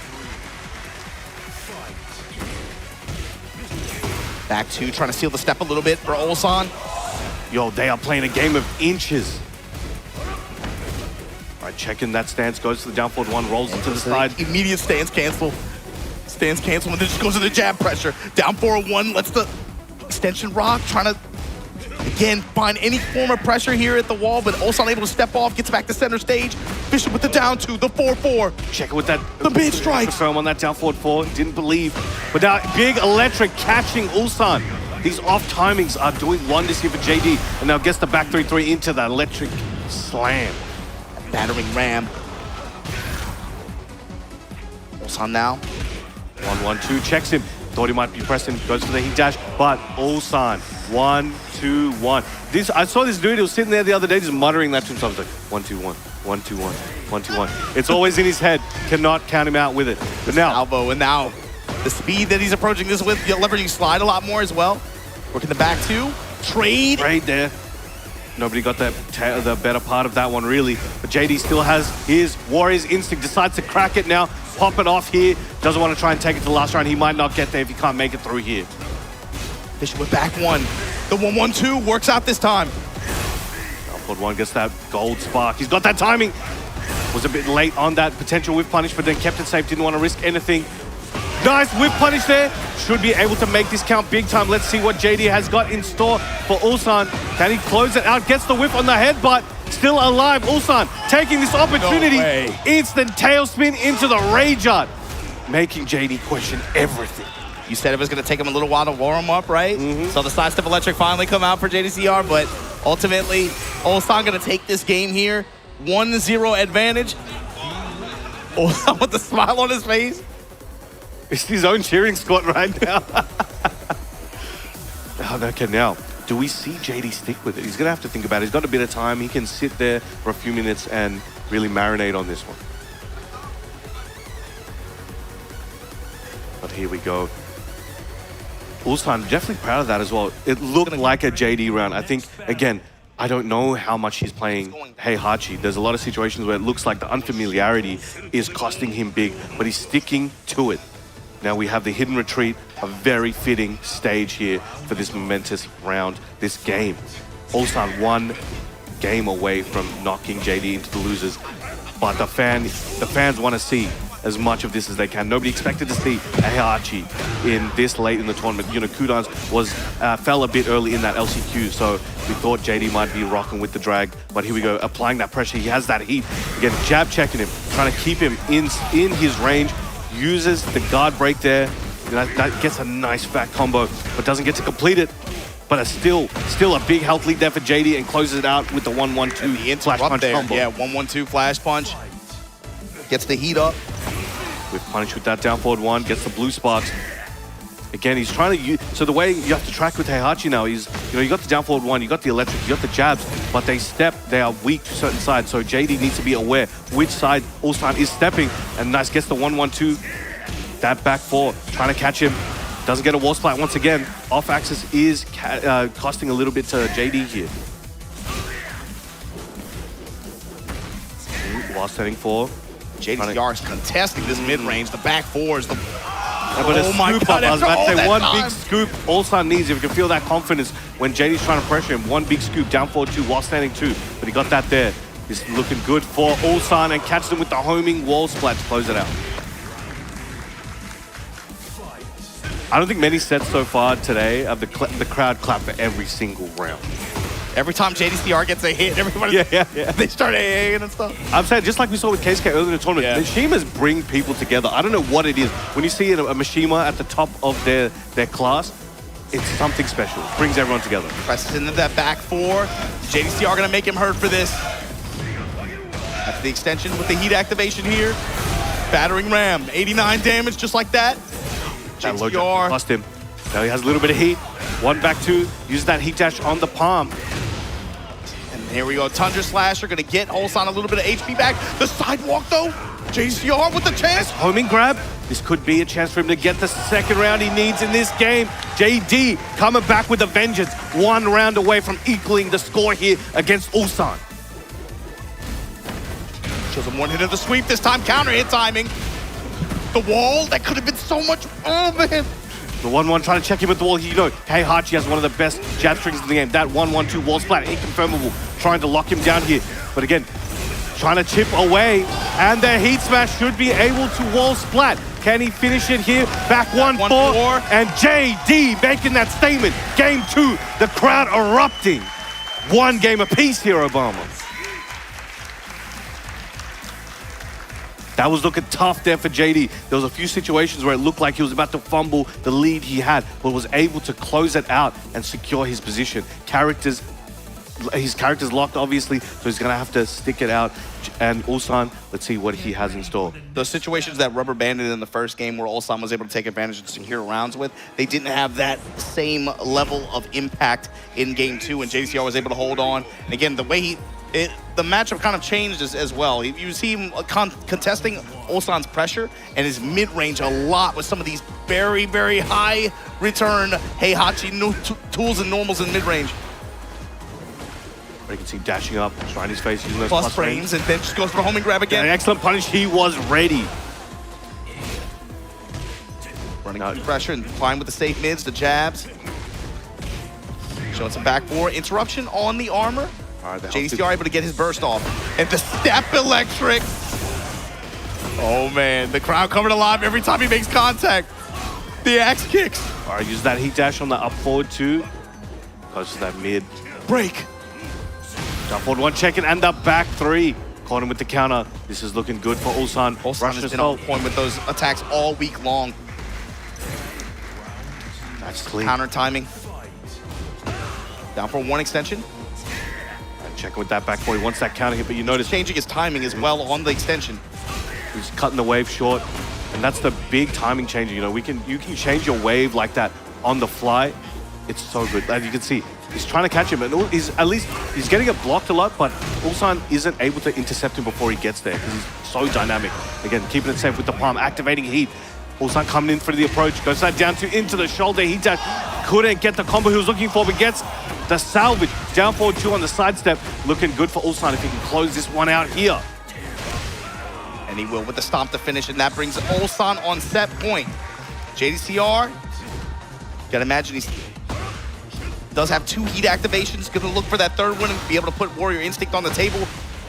Finally gets what he was looking for. Big crumple stun. That gets a long combo here. Yeah, Ulsan with the dubs in mid-range this game so far. Big time. Working with a huge lead right now and another launch. Man, he was trying to bluff him there, trying to approach, not turn, but he called his bluff like it had a phone number, man. That was crazy. And Ulsan able to ice JDCR out in game 3. Great set though.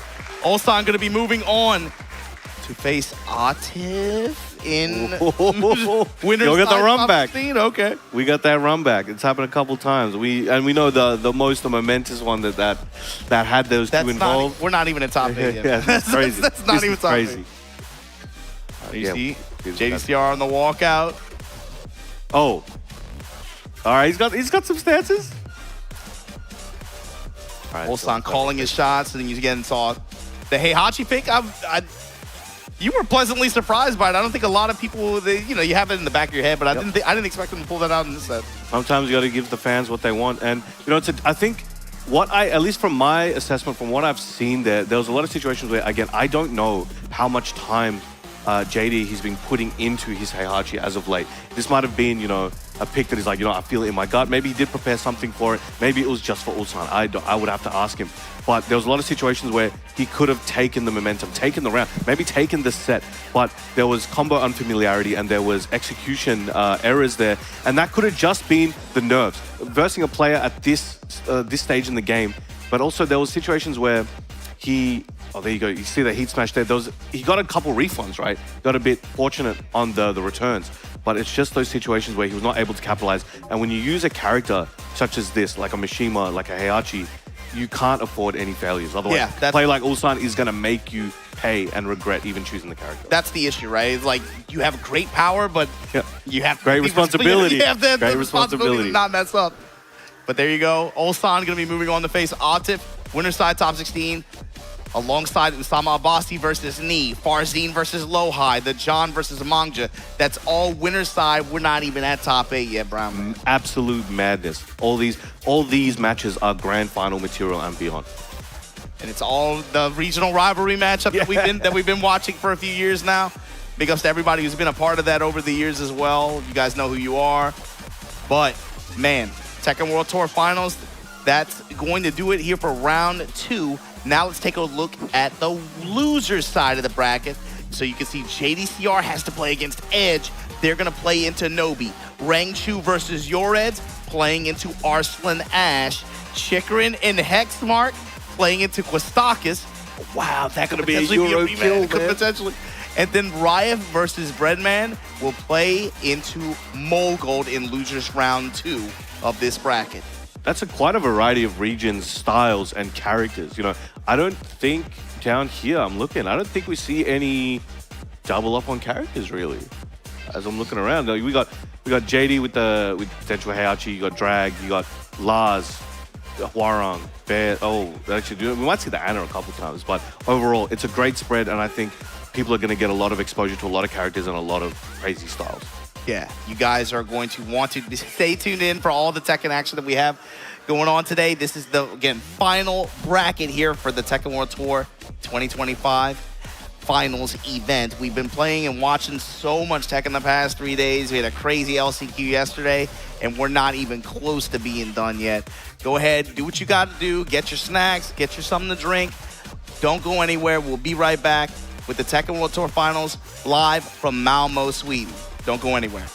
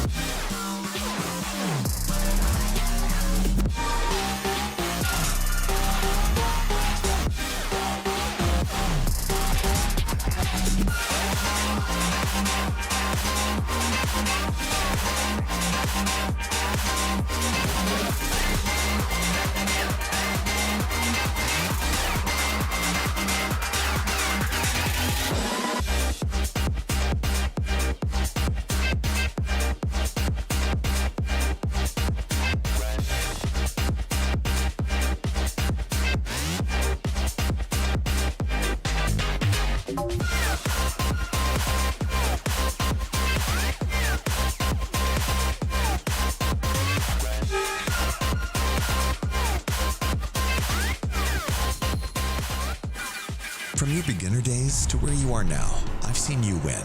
I've seen you lose. And And I've always been here, right in front, lighting it all up. We were together when you first discovered gaming. That feeling, the discoveries, the friendships. You never shied away from me. You've cried. You've tilted. Your bursts of joy. You've discovered fame. You felt everything, fully. I've seen you become you. We've always been together in your gaming journey. ゴールデンレバーの会社が作ってる VM6R っていう多分アケコンだと思います。使用しているのは堀井さんのファイティングコマンダーオクタプロっていうコントローラーを使ってますね。I'm using Combo Obsidian 2. I think it's the best controller out there. अभी तो मैं खेल रहा हूँ golden liver पे. Golden liver ही मेरे लिए अच्छा है इस time. I currently use a default PlayStation 5 DualShock or DualSense controller. Actuellement, je joue avec une manette Xbox One. I use a DS4 controller. I use a PS5 controller. I use DualShock 4 for my controller. I used to and right now use the DualSense. Previous I used DualShock and right now I use DualSense. For me it's good. For me it's good, but I also looking for the hitbox in the future. Maybe. I'm using VM6R. I use the VM6R controller. Knee stick, my stick. I'm customizing. My controller would be an arcade stick with a Korean lever. The DualShock 5, the standard PS5 controller. PS5 pad. Right now I'm using the PS5 controller. Ahora mismo estoy usando el Canva Obsidian 2. PS5 controller. I currently use Hitbox. 저는 판테라를 사용하고 있지만 안에 이제 달려 있는 레버는 골든 레버를 사용하고 있습니다.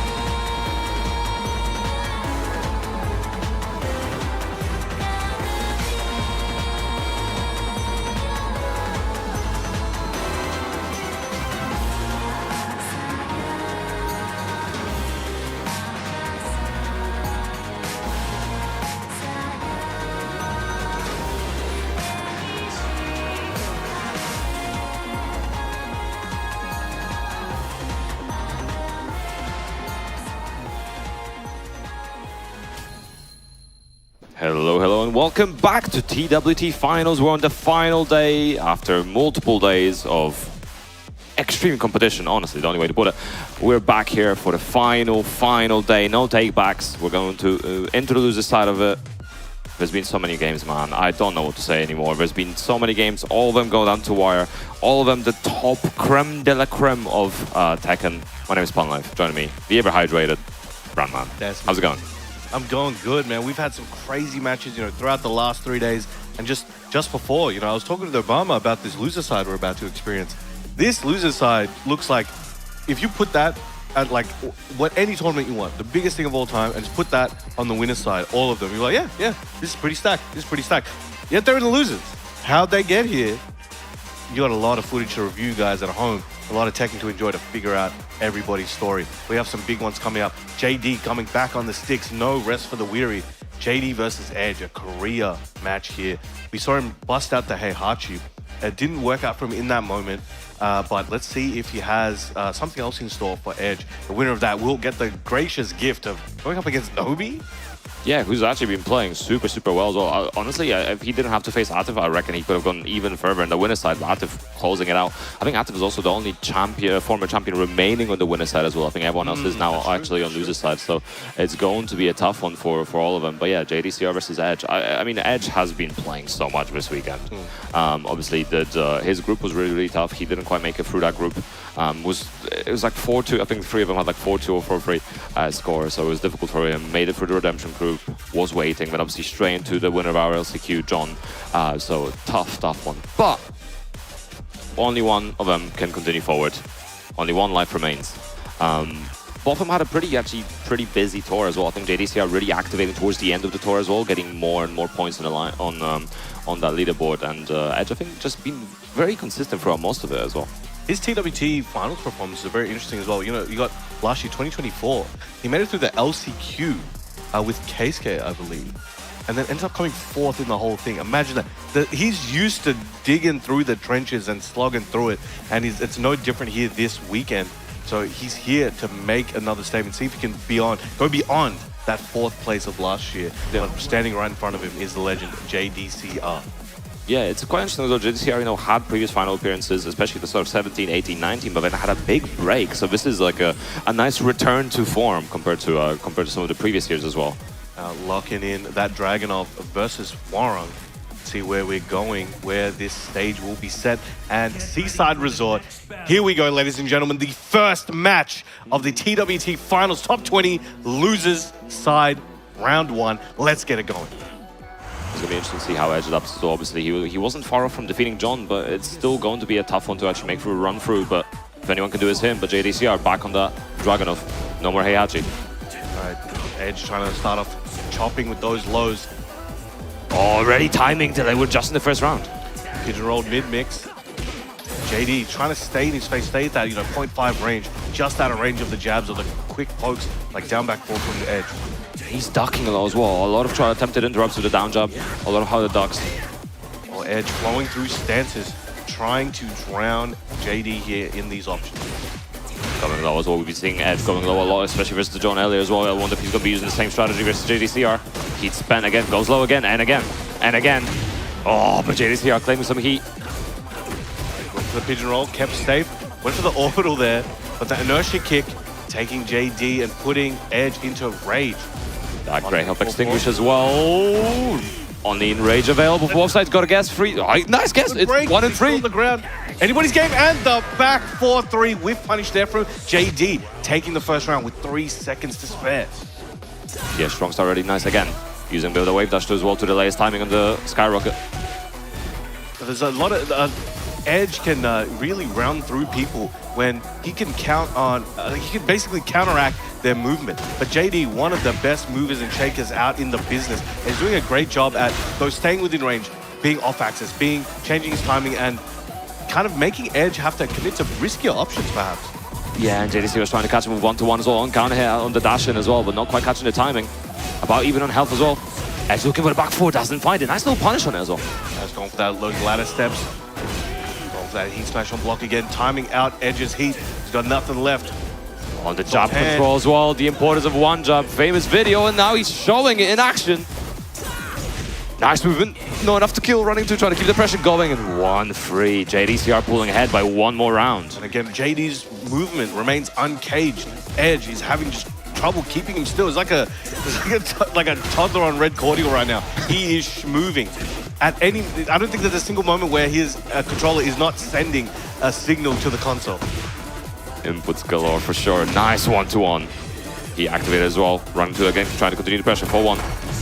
1-2. Edge trying to take his turn back with that heat activation. JD building up that low pressure. Shoulder into the heat dash, keeping it safe. 1-1 catches Edge. He's in trouble. Ooh, what a massive counter hit. Here we're going to see some truly obscene damage as well. Going straight for the radar. Going to cut away that grey health, extinguish it. Put himself in a better position. This is going to be a boon for Edge, but can he close it out? JD's going to have to... It's going to be a distance between them, as you can see. And the up... Okay. Oh, did he get a follow-up? That would have been enough to kill as well. Tried to go for the up forward one, was not ready for the follow-up. No, Edge was able to clutch it out. But again, still 1 round behind, 2-1. Oh, that's such a shame as well, because that was basically guaranteed. But nice, getting a little bit of punishment low now. Goes all again. Nice movement as well to the left. Nice sidestep block. Try to go for the full punish. Bit late on it. Oh, and again around the world, JDCR. Beautiful movement. First activated. Nice. I like the dashing as well. Didn't want to overcommit, especially because of the back turn combo. Didn't want to lose everything as well, but then tried to get a new one. Okay, floats him out. This is going to be big. And has half his heat bar left. Down 3 string to close it. Full crash down forward 1. Using the heat once again for the shoulder. Edge fighting back, slowly recovering health as well. Changing the tide. Oh, but the 1-2-1 is enough to take that round as well. But yeah, Edge definitely trying to seize back as much of the grey health as possible. You know, popping the heat smash, trying to get as many hits on block. You know, every single hit, even if it's on block, you're still getting something.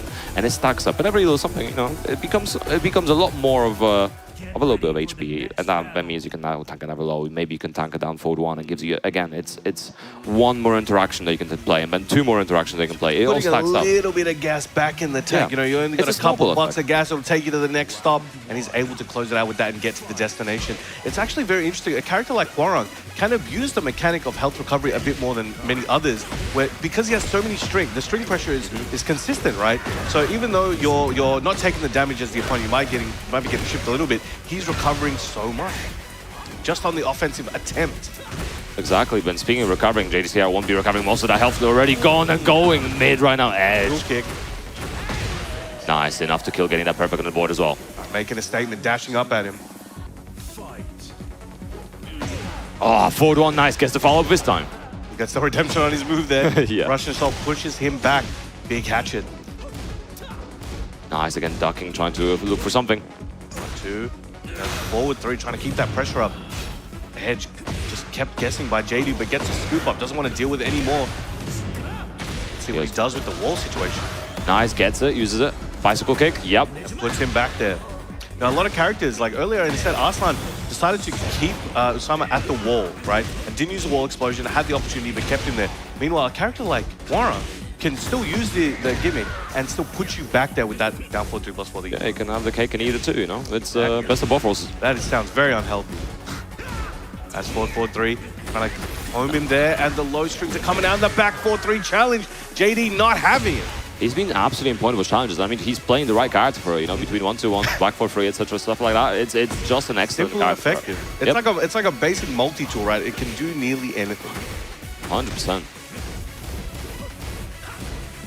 Nice block as well, because can't get anything for it. Good defense here. And JD not trying to overcommit here to a potential punish or potential interrupt, waiting for the guaranteed situations just like that.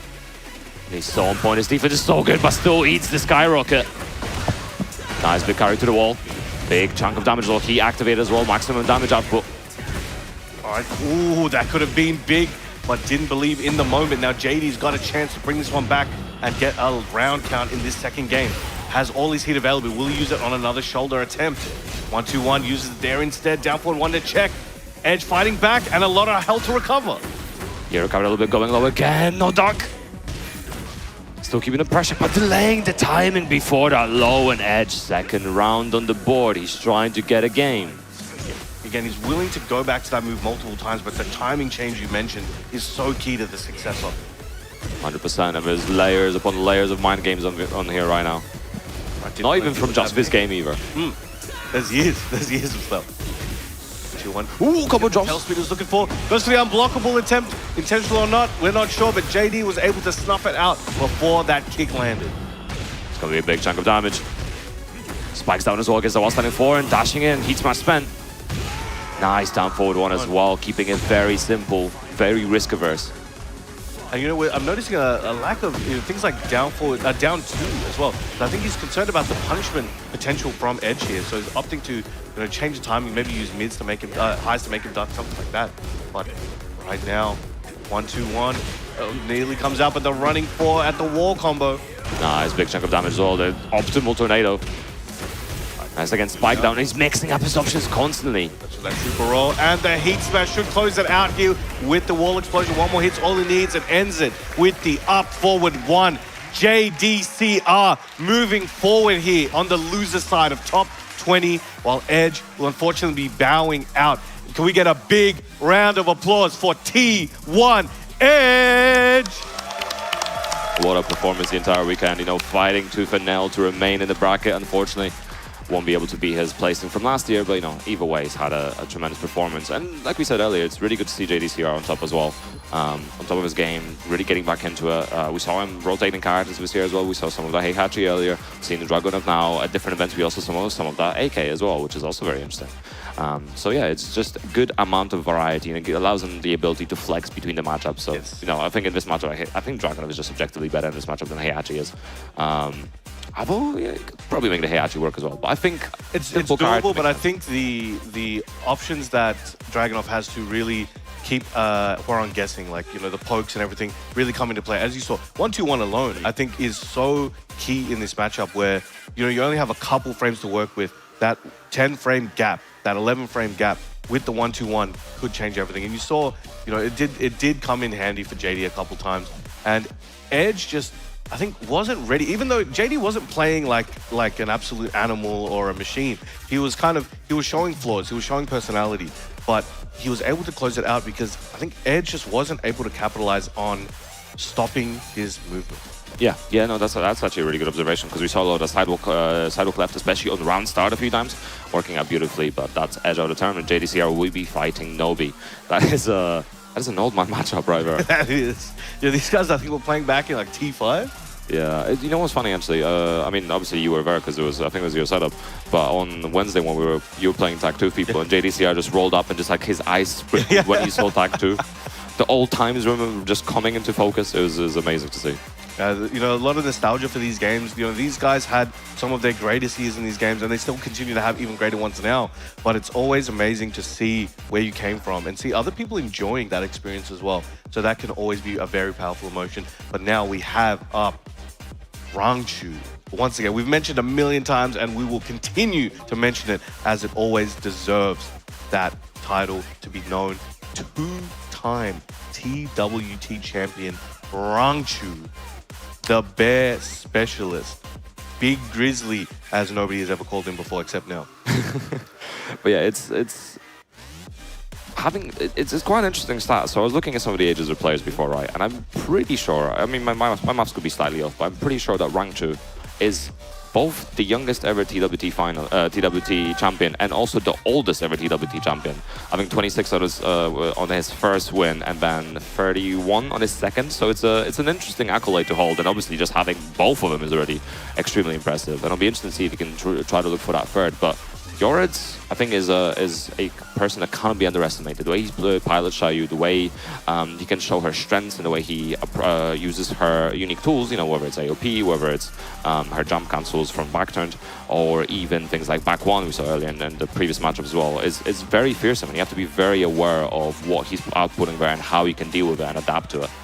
But he is on the loser's side. He did make quite a show in the regional side, but now he has to make quite a show on this loser's bracket in order to be able to continue. And it's a taller. You're gonna have to knock down the king off of his throne, right? He's been knocked down once while he's on the ground. You're gonna kick him or not? You're gonna have to see. If you want to move forward, you're gonna have to clear him out of the way. They're going with the Fakumram versus the Ling, and now the crowd is going crazy for this one. Here we go. We have Rangchu versus Yoreds. This is a death match here. Somebody is going to have to go sit in that crowd after this one and not return.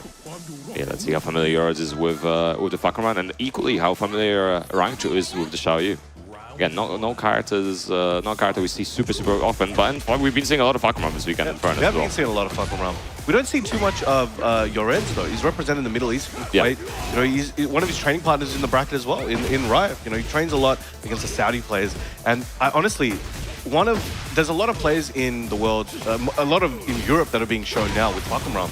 But one of the strongest Fakkenram players I ever saw that really opened my eyes was Nugget, aka Nugget, also from Saudi. So let's see if Yoretz has some experience he can bring forward here, sending Rangchu flying. Yeah, right now is a round down, but looking for redemption here, already trying to get around on the board. Was Lowe's doing damage right now for Yoretz. Nice, this slice to pry AOP, beautifully done. Oh, going for the MG jump into the double O, the Lick Classic. And Acrobatics are catching Rangchu off guard. 1 round apiece. Yeah, Yoretz, good show so far as well, though. Nice duck. Nice fuzzy there. Tried to go for the grab, Rangchu out of range. Could have been a bigger punish as well. The jet kick, it recovers a lot slower than you think it recovers most of the time as well. So you can actually take your time and get a big whiff punch most of the time. Nice back one as well, stopping another one. All right, Shooting Star stays away, keeps that distance, but nice. Gets a big counter launch. Yoretz looking prime for this round. Activating Heat. For sure going to try and lock Rangchu down here. Goes for the root kick. Good option from Rangchu as well. Nice punish. Oh, the losers use a bit of Heat for nothing where it happens. Yoretz staying patient as well, you know, not worrying too much about that Heat, just looking to survive the situation. Nice back one. Back one. Oh, we teleporting out here. Rangchu in a good position to be able to take this round back, but Link show you evasive maneuvers, sidestep AOP into option there. Rage Art to close it out, keep it safe, keep it simple, takes a swig of his water. Yeah, it's great stuff as well, because for those unfamiliar, AOP has some inbuilt movement in it where it takes you a little bit to the right. So if you do sidestep right and AOP on top of that, you are actually advancing quite a lot of distance and also obviously in crouch status. So it is an amazing tool. And right now, Yoretz making the most of it. There's some interesting situations here where Rangchu isn't maybe getting everything he wants to, and could that be maybe there's not enough time put into the character? He's definitely put in a lot, and he's planned for this, but there are little misinputs or misplays here and there, but he's able to salvage it. Look at the damage he just got out of that one combo. And again, that's nice to AOP just doing a lot of work, but that's a lot of great help to recover, and Yoretz got to get on top of that ASAP. Meanwhile, Yoretz, looking very sweet. Obviously, it's his main character. He's put in 1,000 hours. Man says he plays 8 hours a day, and from the way he's moving right now, I believe. I mean, honestly, to make a character like work sometimes where you have to lab so many different setups and stuff, it makes perfect sense. Yeah. But nice conversion as well. One more held that low. He's like, yo, I'm looking at my contact lens down here, man. The back turn, full crouch into the low as well. I love the mix as well. Could have potentially went for a Rage. I don't think it would have killed, but I do like the fact that he went for Oki instead. Was confident in his Oki setup and it's working out right now. And, you know, he's looking to dethrone Rangchu, as you were saying earlier. He's coming for the king. He's coming for the crown. Yeah, he's being respectful. Shout-outs to all the Muay Thai fans out there. Okay, let's see how Rangchu adapts to this matchup as well. Yoretz honestly looking a lot more dominant in this matchup than I expected. Rangchu not switching characters, just sticking out Fakkenram, so just has to change something else within his game plan. I respect the commitment. You know, live and die by it. Oh, went for the immediate AOP. Check with that back four. Nice, he activated as well. Oh, spun away. Getting this splat as well. Oh, side switch. Oh, he's going for some Ling shenanigans. Going for the Hypnotist. And I'm loving the Oki setups we're seeing from Yoretz right now. Nice movement as well. Again, doesn't get much for it. Is this enough to kill? Save him. Yep. There you go. All right, Rangchu was able to salvage that one. That nearly slipped out of his grasp, but he was able to clutch on, keep it in check, and take it out. And Rangchu getting so many of those lows in early as well. Nice, guaranteed follow-up for Yoretz. Gets the splat as well. 4-4-1-3. All right, here we go. Hypnotist mix coming again. Heat spin as well, trying to continue the pressure, charging it up. Nice call out. Ooh, was a bit fast on the wall. Didn't maybe get a bigger return than if he was. Big splat as well, big conversion from Rangchu. Heat spin, gets another wall. Oh, nice launch. This could be huge for Yoretz. All right, keeps it safe, keeps it chill. The amount of health he has, the scaling might work out into his favor quite drastically. Yeah, I don't think it's enough to kill, but it's definitely going to recover a lot of his health and still puts him in like a one-guess situation. Nicely done. Good keep out. Flurry of strikes. 1 round apiece. Again, Yoretz leading in the set. Excellent punish there. He was ready for it. Nice conversion as well. Should be easy wall for Rangchu here. Nice. Good adaptation as well for the carry. The jabs, not overcommitting on anything. Nice back one as well. It's a really good way to deal with that. Nice duck. All right, he's ready. Back into the Hypnotist. A few frames off on the activation. Rangchu taking advantage there. Flipping him over. Not letting up. Like a dog with a toy, not letting go until it's done. Rangchu, 1 round away from evening up the score here against Yoritz. And we can see the rounds Rangchu's winning. Overall, he's just being really aggressive and constantly pushing the pressure. And I think he's noticed that and now trying to achieve the same. So many lows right now. Good luck from Yoritz. Doesn't get that much for it, unfortunately. Big launch, though. Scoops him up. But Rangchu's willingness to just go for those lows. Yoritz hasn't made him pay for it yet, so it's free game. Going low again. He's undeterred. We've seen and again. It happened before, though. Rangchu was able to just claw it back. Can he do it again? And again, this side surprise. AOP, so much damage. Don't have to kill just here, going low. Ooh, gets a massive splat. The conversion, modestly. And I think the radar is probably the best decision Rangchu could have taken in this situation. Clutches out the... we were just talking about it, right? He's able to just take all the punishment and keep on ticking, man. He was so close to death. You know, he blocked that double low. Yoritz went immediately into stance, tried to get out of the situation, maybe try to get a whiff button coming out, something like that, but was able to just make him pay. Side wall, salvages the combo, rage art, maybe puts a little bit of doubt in Yoritz's mind, right? He's able to just take the lead, run with it, and just gets pushed to the side right at the last second.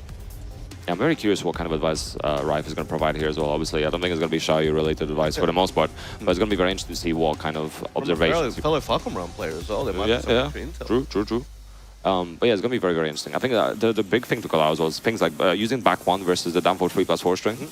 It is -10, I think, on the first hit, and then you can power crush between the second hit. But in this case, back 1 is 8 frames, so you get the punish, and you also... that is what we call in the business an option select. Exactly. And it's beautiful. Like, obviously, this is entirely matchup dependent, because that's not the kind of tool that most characters will have access to.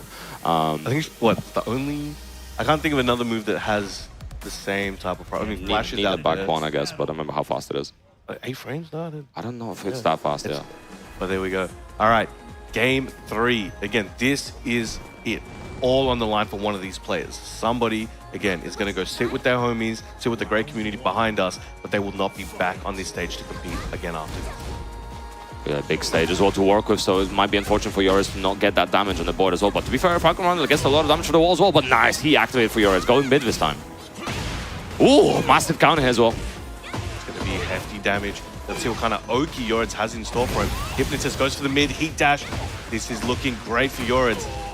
And all those lows outside of damage earlier were also setting up the conditioning right now. Dashing in his face. Gets the counter on the low. Tried to whiff punish, didn't quite get it. We're seeing it. Are we seeing a flashback again of Rangchu being able to just claw this back? Yoritz needs to make something happen. Shooting star. One more hit. And another one. That's all he needed. Yoritz pulling head. Ling making this like a night sky over here. Shooting stars everywhere. Yeah, gotta be careful as well, because obviously Falcon is going to outrange you in most situations, especially on a stage like this where you have a lot of space to work with. So Yoritz has to make sure to play as close as possible to take advantage of, Ling's tools as well. And dash blocking up, but Rangchu fighting back with that dash option. Oh, combo drops. Oh, the AOP. Everybody's fumbling at the moment, but it's a big moment. It's a lot of pressure. Can't be perfect. Yeah, big straight kick as well from the front. Rangchu a little bit of a deficit, a little bit of a health lead right now. Yoritz fighting at a deficit, but Rangchu equalizing the rounds right now, 1 apiece. This is still first to 2 territory, so they only have so much time to work it out before it's over. Nice punish. That big barge, going for the overhead, trying to build his position once again, but Rangchu just making it very difficult, willing to challenge and willing to throw out these little hits to interrupt Yoritz, but big launch here for him. Gonna activate heat perhaps. There it is. Yeah, they keep on working out beautifully. Oh, I like the roll it as well. Doesn't get anything for it. I like the use of toe kick from Rangchu as well, trying to stop the pressure, but no health to work with right now for him. And the little kick keeping Yoritz alive. Set point right now. Rangchu gonna pull something out of the bag here, otherwise it's over. Gonna have to pull deep into that bag because Yoritz is looking like a man possessed, running away with this. Rangchu again going back to those lows, and now Yoritz opts not to button into it. He's just backing up, waiting for more. Ooh, second is still connecting. But flipped into it, knocked down. Rangchu in a bit of trouble. Still alive, looking, just working that back turn right now. Rangchu staying patient. Nice heat activation as well. Back 1 again, and it's doing so much work for interrupting the pressure. And big flow as well. Can Yoritz close it out? We have heat available, all the resources on the line, and he does close it out. Yoritz putting Rangchu outside of his bracket, sending him home. And what a performance from him right now. That's an amazing, like especially coming from the loser side. You know, he had a bit of a tough one on the winners. You know, he came here with an absolutely immaculate record, but here putting himself up against Rangchu, again the two-time, will be bowing out here, and you guys know for sure. And I want an extra loud one here for one of our goats here. Can I get a big round of applause for Varel Rangchu? Absolutely deserved. It's a two-time. One of the best we've ever seen, but he won't be getting the third time today. Was he looking at memes on his phone? What were you looking at up there, Yoritz? What was on your phone? Just checking Twitter, you know how it is. He's looking for the new Brown Man post. Oh yeah, for sure. All right, so we could see throughout the match, you know, Yoritz wasn't airborne too much. You know, a lot of times outside of the shooting star, and there was one interaction where he did the back turn flip there, and it worked out. I'm surprised he didn't try to go back to that at any time. I don't recall it. He kind of kept it a lot more compact, and I think there was a bigger priority on him knowing Rangchu is willing to throw and tends to throw out jabs or pokes intermittently, not nearly with the intention of hitting him, but just trying to keep him out, right? So when he's airborne or something like that, it could get him floated, it couldn't cost him a round. That was just something I was just thinking about, but we can see this was another round where Rangchu was just able to claw it back and rip it from Yoritz's clutches. Yeah, and it's going to be interesting to see how yours continues in the bracket, because the matches are only going to get harder and harder as stronger and stronger players get thrown into that losers bracket. But right now we have another player stepping up to the stage, and I'm sure you can hear the crowd behind us already popping off. Hexmark back on the stage as well. Had a bit of a rough run earlier, honestly.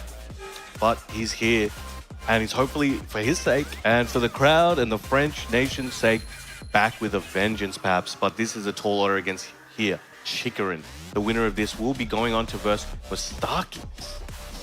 Yeah, so you know it kind of is unfortunate that both the remaining EU representatives are in the same path, but it is what it is.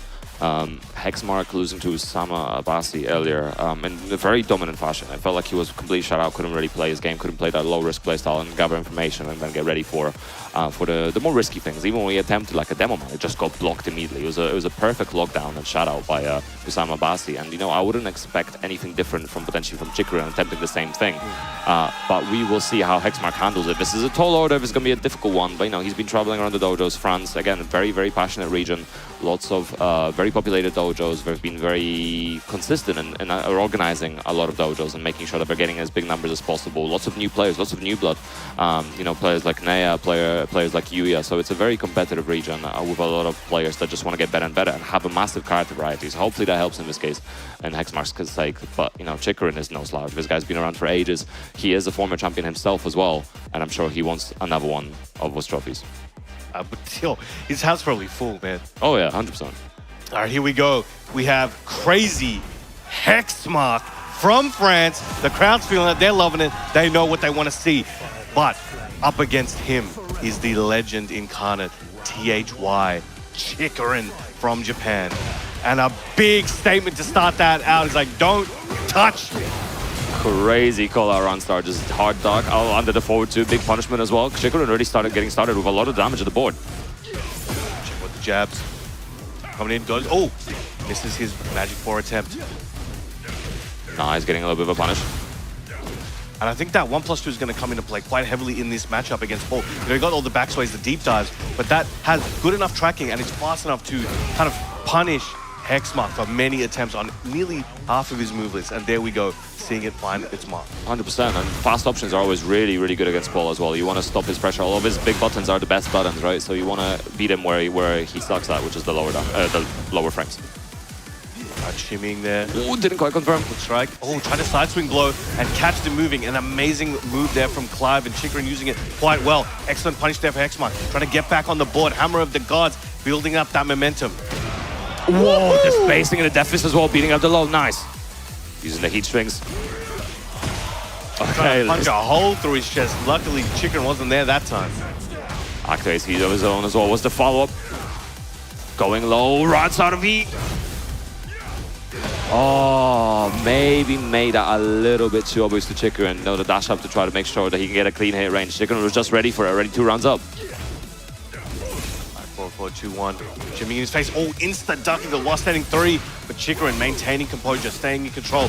Hexmark, amazing spacing, but gets caught afterwards. Nice, gotta be careful as well. Nice punish as well. Very delayed punish, but still working out. It's fast enough. Forward 2 does wonders. Nice. Talking about wonders, he just spoke into existence. Excellent combo. Should get a high splat there. Down forward 1 into Death Fist. This is looking like a Hexmark round, but Chikrin patiently waiting. Hits that 1+2 we were talking about. Dashing in, both of them going in like a Dragon Ball fight or something. Excellent grab break. Jeez, didn't go for the second hit. Nice 1+2s. He's still alive. Just checking with down forward 1. And the block on the low. 3 rounds straight there for Chikrin. Hexmark, recognize, look, he's struggling to get in. Chikrin is keeping him out so well. That 1+2 coming in clutch. But these strings and opportunities that Chikrin is just a couple beats ahead on the timing sometimes, and he's just catching Hexmark ahead. And we see Doug from Paris staying up to the stage to provide some coaching as well. He has been providing coaching throughout the weekend as well to a lot of the French players. In the LCQ, I think he plays 17 himself, so he's no slouch of a player. He's serious business. Like, there's a reason why all these players have him up there, right? He's an experienced player. He's like, in my mind, historically one of the best players in French history. Yes. And it's a pleasure to see him still come out here. He's still one of my favorite Steves of all time. Oh, 100%. He's definitely up there. A legend in his own right as well. So we'll see what kind of advice he can provide here if he's going to help with Hexmark. It's definitely going to be difficult. Like, there's no easy way to coach against someone of caliber like Chikrin. Like, what are you going to tell him, Hit him? Take some health? It's true. It's difficult. There'll be minutiae things as well. And it's, there are things you just need to try to adapt and mask maybe. Maybe things like masking your movement when you're approaching as well. So perhaps something like masking the movement when you're approaching for the demo man and then going mid, or delaying the timing. It's going to be difficult, but we'll see how Hexmark can adapt here into Chikrin. Let's see what Doug from Paris has for him. Just probably told him, hit him with raw Death Fist. Round start Death Fist. I mean, yeah, do him like Dr. Giro did Yamcha, right? Just straight through the chest, bro. You see what happened to him? That's a clean hit, that's why. That was clean. All right, 1-2, approaching with it.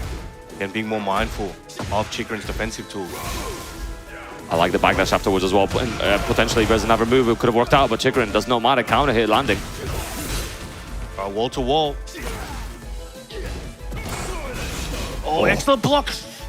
Managed to stay safe. Just there we go. Through the chest. We'll try to send him up, but Chikrin ready for it. The flames are out.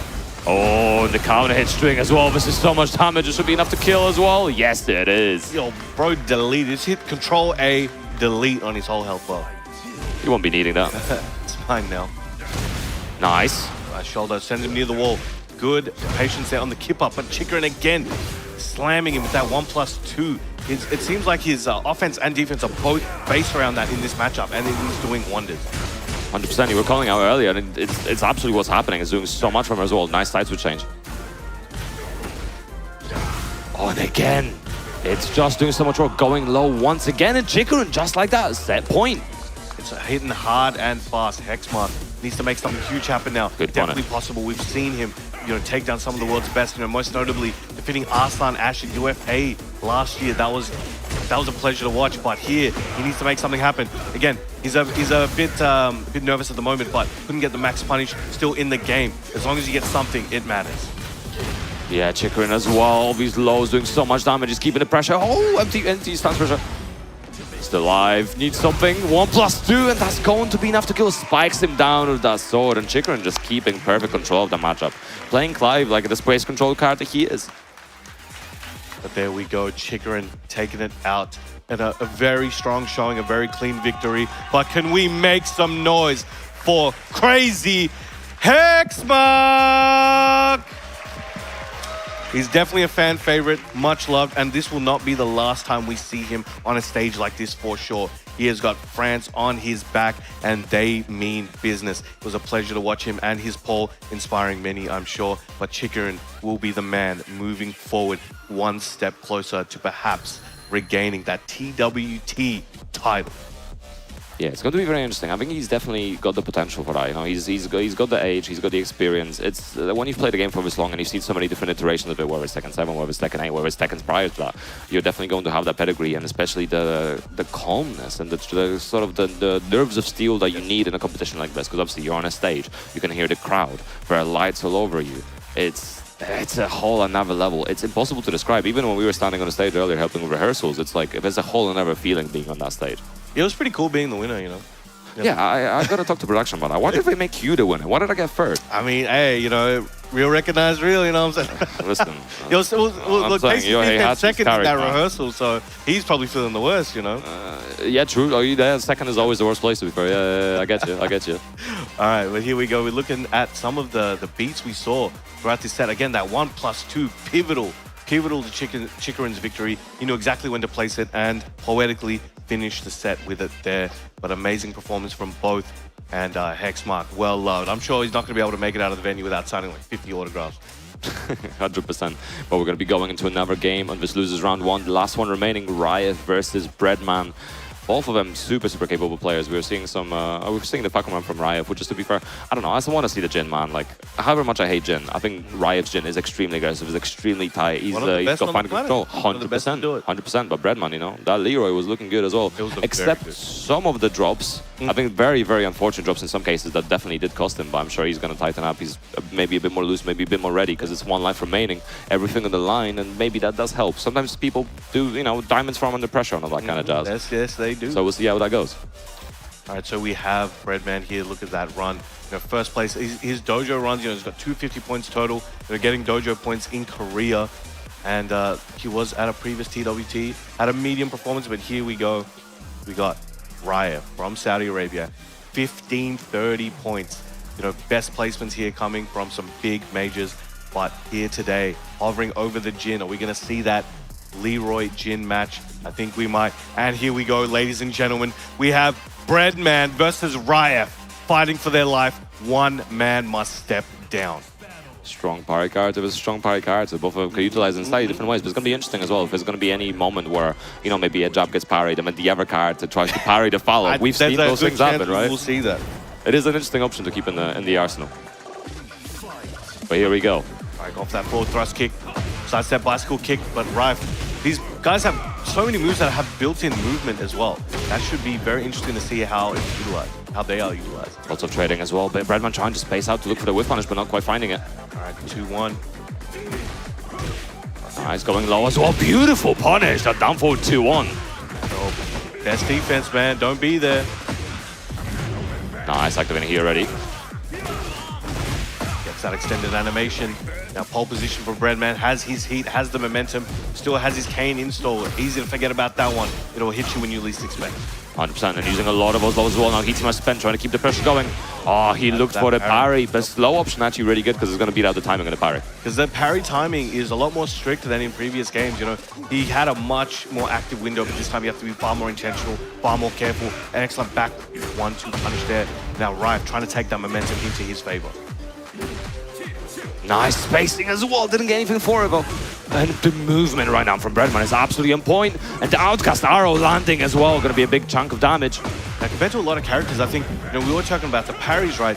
Jin's parry may be a little bit less effective than in other matchups because of the amount of string-based offense that Leroy has. You know, you have to be ready to parry all the hits, but there's that cane out of nowhere used earlier than usual. And I like that decision as well, because, you know, when you're in the final line, you're always going to be looking for that cane. Whereas if you use it sooner, it's going to be harder to place in the mental stack. You never know. There's so many mind games that can be applied in using that. But he doesn't have it anymore. Once per game. Excellent low parry there from Breadman. Looking very clean at the moment. Nice, going low again. Oh, and goes for the mid this time. Deactivated. Oh, and the orbital landing! And even he wasn't expecting it. It was tip range as well, so maybe that's what definitely didn't help in that situation. But nice conversion for Breadman. Is this enough to kill? Heats must spend. Yes, it is. Very clean first game, very quick, very effective. Rife is going to need to make some adjustments there. He was just not able to find any real footing. Breadman was using Leroy's offense just as best as he could, and it was so effective. He wasn't really going for lows too much either. He was just catching him with the timing on the mids. And now we see Yoredz up here coaching Rife as a favor in return. Yeah, it's nice to see, you know, back and forth teammates always helping each other. And it's, you know, it's always really important. I think your best coach is going to be the person that plays you the most and knows your habits, knows your mental state, because coaching isn't just about what's happening in game, it's also what's happening in your head. Yes. Sometimes people get flustered, sometimes people get frustrated or annoyed, and it's important for the coach to also recognize that and sometimes help them, you know, tell a joke, make them laugh, or something like that. Coaching's a difficult skill, you know, a lot of people think... You would know as a coach, right? Hey, man, there's a lot of better coaches than me, and a lot of it is about the mental game. It's about the personal. It's not always just about the gameplay. It's about, as you mentioned, knowing the person you're speaking to and understanding how to communicate with them. But here we go, going with the Falcon Rum. I wonder if that was a recommendation from Yorick. And the punishment from Breadman on the low, super on point. You have to take those chances. And his life is in the hand of Falcon Ram right here as well. You know, it's an elimination match, and he cannot switch after this, so he's going to have to take it all the way. Let's see if Breadman has the knowledge required. So far, he's doing quite well. Nice, running free as well, trying to keep the pressure going. Nice, spacing from Rival. Good punish. Ooh, a little bit miss of a punish on that jack kick. Now, regarding this, you know, compared to in the string offense, right? I think Falcon Ram has a lot more parryable strings there. Gets the trade on it though, and Breadman, little bit of health, has a rage available, uses it up, has nothing to recover, but has a lot to take from Riot. It's going to be interesting as well. What's going to be the option from Riot on the wake up here? Obviously, we're going to get a bit of a neutral reset, but Breadman could run up. Even seeing that, can't breathe. Oh, nice call out on the low. All right, all right. And Rife looking at the crowd after that one, surveying the lands, like, yeah, man, I'm still in this. I wonder if he was looking at yours. Maybe it was something in the coaching as well. Maybe he finishes with lows, you know? All right, gets that tenderization at the wall. Goes for it again. These heat strings are going to be tough. All right, excellent punish on the string check. Sweep. And that was tip range on that hell sweep. Oh, up forward free water with punish. Jack kick as well. Rife recovering a lot of that great health. Trying to enforce it. Trying to put Breadman under the pump here. He doesn't have much health. He doesn't have much health, and he doesn't have any wide health, but there we go. That's definitely something to consider in this matchup as well. The jack kick does break through parries and power crashes, but it does not matter. Breadman taking another round. Looking clean, looking good. Nice backdash into Dark. Breadman looking untouchable. Yeah, and that kind of movement is extremely important in this matchup as well. If you're able to call out a lot of those highs from Falcon Ram, you can get massive, massive damage right now. As we can see, 95 damage for Breadman for that. I don't know who Breadman been playing, but he knows what's going on here. There's so many strong players in Korea, and I'm sure a lot of them play Falcon Ram, but he's definitely got the knowledge he needs. Making a very difficult ride, but gets the splat. Should be able to break the wall if he wants to, but couldn't get the last hit in. Yeah, perhaps there's too many hits as well. Breadman's still alive. Trying to keep the pressure. Again, those multiple hits, recovering a chunk of health. Didn't commit to the second hit, still going. Nice punish, oh, good awareness from Rife. He wanted to end it there, knew what the risks were, took it. Rife was able to salvage it, but Rife now 2 rounds to 1. If he can take this round, he can take this down to the wire. Spacing as well, about even on life. Nice punish on the low once again. He has that heat. The wall in play. Not able to extend the combo here. Nice timing there from Breadman, coming in with the punches with a flurry. Yeah, both very much going forward. Keep options right now. Rife going low. It is looking good for him as well. He recovered from Breadman, still alive. Hit, tries for that 1-1, down 3-2. Okay, Breadman showing signs of life, recovering health slowly. These hits will stack up, bring him some health. Maybe chip Rife down, but the delay, timing, down 4, snap kick to the leg. Rife staying alive, but has to stick with the Falcon Ram. And those one-hit situations versus Falcon Ram were so scary. Versus other characters, like, you have to be quite close to get hit by a low, right? So maybe you're trying to space out those down forward ones, and then you can just duck at a distance to try to deal with it. Versus Falcon Ram, his legs are so long, right?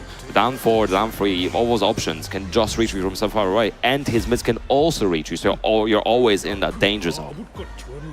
And he's really good at just, using that danger zone, pulling him to that deep water, making him have to think twice, think 3 times, and by the time, again, you've lost so much of your health. But now, Ryan, just laying it all down. He's throwing out this offense. It's very risky, but Breadman has the health deficit, but as I say that, activating heat, trying to bring it back. He's been using a little bit of size, the 3+4 to start out this pressure, and it's been working out quite well for Breadman. Oh, just lets it, chain punches again, just let them rip. Oh, nice. And jumps over that toe kick. Breadman taking the lead. The inbuilt airborne state is used very nicely by Breadman there. And that's one thing that has to stay on everyone's mind. It's like, when is that cane going to be used? Because he makes sure he gets that out of the way quite a lot. But I don't know if it's going to be used early, late, but that's another thing Rife has to think about. It's also a case, obviously, like, which cane is he going to use? Nice punish once again. Perfect. And again, he's playing at that distance where he can just about block those lows, and hopefully most of the mids that Rife is likely to put out are not going to hit him. That sends him flying. Running shoulder tackle. Again, sidestep bicycle kick, doing wonders. He still has that heat. Tried to go for that Tsubaki. I'm sure he wanted to use the heat to make it safe, but now that is gone. Rife chopping away at the legs. If a man can't stand, he can't fight. But Breadman bringing out the cane and bringing the pain. Absolutely, and is able to kill with that. You were saying, when is the cane going to come out? Boom, there it is. When you least expect. That was the mid one as well, not even the low one, right? That's the one it's easy to block. But Rife knows Nice he's parry. in trouble.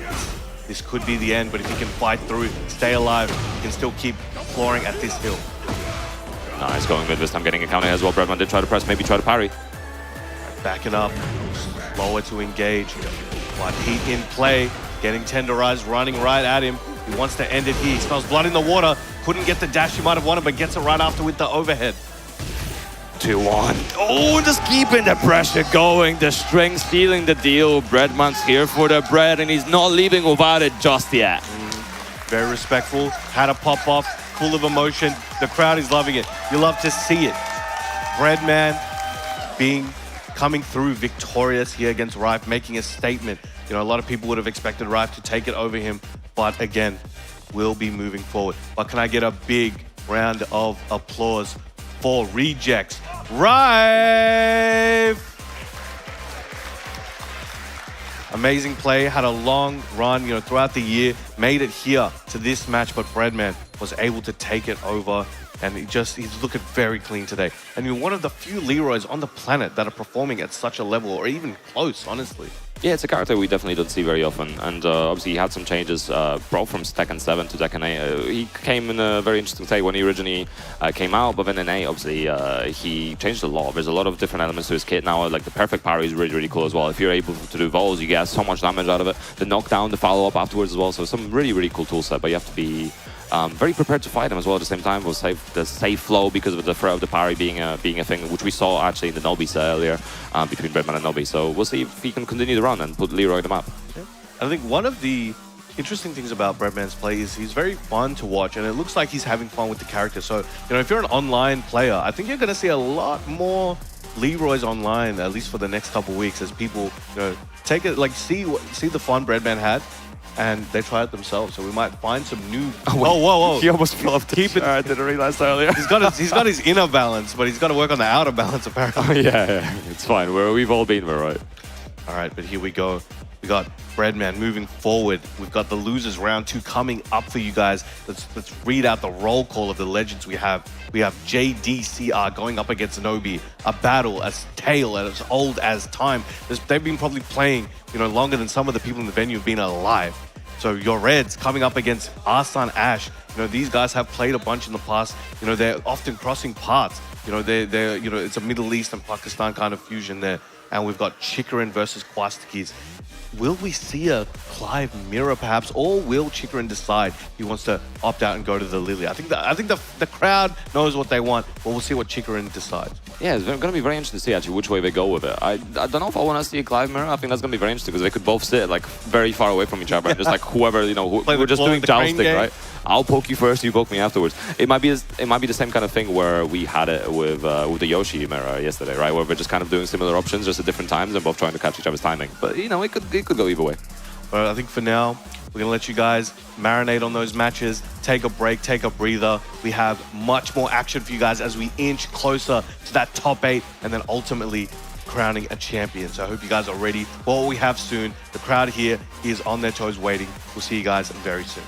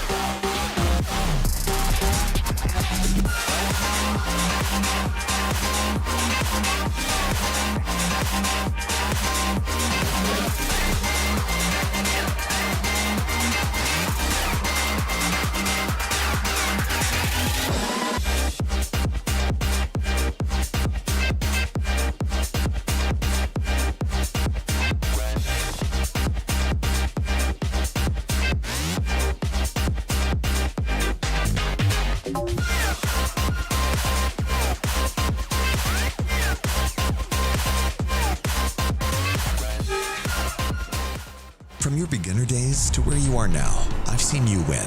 I've seen you lose. And I've always been here, right in front, lighting it all up. We were together when you first discovered gaming. That feeling, the discoveries, the friendships. You never shied away from me. You've cried. You've tilted. Your bursts of joy. You've discovered fame. You felt everything, fully. I've seen you become you. We've always been together on your gaming journey. 印象に残ってるイベント、軍曹杯っていう日本の 5on5 のトーナメントが一番印象に残ってる。サウジアラビアであったネーションズカップっていうその国同士の大会で 3on3 の大会があったんですけど、その大会が一番印象に残ってます。I think it's always EVO USA. I don't know. I think it's the vibe of the event or something, but I think it's the best event in the world, FGC event. FGC का event जितने भी USA के होते हैं ना, जिस तरह combo breaker, CEO, EVO, तो ये मेरे काफ़ी जो है ना अच्छे मुझे इवेंट्स लगे हैं, तो यही मेरे लिए बेहतर है. My favorite FGC event so far was, I want to mention, as I said before, it's maybe Islamic Solidarity Games in Saudi Arabia in Riyadh, where I represent my country. It's I think the most beautiful thing. And also I also want to mention that in this scene was EWC of the previous year. So I think it's the most big. I hope that this scene will be more better. Jusqu'à présent, c'est l'Evo 2025, l'Evo Nice. Ça, pour moi, c'était déjà la salle grande, l'ambiance, le summum de la FGC en France. Pour moi, c'était un grand pic et j'ai vraiment aimé. My favorite event in FGC is Murang in Madagascar also. It's a challenger event. I think that it is Paragas game battle. It is a master on the Tekken World Tour. Probably the Far East from Russia. That's my favorite event. 저는 프랑스 에보를 갔을 때 제일 많이 놀랐던 것 같습니다. EVO 2018. My favorite is EWC and Combo Breaker. First time EVO 2013. I think this would be my favorite FGC event, the Tekken World Tour Finals in Sweden, since I'm a part of it. So it's my first time in this country and first time qualifying, so it will be memorable for me. I would have to say Combo Breaker, mainly because it's like the biggest like Tekken FGC event out there, I believe, right now, and they have the cool things like the auction tournaments to make it hype and different things like that. The community really comes together at Combo Breaker, and everyone from around the world comes. So I think for experience-wise, top tier, and competition top tier as well. I think EVO Japan because I love to travel to Japan and compete there. The region is too strong, you know. Only when you play online also, the experience there is too high, you know. Combo Breaker. Yeah, that's probably the best if you want to train 24-hour venue. It's amazing. Go if you want. If you couldn't go to one event in the year, go to Combo Breaker. El que más me ha gustado ha sido el Punishment 4. Es un evento que se hace en mi país y justamente lo disfruto bastante porque es la escena local que disfruto, amigos, todos los que conozco, jugadores con los que entreno están ahí, así que disfruto mucho ese evento. Tiger Uppercut. I love Thailand and I love the high stakes of the last event of TWT. My favorite FGC event so far was Clash of the Olympians 2023. It was a big event, so hype, and I have to give a shout out to Greece for making the Clash of the Olympians and Legacy of Kaiser, of course. So yeah, very looking forward to it.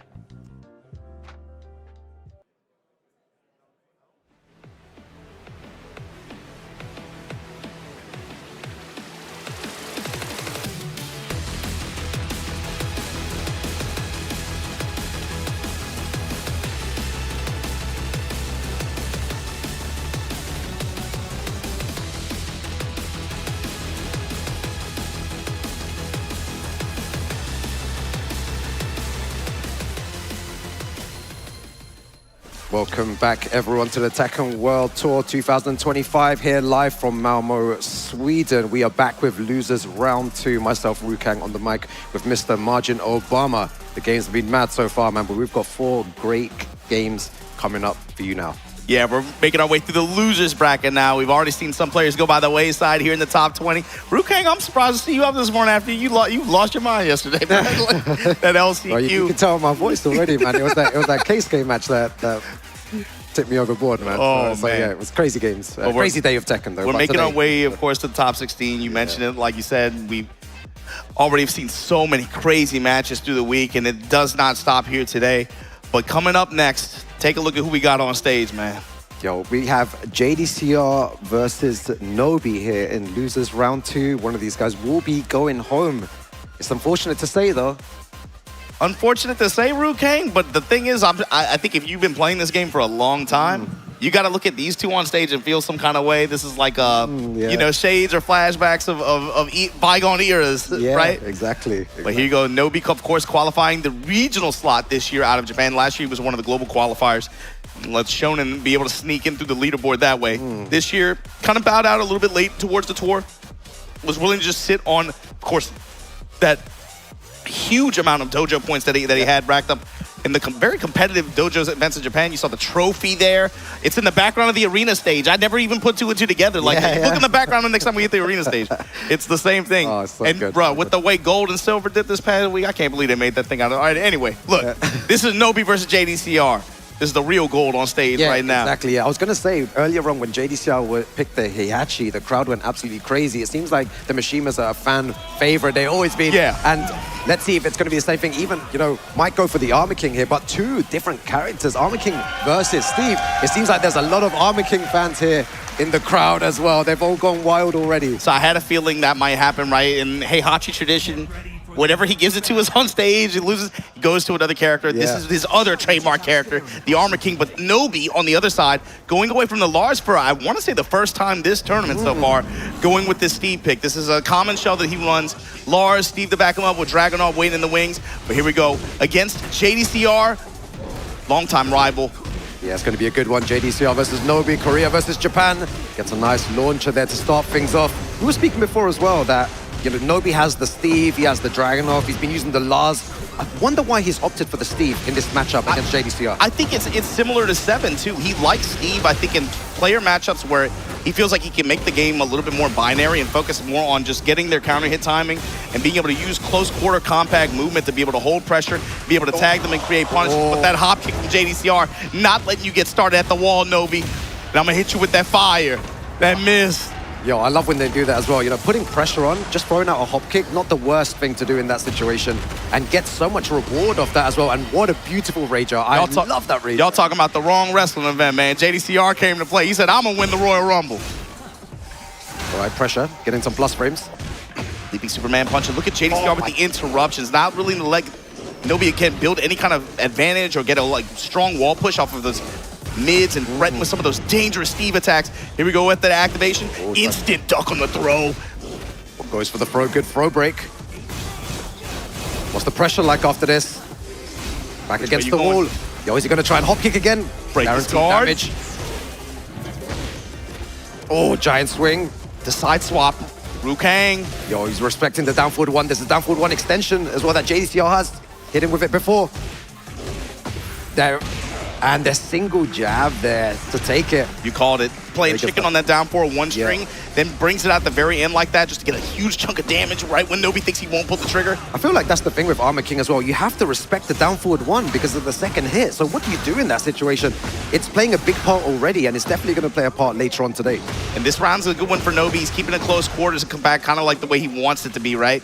Not really giving JDCR any space to be able to try to build momentum on his terms. And JDCR's up in his grill, gonna spit that stuff in his face, grip him up. And JDCR gonna take that round. Yo, that's what everyone wants to see here as well.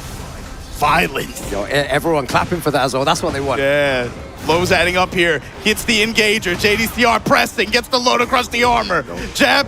Down 4-1 float. Stomp him out and break this floor. So good. Gonna go downstairs here.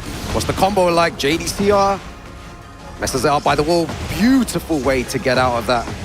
I like JDCR, though, not trying to overextend there, just dash to pursue. Knew Nobi was going to roll off like that, but Nobi coming out with the big floor break to take that away from JDCR potentially. Trying to even up the rounds here, still in heat. Yo, that was sick. Spit that miss. Throwing Nobi just inside of range. Yo, uses the dash, trying to get plus frames. JDCR playing defense, tries to punish. Crouch jab, steal the turn back. Great duck from Nobi. Yo. The mid strikes. Yo, 10 seconds remaining. The knee. And the JDCR. stomp, the ceiling for JDCR, Ruke. Yo, he's playing like a monster right now. Nobi needs to wake up. What is he gonna do? Maybe the character switch? And it's like, what were some key takeaways there? I feel like there's some tools that you typically see from this kind of matchup that aren't even really coming into play. JDCR's just keeping it close quarters, keeping it compact, and just making really, really good steps here and there. Good block punishment, and he's applying his pressure and not really he's denying Nobi a lot of any kind of momentum or pressure like that. Anytime Steve was able to get some touches or build some plus frames, get in his grill, you see him go for ducking or something, like showing any of those kinds of options, he had stop signs. Yeah, it was good to see. I wonder what adaptation he's gonna make here going into our next round. Also, he was able to stay off the wall. That wall situation only really came into play one time. He was able to navigate off of it pretty well. Yeah, and going back for the Lars here, that's what's been working this whole weekend. Even against Atif, man, he had a great set. Oh, that was great to watch. And that's somebody who's been a bracket demon for Nobi. Yo, both of them going for those lows already. Lows, but Nobi letting one or two punish opportunities go. Yo, that's important for Lars just because it can create that one moment of momentum swing. Yeah. Crouch jabs, armor through it. Rukang. Back against the wall. Goes for the mix, gets him out. Yo, he smashed into mix. Man, the way that Nobi uses that low. But JDCR fighting back, goes for the low. And the back one to take it there. The trade in his favor, yeah. Oh, he started with that so many times. He started with the same opening, going for the G-clef there. And now he's starting to loosen up a little bit. He's giving JDCR some different looks. You see him using the slide a little bit more, actually willing to just go raw dog, go in the stance like that. Yo, this is what I like. Super fast gameplay here. While standing forward, this time the double barrel with the dash behind it. Avalanche goes mid. Yo, look at the defense from JDCR right now. Len cancel while standing forward. Trying to get this wall pressure on him, but the counter hit sweep. And just like that. Yo, how much damage though? Margin Obama. How much damage? How much range? He's gotten the Armor King push with the stomps. And the second hit there, JDCR with a very good call out. Oh, the wave you into the throw. It's the second time Nobi got gripped up. Again, the down forward ones. He's making him second guess. See Nobi using back two options as well. Fishing with that back four. What's the mix up? He breaks again. Same option? Yeah. Same option, same break. Who's gonna mix first? Yo, you see the little sidestep right there as well. Oh my God, hop kick. Yo, this is tense while standing 4. Gonna get damage of that. 1 pixel remaining here. Nobi, what do you do? How'd you come back from this? He's in rage. He's gotta create some snowball offense right now. He needs to take some risk as well and goes for the risky stuff. JDCR 1 round away from moving forward. And eliminating Nobi. Yeah. Now we're starting to see some, fishing with that mid-range safe kick with the stunner option. But I got one like that too. The electricity. Yo, pushing with them stance cancels. Nobi giving him a lot of different looks. Yo, the nice punish there as well. Goes for the mid option. Take flight, Rukang. Lows. Yo, look at the pressure though. Look at the pressure with Lars. Giant swing, good break. Plus frames. Yo, that den free doing work now. Take the low, take the activation, but the counter sweep again. Yo, both of them dropping combos. Giving JDCR a big chance here. Rebellion. Takes the dash. Avalanche throw! And slams him down. Nobi not out of it yet. The option that you do not see that often. My God, we're going to lose our voices again, Margin Obama. This is so close. JDCR versus Nobi. JDCR taking his punishment there. The den lift kicks. Their brother is dooming. Yo, the mix-ups though from Lars. Jab low. Yo. It's about electricity, Rukang. Yo. Nobi tapping into his static shock right now with the Lars pick. You see JDCR's face there? He's like, what the hell happened that final round? He was just holding block. He was waiting for an opportunity to maybe sidestep, get the opportunity to do that, but Nobi just pressing those buttons, applying the plus frames and the pressure, and all those great lows managed to hit. And it was cool, Rukang, too, because that game, it started like kind of polite with Lars, right? Yeah, really polite. Yeah, he wasn't like, really forcing, right? He wasn't forcing dance, and he wasn't forcing, like, he wasn't zooming around like that. Kind of just keeping it polite, working around jabs, working around safe mids, throwing some lows, peppering those in here and there. But then once they hit that last round and he felt the energy in the room and he felt the moment, yo, I'm going crazy. Like he's doing send options, and then once he gets that wall push too, you know, he was able to take advantage of that. You didn't see the Tesla coil and the deep wall combo scenario that Nobi has been hitting all year. He's been cracking people with that. You didn't see that much, so but let's see if this stage presents that option. JDCR was able to neutralize that kind of scenario, at least to great effect there. But on this stage now, this is where they... Yo, right. This stage not going to hit the same for me anymore, man. Not in yesterday. Never again, bro. Never again. All right, gets the shoulder heat engager there. Yeah, while standing shoulders there to engage at the wall. That's an option JDCR has gone to a lot. Him and Ulsan have been hitting those a lot this week. Yo, that whiff punish as well from JDCR. He's been doing that a lot. Look at the damage output as well. And the flip. Full crouch low and arc blast. Reversal arc blast. Activate. Yo, that was so good. Out of nowhere. Tesla. Stuff like that is really important in Tekken. The unexpected moves. But big low as well.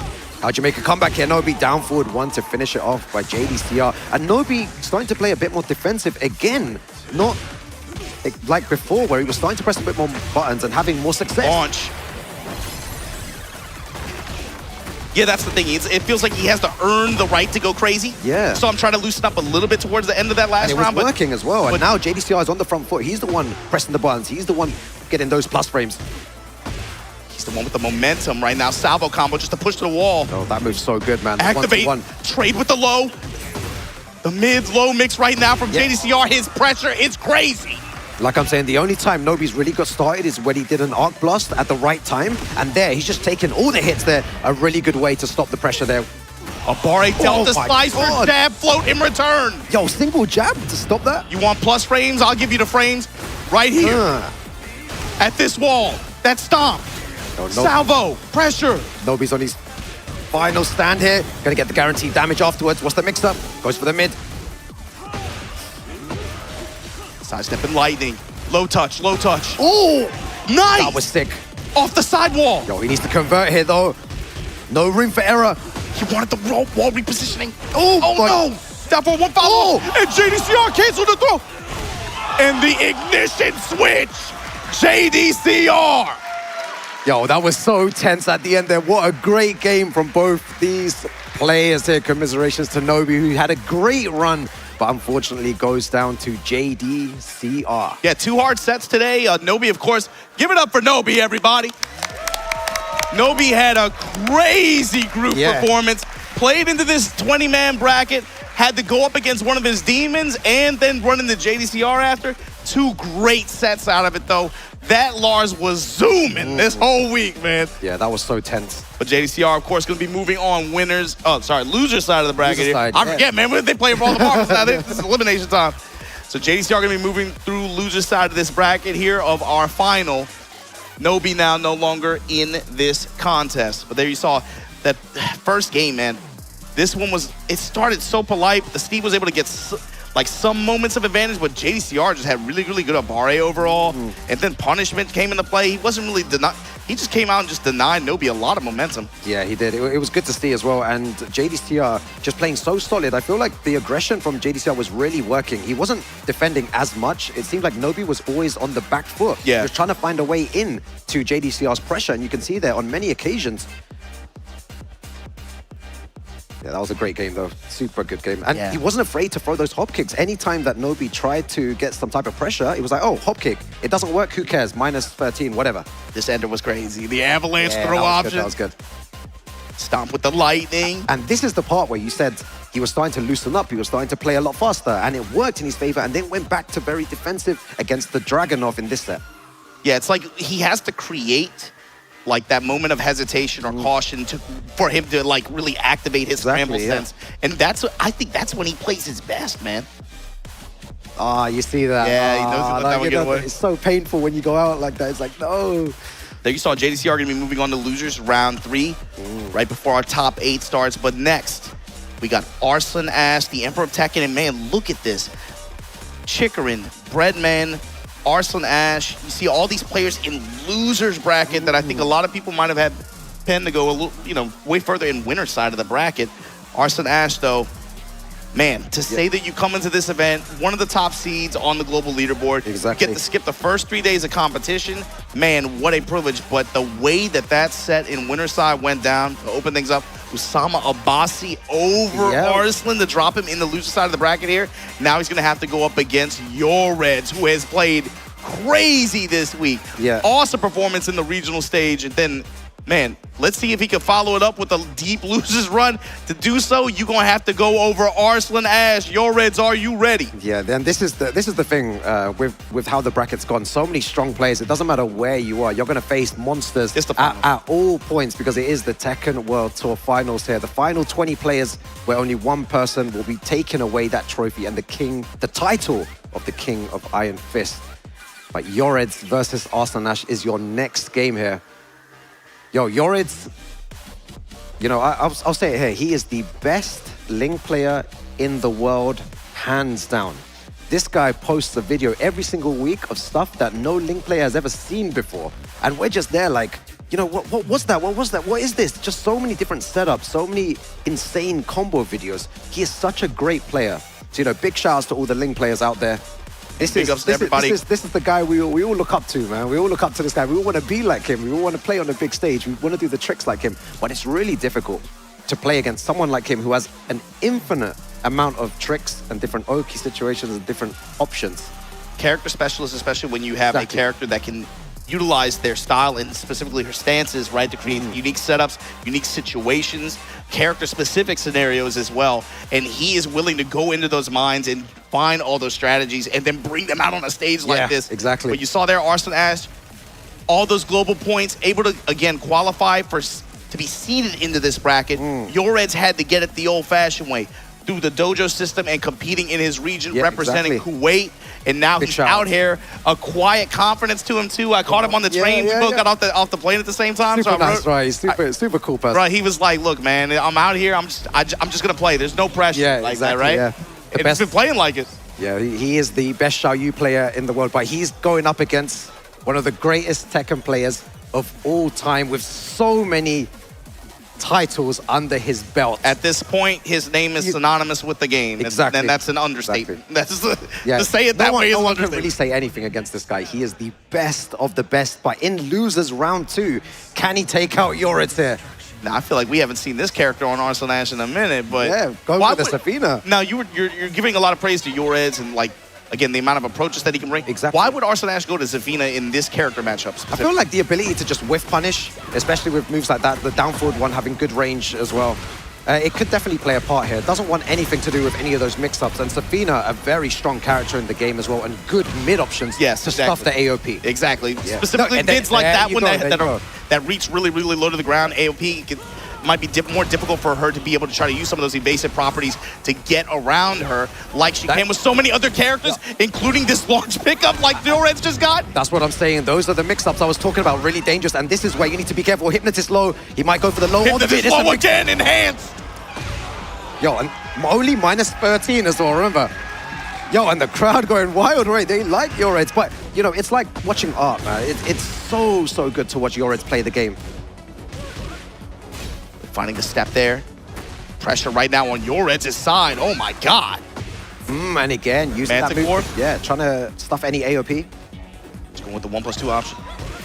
And back shot into the blast. Really tricky character to play against. And you were talking about it earlier. His combo decision-making is excellent with this character. Yo, look at this combo. I haven't seen that combo before. Whoa, yo, 360 homing, bro. Eyes on the birdie. Yo, homing move? And Yoreds right now taking it to Arslan Ash. And you see there, Arslan Ash trying to pressure with down forward ones. It's not working, right? Yoreds just finding a way out. Arslan Ash needs to be really patient here. Beautiful sidestep. Bro, just holding back at the walk, and it was on point too. He didn't even pull the trigger. Oh, again. Showing back turn stance, feinting, just walking around into the foreground. Gets the counter hit launch on Arslan Ash, presses into it. Yeah. Again, activate. Watch the mix-up, Margin Obama. This is where the tricky stuff begins. Yo, plus frames. Take your plus frames, take your push. Go to the big low, guaranteed damage. Oh! And you need to be careful with a parry up. The parry option in your end. 1 game advantage over Arslan Ash. Yo, this is what I'm saying. It's a really difficult game to play against Xiaoyu. It's so tricky. You need to be careful with all your buttons. You cannot overextend. You overextend once, you're going to be in trouble. And against a player who is constantly leveraging layered mix-ups like that, in this game, on this stage with these stakes, Yo, it's crazy. Close to the walls now too. Even it's going to get even nuttier. Yeah. But we know the caliber of player Arslan Ash is. He will definitely try and fight his way back here. He's already downloaded his opponent. Power crush immediately, and look at that. I love Yored's approach to neutral too. He's willing to show Arslan like, yo, just back turn feint. Just constantly willing to walk into foreground, give him lots of different looks at range. Oh, goes for the low there. Really good option. Arslan Ash, plus frames. Dropping the explosion. Again. Finish with the back one chop, and the trade in Arslan Ash's favor. Yo, that was sick. Again, loads of Arslan Ash fans in the crowd as well. Yeah, man. they out here, man. They out here. Fans and Arslan Ash fans. It's good to see. Fishing with Manticore, Arslan Ash trying to intercept. Some kind of offensive press from Yored's. Moonhair Palm this time going to get punished, and that's a good one. Right into Manticore, the delay. And this is what I mean. He's playing a lot more aggressive here. He's not giving Yored any time to really get those mix-ups started, and that's what's different from the previous game. Playing at that range 0. Nice block, good punish. And the low, this is what I'm saying. Arslan Ash was a true champion out of nowhere. 2 rounds straight when it looked like Yored was dominating before. The slow lows too. Here. With the wall now. Yored's, what's your... Oh. Yo, mix-up city. Yo, that's the power of Ling Nation, man. Look at the moon. Yo, all those Ling players watching at home right now. Yo, they all want to be Yored's, man.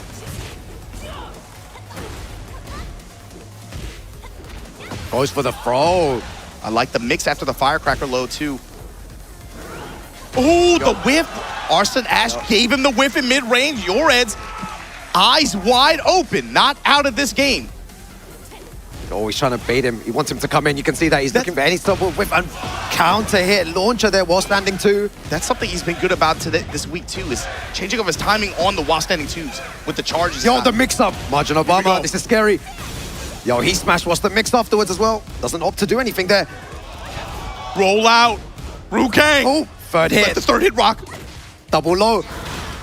Sliding on him. No step yet from Yored's. Oh, needs to be careful. Look at the range that they're playing at as well. Goes for the low. Beautiful stuff from Arslan Ash. Chunks of damage. Arslan Ash still with heat to work with as well. Oh my uppercut. So thick. Yo, if he takes this round, that was insane. And he's got it. Beautiful stuff to Arslan Ash. You know why that was so good? Is because Yored hasn't used that back turn launch yet, right? And it's one of those moves very similar to like Feng's shoulder where people are not ready for it and they don't punish it maybe the first time or the second time. And it's so fast as well. And that one time, Arslan Ash was so ready and then launches him for him and he gets the round. That's the difference between like being good at the game and then being exactly the best Tekken player in the world. Exactly. Even though that option had, I don't think Yored's had even used it in the set so far. No. He's never used it. No. He wasn't really mixing up from back turn there and I thought back turn in general, that set so far has mostly been used to just maneuver. Just to move around. Yeah, just to move around, just to create space. Using more AOP to try and enforce his mix-ups. But a really, really good game we're witnessing here. Another classic, for sure. And this one feels heavy, especially on this stage. Getting a lot of walls to work with, not dissimilar from the second stage we were working with. Similar in size. Yeah, Yored's versus Arslan Ash. One of these guys will be going home right now. One will be advancing. All right, gets a small little punish there. Tries to go for the third hit, and he's ready. He's ready.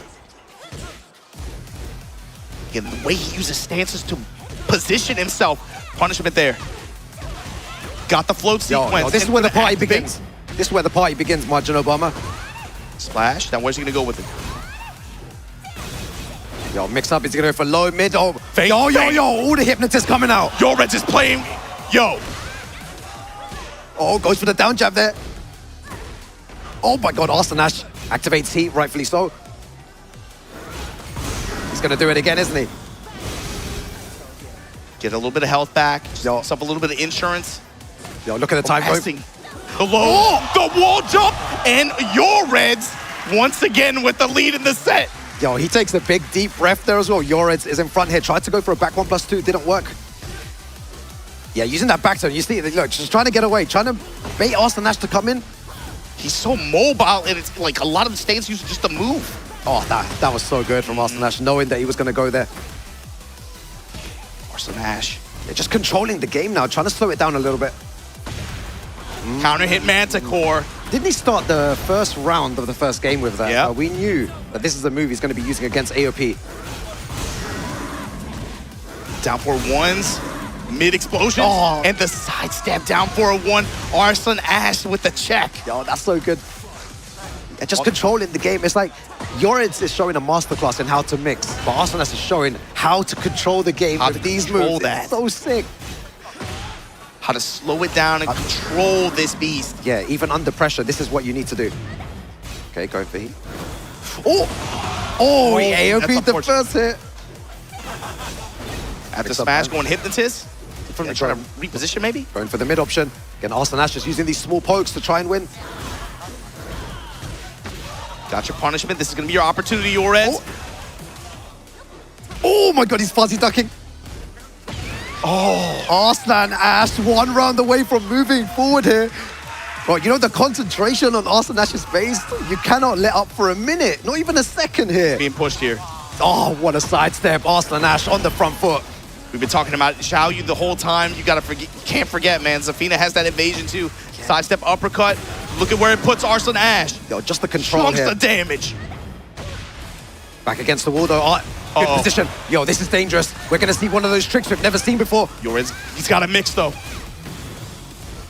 Give me the frames. Give me the nice punish on that.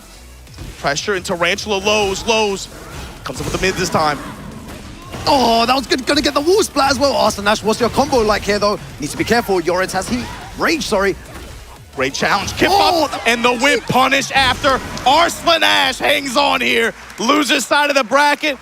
But wow, what a set in a master class in Xiaoyu play, man. Exactly. That was great.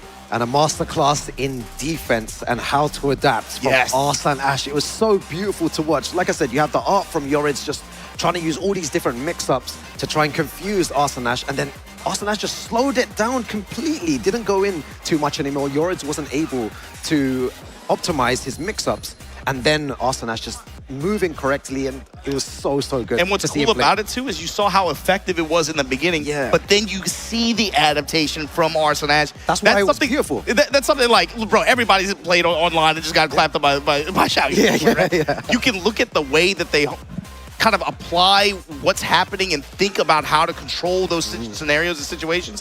And you can learn for yourself how to deal with that. But yo, everybody, give it up for your Reds from Kuwait. Great performance all week here. Yeah, he absolutely amazing player. Man, like your Reds. He played a hell of a tournament this week. And a really fun character to watch as well, which is also cool. I wouldn't go that far, but he put a show on, is what I'm saying. Yeah, but I'm a bit biased though. I'm a Link player now. You're a Link hater? I didn't know that. Because I hate her, I try to play her. Nice. You know what I mean? That kind of thing. Okay, we're going into our next game here. Halfway through losers round 2. Oof. And check out who's on stage. There you see Arslan Ash bringing it back in this third game. And this one here, this sidestep here with the 1+2. And look at the pop-off there from Arslan Ash. You could tell Arslan felt the heat a little bit from that, but his ability, that has to do a lot for, like, again, just being able to settle himself down here, even though he finds himself in loser's bracket. The fact that he was able to take a set like that, play that kind of set where it was looking really nasty for a second, and then utilize his gifts and his knowledge as a player and his ability to control neutral like that, and find that win and find this path through loser side. But look at who's on stage. My man Questakis from Breeze. Yeah. What a performance he has had so far this week. He said, I'm not done yet. I'm down, but I'm not out. Yeah. Problem. Super cool guy. Problem, Rukang. Questakis from the EU, from Greece. He's got a problem on the other side of the stage, though, man. And this guy, the samurai of effort, the last samurai of effort from Japan, former TWT champion, and dominant player for from the west side of the country, of course. This is Chikarin at this point in loser side of the bracket, playing to try to make it back to Dodge. He's gonna have to go through Kostakis, and I have a feeling this is the. Oh, what are we gonna see? Oh no! Don't say it, man! Don't say it, please. No. I like Final Fantasy as much as the next guy. It's a blind pick. Oh, they called for blind. Just got confirmation here. Interesting. Okay, opting for the Lily. He chose out of the. Yeah, I'm a Lily fan now, man. I just didn't want to. What if we see Lily versus Lars? Bro, that's crazy. Oh no! It's gonna lock in. Wait, it was a blind pick anyway, son. It was blind. Yeah. So Chikarin opts for the Lily instead of the mirror. Yeah, didn't want the mirror match. But we were gonna get one. Yeah, Chikarin, one of those players, you know, that when speaking to loads of people around, he was a contender to win the Tekken World Tour Finals this year because everyone's seen how scary he is as a player, and when he locks in, he looks borderline unstoppable in this game sometimes. Yeah, I mean, the hard part is when he gets to like those Evo stages and you have to run through Arslan Ash and Atif and the Williams sisters and on different players, right? That's where it can get really tough for him. But here at this stage, opting for this Lily pick against Kostakis, trying to, again, just make the top 8 at this point, make it back to the big boy bracket. And you see him kind of just simplifying the game, utilizing Lily's movement and this pressure, the return off of like just jab strings. Very good. Real compact and just utilizing his movement and defensive habit reads as a player. Yeah, your big launches. Oh, you've been telling me, man. We see the same cycle here when he's in heat. We're gonna see the up 1+2. No. We're gonna test the graphics processor, and then you are definitely gonna take some chip damage. This brother turns up. The lows, the throws, this time break it. Heat no longer an option for Kostakis. He gave that up. Eats the lows, though, from Chikarin. Very good low from Chikarin there. Big risk, but manages to pay off. Oh, we were talking about that before as well. That low. Down one to put him in the crouch. Yeah. He just goes for the low swipe, cut the ankles, then finds. That's how Kostakis even got to this point in the tournament. His uppercut placement has been on point when it needs to be. So good. Oh, goes for the big low there, down back 4. And no doubt Chikarin has been watching and has observed Kostakis likes to go to that down back 4 sweep option off the wall a lot. And Chikarin made it pay for it just now. Possibly scouted that out. Yo! Previous sets! Whoa! What was that? Cameraman got mixed. Beautiful sidestep on the 1+2 as well. But gets the dash combo here. Yeah, for 1+2 in the pickup. Tornado at the wall. Kostakis trying to cut him. Oh, the down one. Good block punishment. Back against the wall though. What do you do, Kostakis? Flipping, gets clapped right into the rage art, and Chikarin able to steal that round back. Yeah, good stuff by Chikarin. Which is good combo awareness and options at the wall. Yeah, he's really shutting all the options down, but Chikarin a Clive main himself as well, so he'll really know how to defend against this character. That's why you see him. He's like, he knows kind of what mix-ups to look for in some of these situations. And Kostakis has not shown him a lot of Phoenix shift options at all. He's kind of just trying to play with him, outpoke him a little bit. Chikarin is going to be wise to a lot of these kinds of situations. Yeah, using that full crouch low to try and get him to duck. Going to get a huge launcher here again. It seems like it's always in Kostakis' favor, and then afterwards, you know, Chikarin always finds a way back. But this is looking like his round. Look at the damage. Wow. Oh my god. With the beam ender. What was that? Went for the smash to try to chip out. That might... Hold on, wait a minute. Yeah, we saying Chikarin, you want to make a... Oh, I was about to say it. Ugh. Good option there. In the mid-range, just take the low. Don't let him get too close. Lows down from Chikarin. Right into the steel pedal, and here we go. Yo, counter hit, big damage. Back, no, actually just gonna take the floor blast now. Now back to, now activate, yep. Yo, this combo is never ending right now. How much damage is this? Dantetsuka meter built to 2. And that's the move you were talking about, the up 1+2. People just been holding back. So you just take the chip. Chikarin with a lot of health to build, but clean walk around. Bro, the sidestep there, so good from Chikarin into the Matterhorn. The Lily Classics and the activation, the magic wall, gonna stomp on him on the way out. Back in open stage, and the clean conversion with the guaranteed damage, as you said, Rukang, to put Chikarin up 1 game. Yeah, Chikarin playing so well. Kostakis needs to find a way to adapt to him, but it's really difficult to adapt to someone else who uses the character at such a high level. But this is the problem, is like, so He's been running Clive. He could go to Lars. Yeah. Chikrin's been playing against Nobi Lars all year too, right? So what do you do? It's going to be dependent. Basically, he's going to have to just play and use some decision-making that is going to really keep Chikrin off balance. Yep. But it's just like he's too good at being able to slow matches down and perceive that, you know? It's not like he can, you're not going to throw anything at this guy. He's been playing for 30, 20, 30 years. You're not going to throw anything at this guy that he hasn't been, not only that he doesn't know, but that he hasn't been playing with all year or all last year too. Exactly, Chikrin, an absolute legend of the game. So he opts for this Lars pick. What can you give him differently that Nobi would not, that would catch him off guard early on here, you know? To even be able to just like steal a round or two. Oh, okay. The sidestep into the Arc Blast, that's gonna work here. Kostakis. With the activation now in the wall, going for the Tesla Ender. Oh, the Static Shock. They gotta bring that show back, man. Back one. Whoa. You are not getting off this wall, girl. Yo, Kostakis even get, whoa. Whiff, oh man. Yo, what is going on? Oh my, bro, that is sick. Yo, we're gonna see another weird interchange right now as well. Crouch jab. Chikrin is still the turn back. I don't think Kostakis pressed anything. So that's gonna be a guaranteed punish. That's gonna be it. Beautiful stuff from Kostakis. Taking that round. Lars working out a lot better to start things off here. Down 4-3, looking for the plus frame. Goes with the knee after. Again, checking Kostakis for stepping. Arc Blast, punish on it. Yo, look at that good punishment as well on it. Mid strikes, Black Swan at the wall. You better be holding back. 1-1, this time goes low out of back turn. Chikrin's pressure, but the Delta Slicer. Yeah, you need to be always careful of that. Still has so much heat to work with here. Goes for the enhanced version there. Ooh, low, that could have been a lot worse, but the push after the heat engager with the dash behind it, gonna put Chikrin up on this round. Yo, Chikrin still holding on. You said it earlier as well. Chikrin is going to be ready for the majority of these characters. You can't, this is not going to be a character matchup issue. It's going to be a player. Exactly, Decision-making, it's going to be, you have to force some kind of Yomi layers that he's not prepared for. Yeah, can Kostakis do it here? Yo, representing the EU here as well. Big low. This time going with the feisty rabbit. Oh, and gets hit by the second hit there.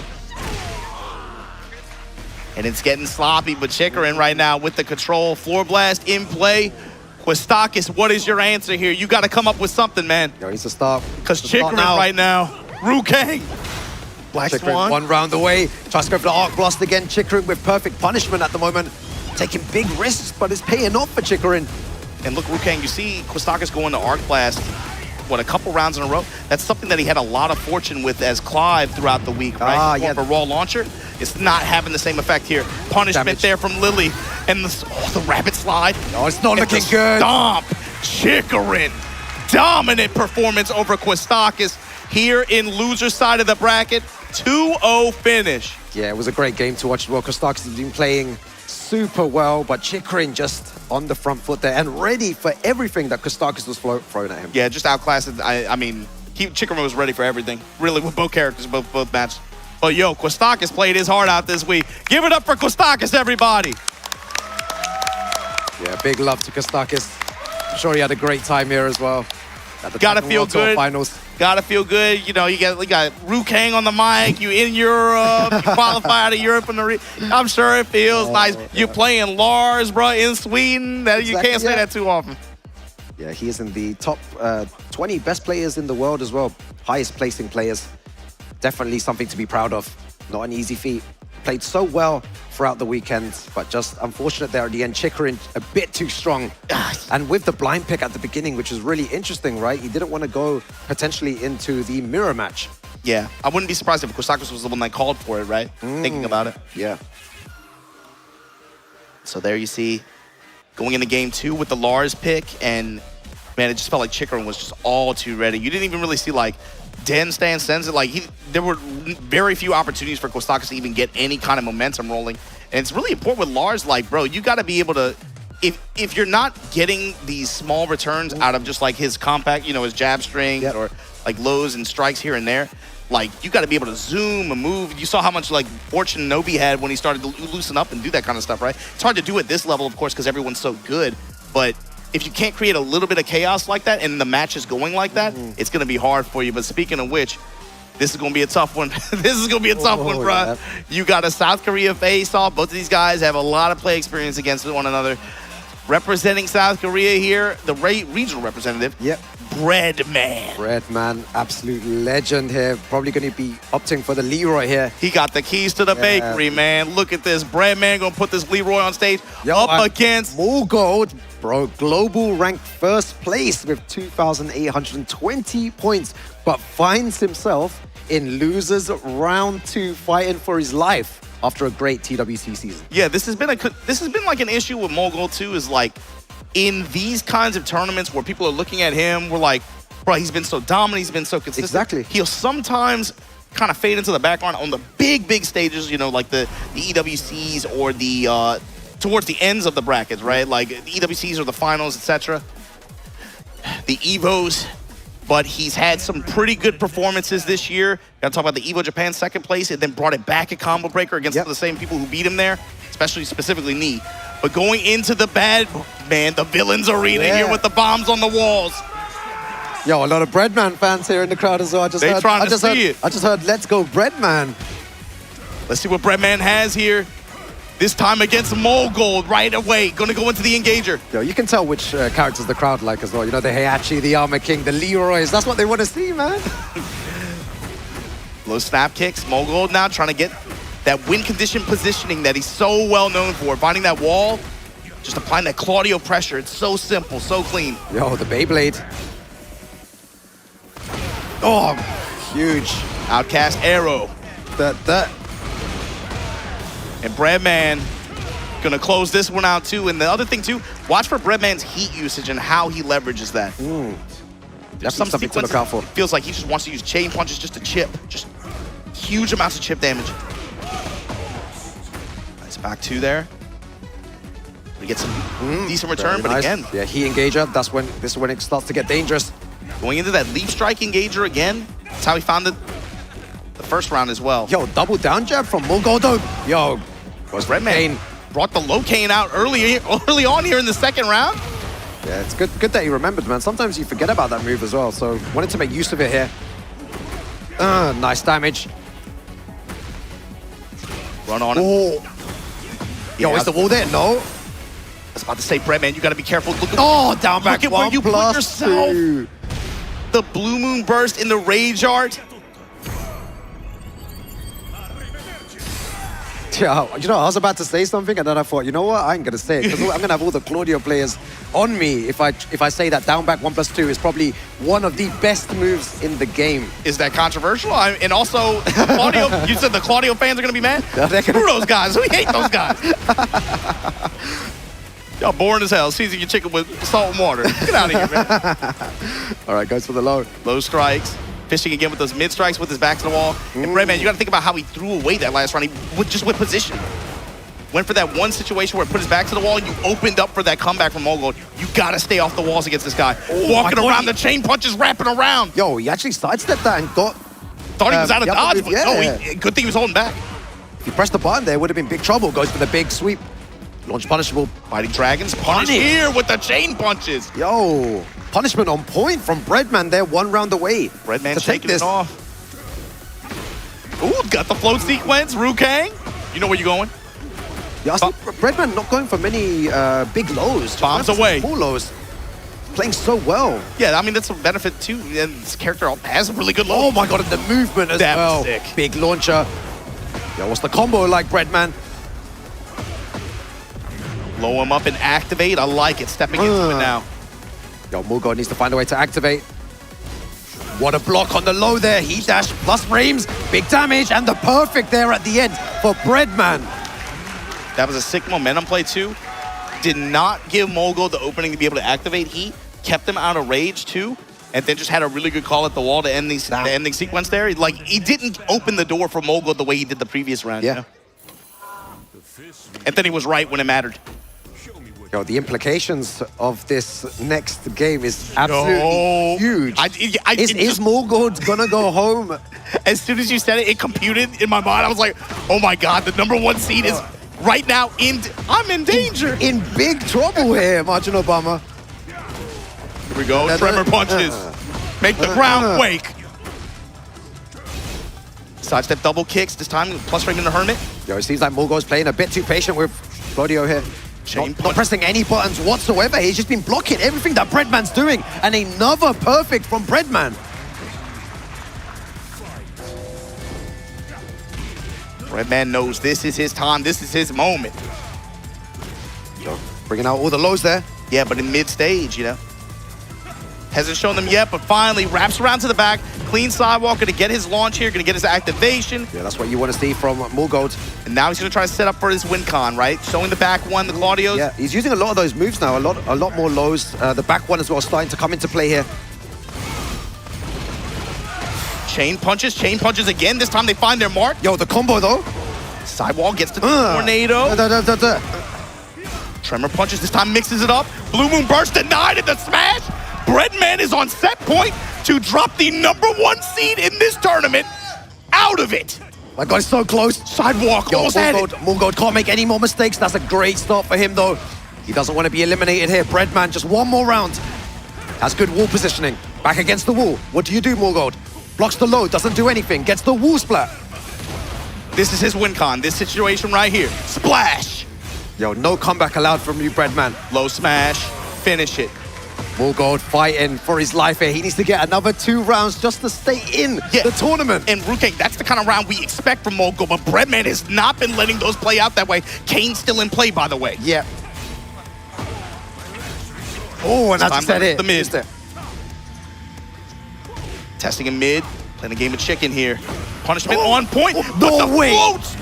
Yo, Breadman stabilized this combo with the heat activation. Yo, no way he just did that here. Back against the wall again. Tremors. What do you do?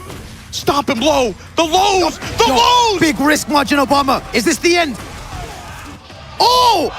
Great chart, this is gonna buy him another chance. This is gonna buy him another shot, Rukang. Hold on. Gonna get a little bit of health back, but the thing, he's gonna get health back, he's gonna get Starburst. He still has heat to work with as well. Bro, I just nearly lost my voice again. Instant cancel. Running to with the dash behind it. Low snap kicks.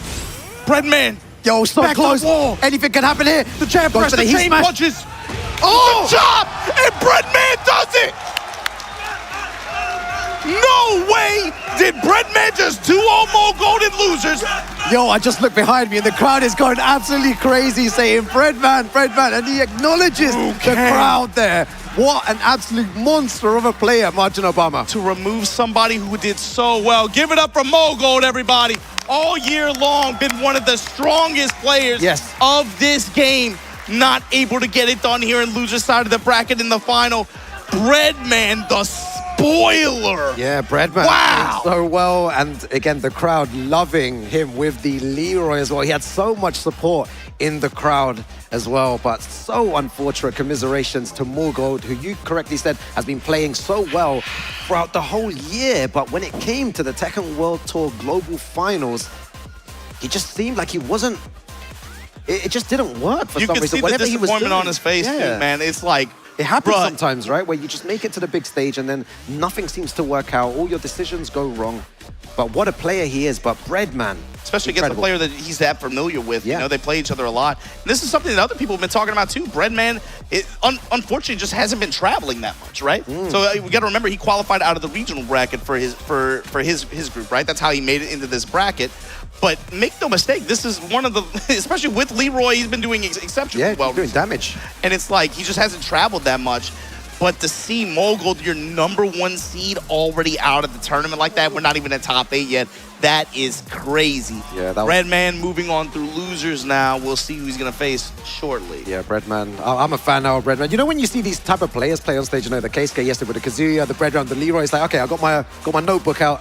I'm going to play Kazuya when I get home. I'm going to play Leroy when I get home. You know, they make them look so cool. And then I get home and I just died to green ranks, man. You just go to sleep and then don't do that at all. Play a few games and then lose. But yeah, incredible gameplay all year round. And today especially, Tekken World Tour Global Finals, Margin Obama. And I think that, man, you have a major favorite to win this thing out of it before we even get to the top 8. That's crazy. Take a look at this winners bracket and how this is going to break down before we make it to top 8.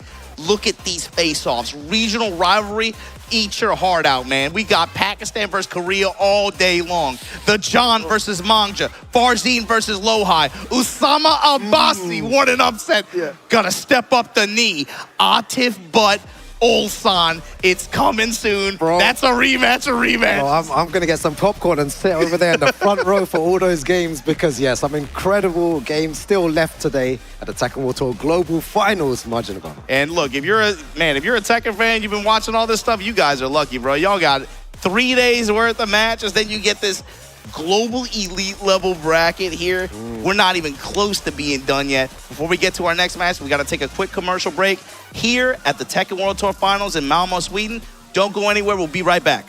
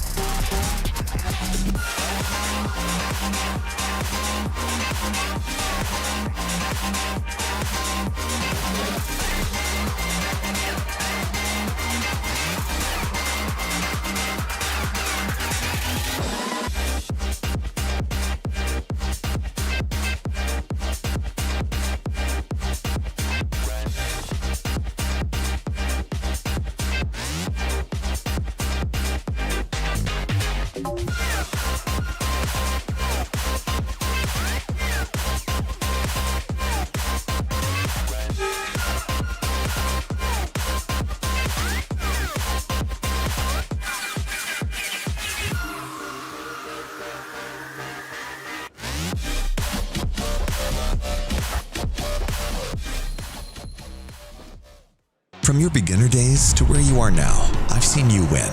I've seen you lose. And I've always been here, right in front, lighting it all up. We were together when you first discovered gaming. That feeling, the discoveries, the friendships. You never shied away from me. You've cried. You've tilted. Your bursts of joy. You've discovered fame. You felt everything, fully. I've seen you become you. We've always been together in your gaming journey. It's the best, it's the favorite rivalry of most the players. Ni versus Arslan, I think. Yeah, it's for me, it's the Ni versus Arslan, yeah. I think Arslan versus Ni is the best rivalry in Tekken history. I think Arslan and Ni is like the #1 history in Tekken scene. My favorite rivalry. I think so. I think Ni versus Aslanesh. Very difficult. I think it's Aslanesh.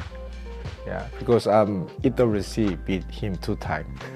한국에서 가장 잘하는 선수와 파키스탄에서 가장 잘하는 선수끼리 붙기 때문에 저는 그 라이벌 구도를 굉장히 마음에 들어합니다.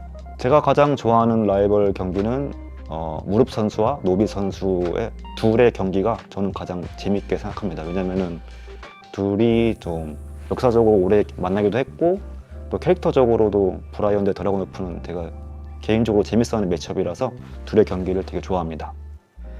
지금 가장 라이벌 구도라고 하긴 잘 모르겠는데 작년을 기준으로 보자면은 물골드 선수와 디프 선수 뭔가 이제 불꽃이 붙을 것 같은 그런 느낌이 들어서. 예. That's a hard one. I know everyone's gonna say Arslan versus Ni, because that's like the classic. Everyone is just, you know, that's been going on since what, 2018, 2019, and that's just been happening, you know, from Tekken 7 till now. I would say my favorite would be probably JDCR versus Ni. I think during Tag 2, the turning point of Tag 2 and Tekken 7, people are kind of asking questions like, oh, who really is the best between the two? Because you had JDCR traveling so much in Tag 2 to all of these American events, and he was winning literally everything. But you had Ni, he was winning everything in Korea. So it was kind of like, oh, who is actually the best between the two? Because, you know, JDCR, he's shown he's undisputed internationally, but can he still compete against JDCR? So I think that rivalry between those two, that's probably my favorite in terms of Tekken FGC. Unironically, Arslan Ash and Ni. Ni and Arslan Ash. I think it's the most common, but Arslan Ash versus Ni is my favorite, like so far. You know? A lot of people are gonna say it's Arslan versus Ni, but I think for me it's Ni versus JDCR because it's what got me into the game and hyped me up to play more tournaments and play the game actually. I say you probably get this one a lot, but definitely Arslan and Ni because, you know, they play each other all the time. They kind of exchange a lot on Twitter as well, so it's definitely a storyline there.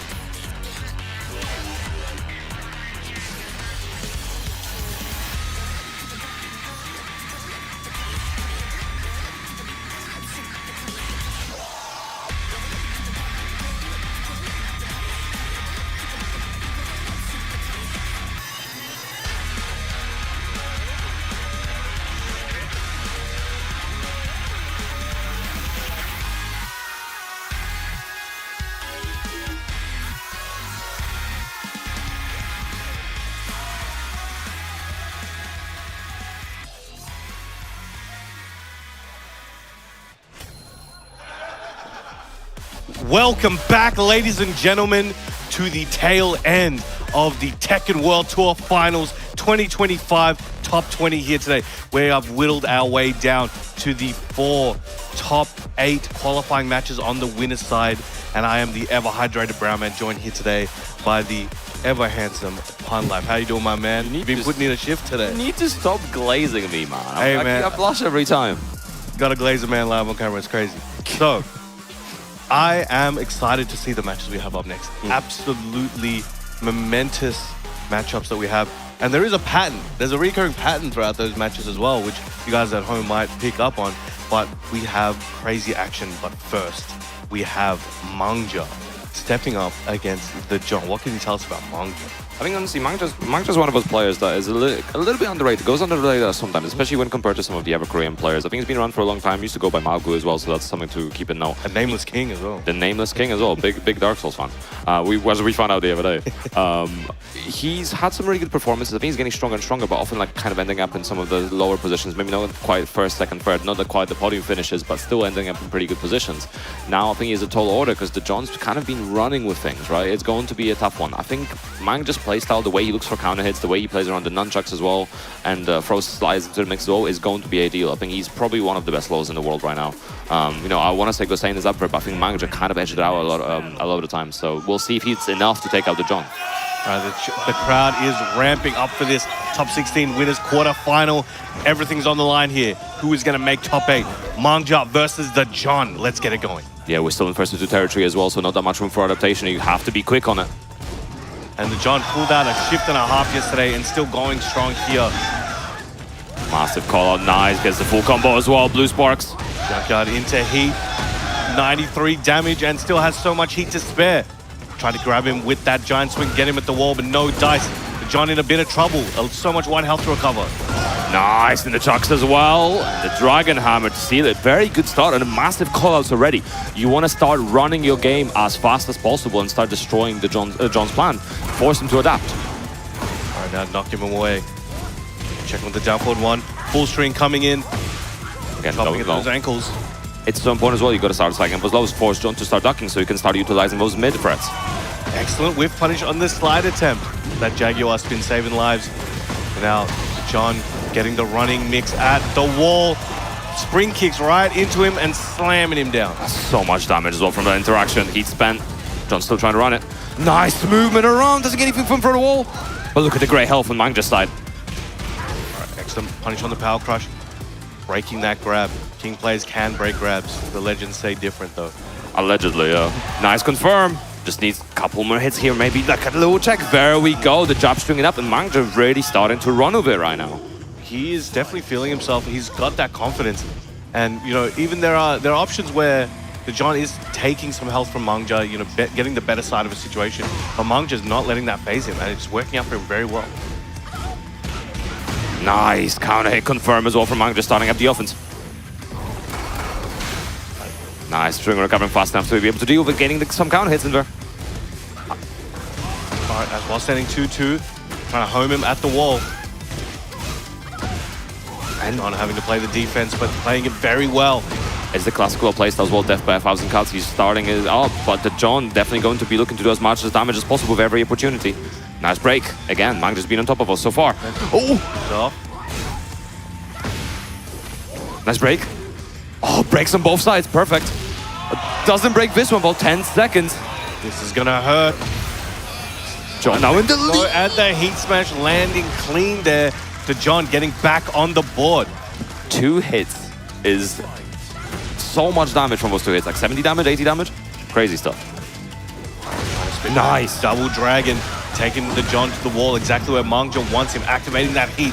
Very dangerous situation to be in. Amazing junkyard combo. Look at that damage. 84. And then gets a little kick while he's down. And just keeping the offense going as well. Using the slide. Trying to look for the Dragon Hammer counter hit. And looking for the interrupt as well if John tries to do something. All right, the John trying to feel him out there and test him with that forward 2 whiff. You have to be worried about the second hits, but here we go. The John, a crumb of health left, and the double down forward 1, closing it out. Mangja, the very strong first game.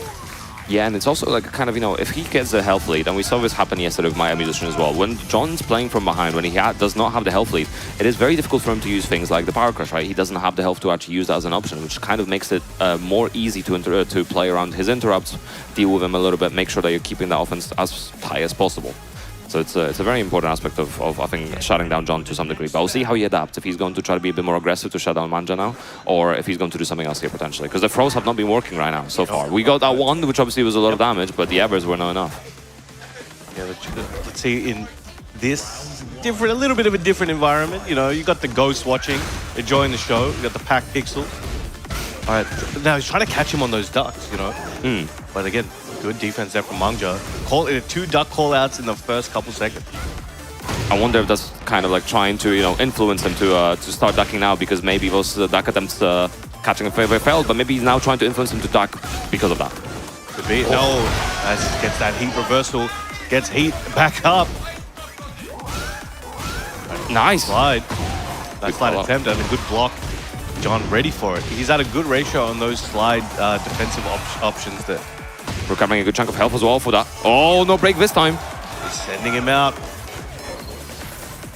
Nice tag. Ooh. Excellent whiff punish. Spins back. Heat smash. I like the run-up attempt in the track to try to get something there, but the Jaguar spin working out beautifully. Nice, the mix working out for Mangja right now. He activated. Starting the offense very early. Nice duck on the, a little bit of a punish. Could have been a much bigger punish now while standing 2, but Mangja's still definitely in the game, but John trying to turn this around. Oh, spacing out. Oh, the low not quite landing. Again, he's not overcommitting. Nice break on the giant swing. And another one. Again, third time the charm perhaps, but a back spin into the chop. Pedigree. And now very close to the breakable ground. Floats him out of the air. Mangja, that's to take a whole grip of damage and will have an amazing wall position to take advantage of. Keep my span. John still recovering health as well. Nice, that doesn't get anything. Charging it. Gets the combo as well.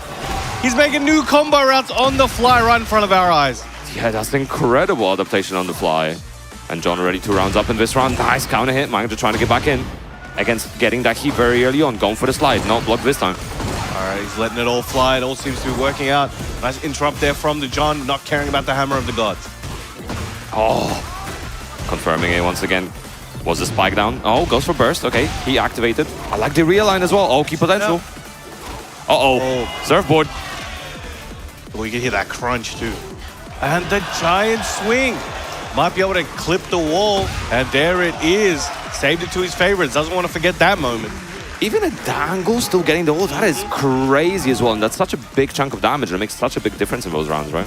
But now, what a turnaround. A complete 180. Manga now potentially on the back foot. We've got the John with a dominant second game. Looking very good. Looking very confident.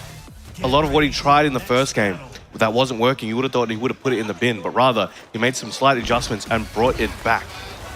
Yeah, it's very interesting how we've seen a lot of John playing from behind, not just not getting the lead quite away straight away, but then also just getting a lot of information, and then the turnarounds are just like so diametric and polar opposites of what was happening in the game prior.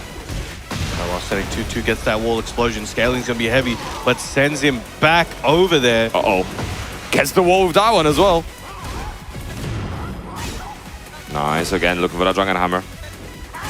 Poison now as well, he's bringing out different tools. Nice movement as well, the heat smash will be enough to splat. Gets that big splat, gets the re-splat. Now we got the Junkyard combo. So much there, 103 on the board. Gets a 4 snap kick to the head. Slides are being more successful over time. The slide switch as well, very beneficial from the slide. Nice hit confirmed from Mangja as well, and should be an easy finish. Yoinking back the lead in the set, Mangja looking great. He's going to have to make a few more on-the-fly adjustments here. I think the John, still has a decent game plan. Let's see what he can do with it. But you can see he's dashing in and out, waiting for the John to come to him. Yeah, the momentum stealing right now from Mangja is definitely working. Oh, try looking for that whiff punish, not quite finding it. Nice stack as well. I like that he's going for the small punishment. He's not overcommitting. Yeah, as soon as the John starts looking for those, duck opportunities from Mangja, he knows exactly when he can start taking advantage of it. And again, trying to delay his time and try to catch a counter here. Mangja, heat rush slowly running out. Don't get too greedy now. Yes, playing impatient. Now John still has a full stick of butter in that heat. He can activate it any time. Excellent counter hit. There we go. Down 4-2 gets that big launch, that mini nuke. Big confirm as well. Excellent delay, a bit short, but still a great situation. Goes for the drop kick, toe kick to get up. Alleys are coming out. Nice punish. Mangja again, want to drive his feet. 4 seconds. Back 2-2. Rage Art. I don't know if Mangja pressed, and there we go. Gets scooped up now. Virtus Pro Mangja, 1 round away. Set point from securing his spot in top 8 here and sending the John to the loser side. And this has been such a back and forth as well. And a water hop kick from Mangja, massive call out. I think Mangja might have ascended. Let's see if we can close this one out. Oh, there's going to be so much damage as well in the Oki situation afterwards. This is not great for John. Dragon Hammer as well. Poison Arrow just keeping the pressure going, but nice movement away from that wall. Not going down without a fight. Down but not out. Goes to the low jab. Under that grab. Flips him over. Mangja looking in prime position. Heat smash. What is he going to do with these plus frames? Trying to keep the offense going, and now he has the life lead. He's trying to work it. Uh-oh. Rage damage on top of his. He's got to nail this tech roll. He's going to get a little bit of health He doesn't back. get it. Uh-oh. 4-2 into the heat dash. Is this enough to kill?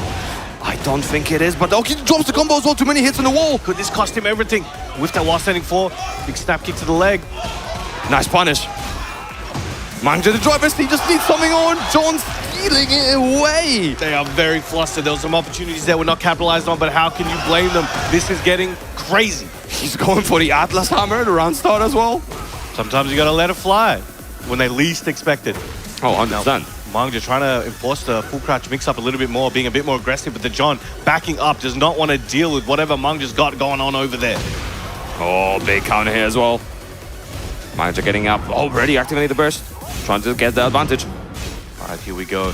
Both in heat, 1, 2, 3, pushing the John back to the wall. Ooh, getting close to those nunchucks, letting the full string fly. Plus frames on the heat smash, goes for the drop kick. Mangja trying to fight back. The John with a little bit of a life deficit, trying to get Mangja to fall into his trap. And there we go, Mangja with the amazing while standing 2 to close it out. cheering, showing his pride to the crowd, sending the John to the loser side, and at the same time, locking himself in for that top 8. And that was such a strong performance, but honestly, how polarizing was that set? 3-0 one way, 3-0 the other way, and then almost a 3-0 back as well. So both players, just the way of their adaptations and the way they were playing around the momentum was incredible. Big round of applause for Mangja there. We'll be seeing the John back again soon, fighting for his life, but Mangja gets a little bit of time to relax, recompose, and study for what he might be facing in that top 8 bracket. Yeah, you know, that top 8 is going to be a different kettle of fish as well. Obviously, there's going to be first to 3 format, which makes it so much harder. It's a battle of stamina, it's a battle of adaptation, and of course, may the best one win.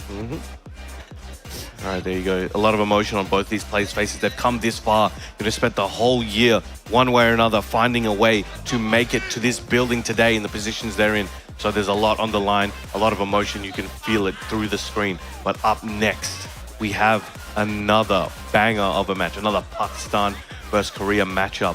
One of the most legendary couples of countries. Here we have Farzine and Lohai. But before we get there, I want to look at a few more of these clips from the match we just saw. Look at that giant swing. It surprised you on that angle, right? But it got exactly the amount of damage he needed. And those confirms here from Mangja with that while standing 1-2, getting that wall splat. And his space control was very good in the clutch moments. Like you saw the back 2-2, you know, closing the gap and taking that damage. And 1-1-2, that was an opportunity there for the John. But again, who would expect a forward 3 in that position? Yeah. You never expect a dragon cannon until it hits you, right? Yeah, crazy popping performance. off, feeling that pride, representing his team, representing his country, representing everyone who's ever helped him get here today. But if you take a look at the bracket, what do we got here, Pun Live? Yeah, so that's our first top 8 qualifier on the winner's side. Mangja making to the top 8. Then obviously, as Brahman said earlier, Farzine versus Lohai will be coming up. Then Usama Abasi versus Ni and Atif versus Olsan. So there's a theme forming there, right? Pakistan versus Korea is the name of the game, at least on this winner's side. And, you know, it's all killer, no filler from now on. 100%. And we ain't going to stop till someone is crowned the champion. But here we go, Farzine, the young prodigy, who's becoming not as young, but still a prodigy. Crazy how that works. And then we've got Lohai, arguably one of the best players of all time, arguably the best Brian of all time. And we're going to see what he's got here for Farzine. You can see Farzine's run this year, 2,081 points. Madness. Second at Melbourne, 400 points. Shout out to Melbourne. Went to Greece as well, stacked up a bunch. And now we got Lohai. What can you tell me about his run? See, the interesting thing about Lohai is I think he was really struggling for just getting a major win, whether it's a challenger or a master. He was really struggling for it. I mean, the UFA win happened. I think he was so relieved and happy to be able to achieve it. He was in that position where he's like, oh, you know, always the bridesmaid, never the bride. And that UFA win, I think, kind of cemented his position and helped his confidence. But we'll see if that confidence is going to be enough to take Farzine again. Farzine's had a hell of a year as well, so he's not going to be no slouch. And we're seeing him on that Victor again. No Lydia, Victor. I was low-key expecting a Yoshi at some point. I know he was practicing before the finals on the Yoshi as well, but we go back to the Victor. All right, sticking with sometimes you gotta leave the dance with whoever brought you there, right? So seeing the Victor and seeing the Brian here, very fitting. We're gonna see some super fast tempo, high APM gameplay from both of these players. That's how they go, that's how they rock. So you guys better get ready. Yeah, Victor as well, not a character we see super frequently, so it's nice to see him on screen. Already activated he as well. Lohai looking for something. Doing the same. Those upward strikes, trying to catch him with a counter. Mixing out the approach as well, another cannonball. Incinerator stops early, I like the step afterwards as well. Oh, and the parry as well from Perfumer. They should be able to get a whole load of damage here. Both players without heat, so they're going to have to rely purely on skill. Oh, side stage combo, yes, there we go. He's got the stuff. Losing it for that. Man, we've seen that so many times before, but it never gets any less hype. Hype every time, from the first drop to the last. Right up, Farzine's backing up. Lohai coming in with the machine gun punches, trying to lock him down. And again, amazing work there. Oh, tried to catch him with the forward 2-1 after the taunt. Was not able to hit the mark. Nice power crusher as an option there as well from Lohai. Incinerator again, ending early by mixing up the options afterwards. All right, catch them with the homing, guaranteed follow-up. Lohai in a little bit of trouble. Farzine slowly chipping away at his health. Nice burst as well, circuit breaker. Oh, and beating out the while standing one. That was a big option from Farzine as well. Very, very risky. And he's willing to do it. He knows the risk, he knows the reward, and he's willing to put it all on the line. Now down 2-3 there from Lohai, but gets caught with the 1+2. Yeah, such a strong tool, a counter hit tool from Victor on that 1+2. Nice carry as well. Vizcarra has so much wall carry and just making the most of this right now. Spike down, going for the mid, give him the energy blast. Activating that heat might be used to get out of there, but Farzin catches him, gets his guaranteed follow-up, gets a tailspin, putting him in a load of trouble. Could be his chance to get around on the board. Oh, big sides +1. Lowhigh getting conversion and will be able to recover a bunch of health thanks to that heat. Going for that heat dash. For that counter hit knee, but nobody home. And Farzin securing himself. One singular lone bubble getting on the board. He's got a few more to go. But Lowhigh trying to make it hard for him. I wonder if that was an orbital to a round start as well. Definitely looks like it. He's rolling with this momentum. Going for the energy blast again as well. That mix-up is very, very scary. Oh, up forward 1-1. Counter hit confirm off of it as well. They're using that heat to kind of push Lowhigh back, breaks that wall. Easy carry to the wall. Uh-oh. Mixing up the different options now. Tracking him with the stance transition. Lowhigh, so much great health and the heat system to work with as well, but is he able to enter it? You gotta find the right moment for it. Lowhigh's gonna need to make a miracle happen right now. Farzin's in prime position, but gets an elbow to the stomach. Lowhigh building up what he needs, but the 1+2, one of the best to use that move. Farzin, he is a surgeon when it comes to it. Yeah, and it was a great response as well. You know, he saw Lowhigh doing buttons or trying to move around after the incinerator as well, after that second or third hit. So he's out to that properly. Nice, good interrupt. All right, dashing up, trying to close the gap. Now pulling back a little bit, looking for Lowhigh to come and interact, but decides to cut the chase. Looking for that Raccoon as well. Nice power crush. Snake Eyes already used up. Let's rip on the full string. We'll try to go for that running 1+2 double low strike. Lowhigh not having it, using his reversal. He's got an unlimited supply right now. Heat smash, trying to close it out. 1+2, amazing break, putting Farzin in a good position to try and push Lowhigh back. Yeah, Farzin, bit of a deficit, but has that heat system active as well. And the chip damage could be great, but nice counter hit confirmed from Lowhigh, and he's pulling ahead once again. And so clean as well, trying to make sure to use as much of that heat as possible. You know, he was using both Snake Eyes stacks as well, throwing in the Neo Grim Reaper low as well, and the Incinerator as well. So he's trying to make the most of that system. Gotta stay hydrated. Now the crowd are, you know, trying to send their energy through to their favorite champion here. But it might come down to this. Let's see what Lowhigh can do in the second game. Farzin needs to make some adjustments here. I'm curious to see, and there was a lot of situations where he was trying to close the gap, you know, with the stance and then try a button in there. And Lowhigh was really over the round, starting to do a good job at kind of be off axis and try to avoid and punish some of it. Let's see if he can, I think the timing change would be very helpful on Farzin's side to kind of try to lock him down more. But again, Lowhigh just seems to be, in the right times, just a one step ahead. Yeah, and from what I've heard, I think we're about to enter a very polished time in our lives as Lydia comes out for Farzin. Here we go. Now, definitely going to try and be oppressive in the gameplay as possible. Now, we've seen Farzin's Lydia, and one of the most, you know, telling times when he brought her out was against Arslan in Singapore at C Major a few months ago. So let's see if we can continue that momentum of gameplay and apply it here to Lowhigh. Yeah, it's worked out with Clash of the Olympics versus Castamir as well, so he's definitely got success. Oh no, that's all the way to the back of the head. Turns him around and look at the damage right now. And he's gave him some CTE real quick. Again, the Neo Grim Reaper coming out. Nice spike down as well, the back one. What a call out there. Oh, but Lowhigh so ready for it. That momentum, that round was all Lowhigh. Yeah, Lowhigh wrote him a check there on that punish as well. He just wasn't able to cash it, and Lowhigh was just continuing to finish it off. Again, Farzin trying to pull ahead, but nice checks from Lowhigh, looking for that forward 3. Trying to lock him down again. Forward 3. Excellent duck on the homing attempt from Farzin. Farzin also got a single stack there. We'll be working on that in the background.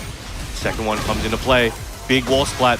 Farzin trying to play the game he wants. Spikes him down. Freeze. Triple already. This is gonna hurt. Absolutely, heat smash as well. The 3 stacks in second round, that's not going to spell good news for Lowhigh. He needs to do something with it. Definitely needs to make the rounds as quick as possible. Big counter hit. Farzin seems to be a bit overzealous at the moment. You can see the stress in his eyes. He's trying to make this one back, but Lowhigh trying to suffocate him now. Non-stop pressure and timing. Again, nice ducking under. This might be enough to kill the Incinerator. Just like that, Lowhigh is on set point. There we go. This is looking very, very one-sided here for Lowhigh. That said, Farzine, all he needs to do is unlock the next level and start bringing this one back. Nice. Again, Farzine trying to apply the pressure right now. Lohai trying to get away from Will. Nice cannonball. Good punish as well in the hatchet. All right, going to manual stance.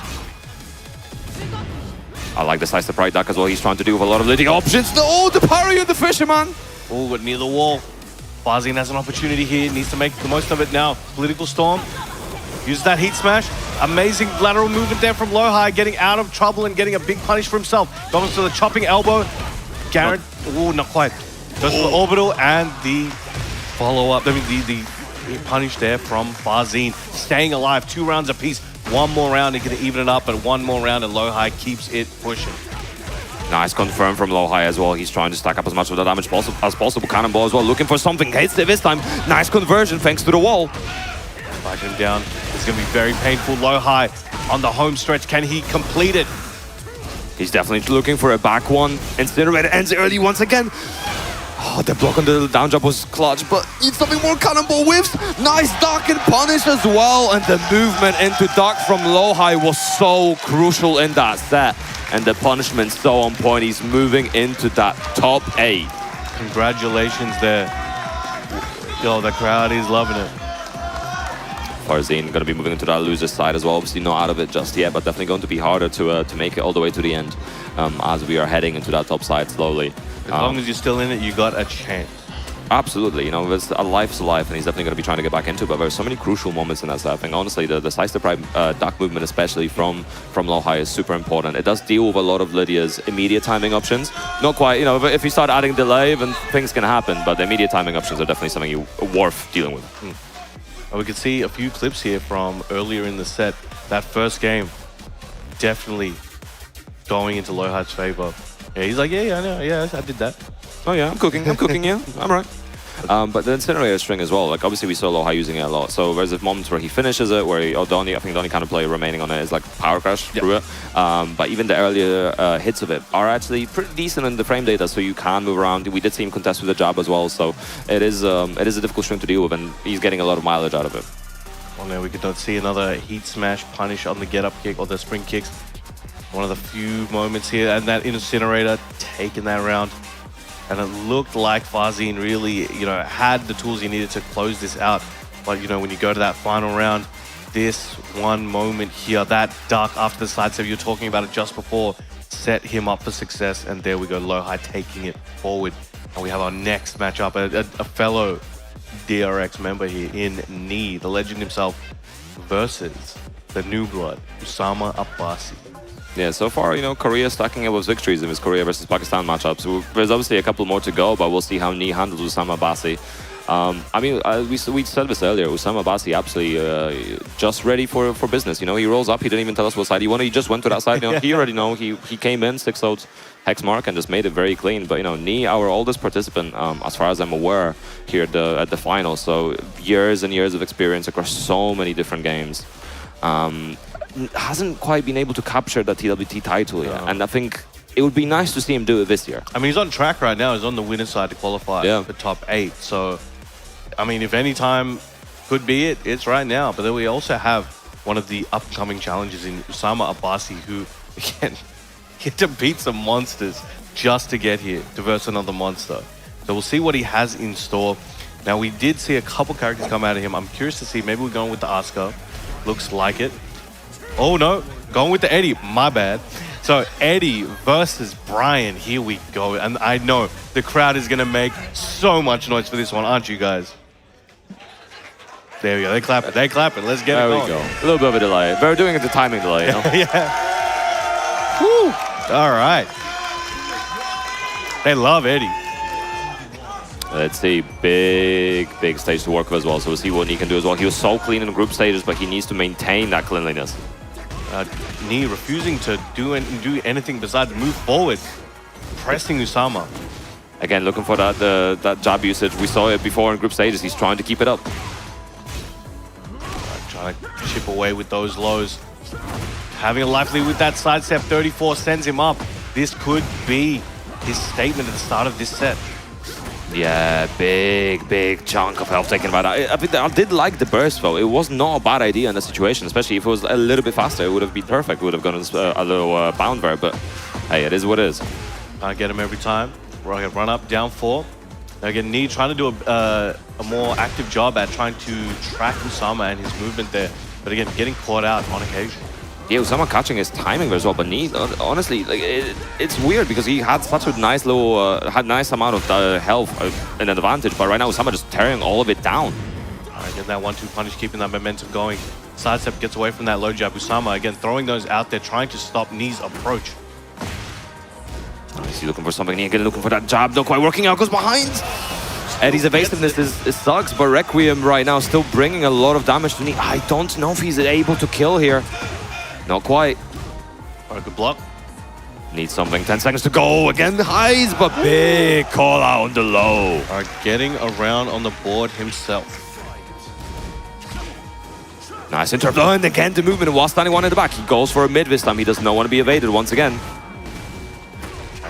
Getting a nice long combo here, still wall a while away, but it's dashing in his face. What are you gonna do? Gets a big counter hit on that forward 3 knee, gives him a concussion. Yeah, massive chunk of damage and the tracking on it. We've all been hit by it before.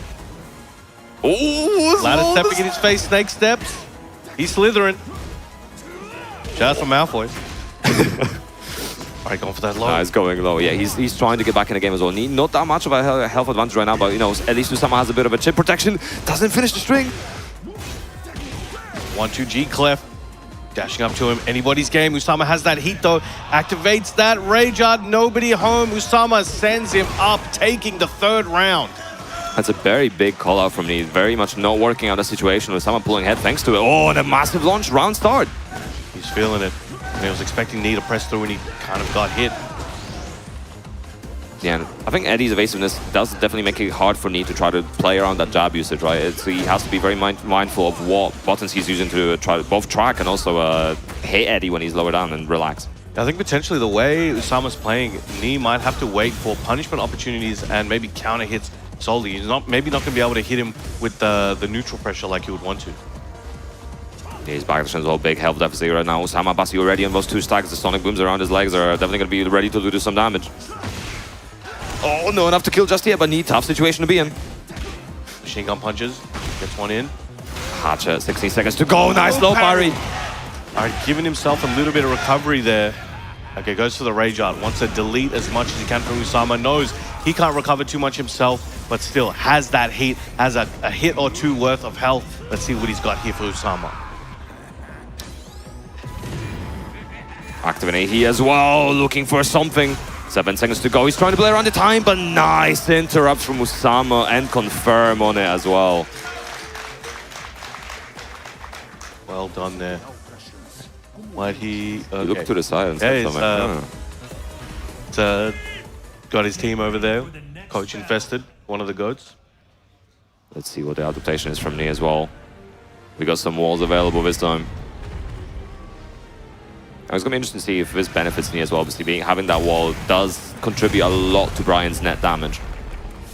And Usama was being very evasive and very elusive throughout that first game. If Knee can try and lock him down at the wall, I know Usama is going to squirm and use some of Eddie's escape options to get out of there, but he might be able to keep him there and finish those rounds up. But now Usama taking Knee to the wall instead.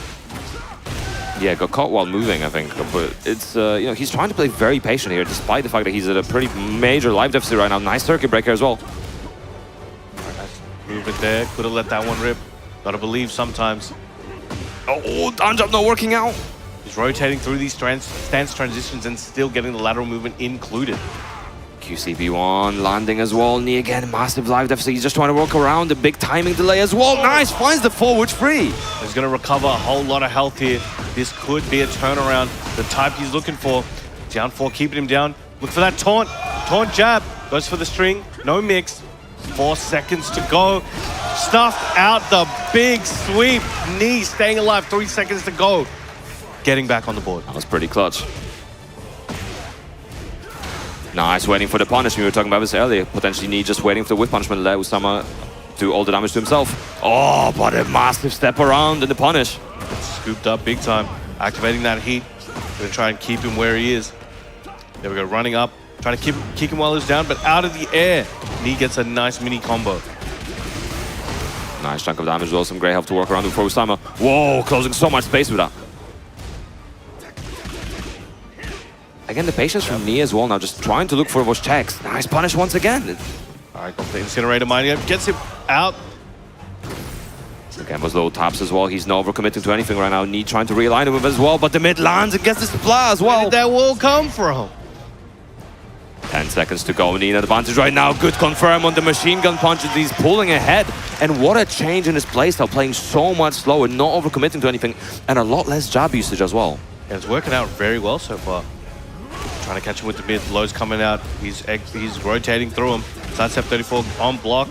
Rest of the machine gun punches catching him coming in multiple times. Nice delay as well. Trying to go for a throw, trying to activate the hazard. Oh, while standing one doesn't get a flow of it. All right, letting that taunt rock most of the way. Trying to catch Usama coming in. Let's see, I'm expecting a Requiem anytime now as well. Oh, never mind, we'll be needing that one. Using up that heat. Try to go for that safe launch attempt. No dice, no heat on the board. Both these guys are just gonna have to go for a slugfest. Nice break. Time slowly ticking as well. Usama at a bit of an advantage right now, has one stack available. Oh, try to go for a crouch throw. All right, the time is now getting to the single-digit error. 9 seconds to go. Usama with a big reprieve and closing it out. Getting on the board with the 1-round position. 2-1 at the moment, but still 2 more rounds away from taking the set overall. Nice movement from Nia as well. He's looking for something, looking for those back ones. Tracking him, trying to step as well. Once again, trying to lock him down. Usama the one trying to close the gap quite a lot now. He may be able to take these risks so far. Hasn't been punished too much and has been working out, but there's a low parry there from Nia. Has that heat on deck. There we go, using the stage hazard. A little bit of damage though. He activated. I don't know if he's able to carry to the wall. Not quite. Last hit, not connecting. Not interrupting there either. Down 4 trying to space him out. Pick him in on the low. Activating heat. Both they're slugging it out. Nia's heat about to run out. Usama dries it through and doesn't have any himself. Oh, he was looking for that punishable hatchet. Nia trying to wear him down right now. Time slowly ticking down. There's still 10 seconds to go, so, you know, no sudden movements. Oh, and the G-Clef. Usama feeling confident, and the strings are flying. Pun Life is 1 round away from knocking Nia to losers. Nice as well, scoops him up. I don't know if he's going to activate heat early, but no, keeping in play. Gets the Snake Eyes though. With Usama getting some damage on the board. Off that elbow. Strings are flying. Caught him with the mid. Nice instant while standing one after sidestepping and getting the whip punish. Big chunk of damage as well. Crowd popping up behind us. I don't think he can get to the wall, but it's still a big chunk. Was the Yoki afterwards? Doesn't know for anything, just staying patient. And QCB1. Finally Requiem. All right, gets him through the incinerated string. So much health to recover. Machine gun punches to close it out. Nia getting on the board with 1 game, evening this up. We've got a match, ladies and gentlemen. And it was interesting as well. I think after the burst situation, he was looking for the Northern Cross as well to potentially evade highs as well. So, you know, Nia trying to use for that setup, but did get pinched out of it. But hey, we're going to another big stage. Hey, walls are still in play, but definitely going to be a bit harder to carry to them. But we'll see how he adapts. I think Nia definitely, the patience has been paying off. He just needs to be very careful around those timeout situations because Usama Abbasi has been playing them really, really well. And using the side stances to kind of move around and trying to bait Nia in. But there we go, nice sidestep 34. Getting some big damage here. Getting close to one of the walls. Are we getting to the wall? Yes, we are, but not quite close enough to get any follow-up.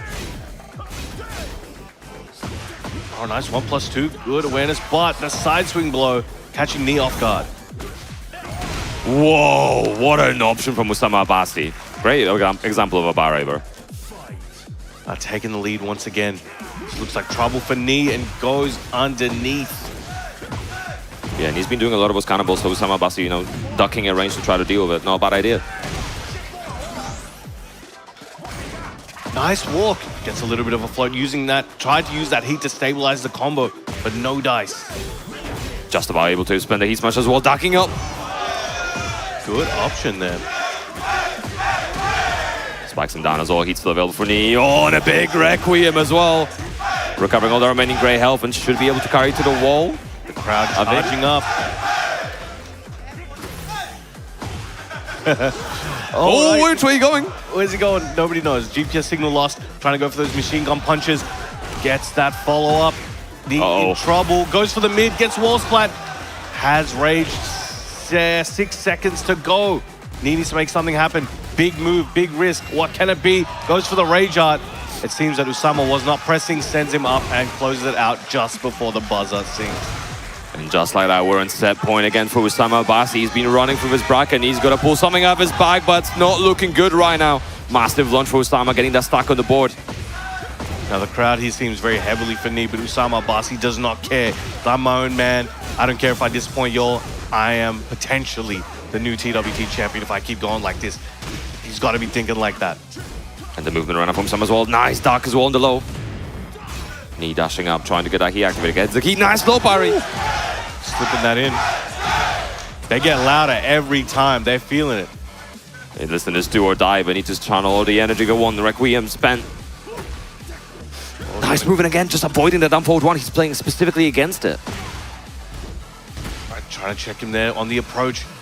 Knee needs to close this out somehow, and he knows he's in a bit of trouble. But Usama can afford a little bit of the risks. He does have the lead. That elbow there trying to stop Knee. 6 seconds to go. Hatchet goes for the forward 3 and gets caught with the second hit of back 1-3. Back 1-4. And another name taken down by Usama Abbasi.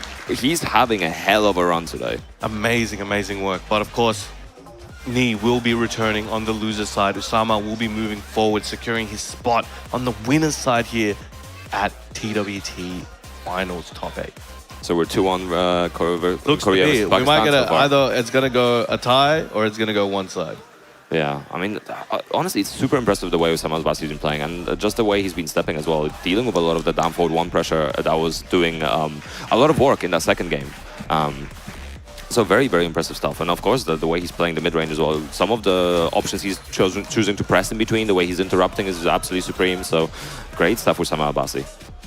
I think Usama's one of the youngest players in this event. And as I understand, I think Knee is officially the oldest. I think he's the oldest. As far as I know, he's the oldest. Oh, and here we go.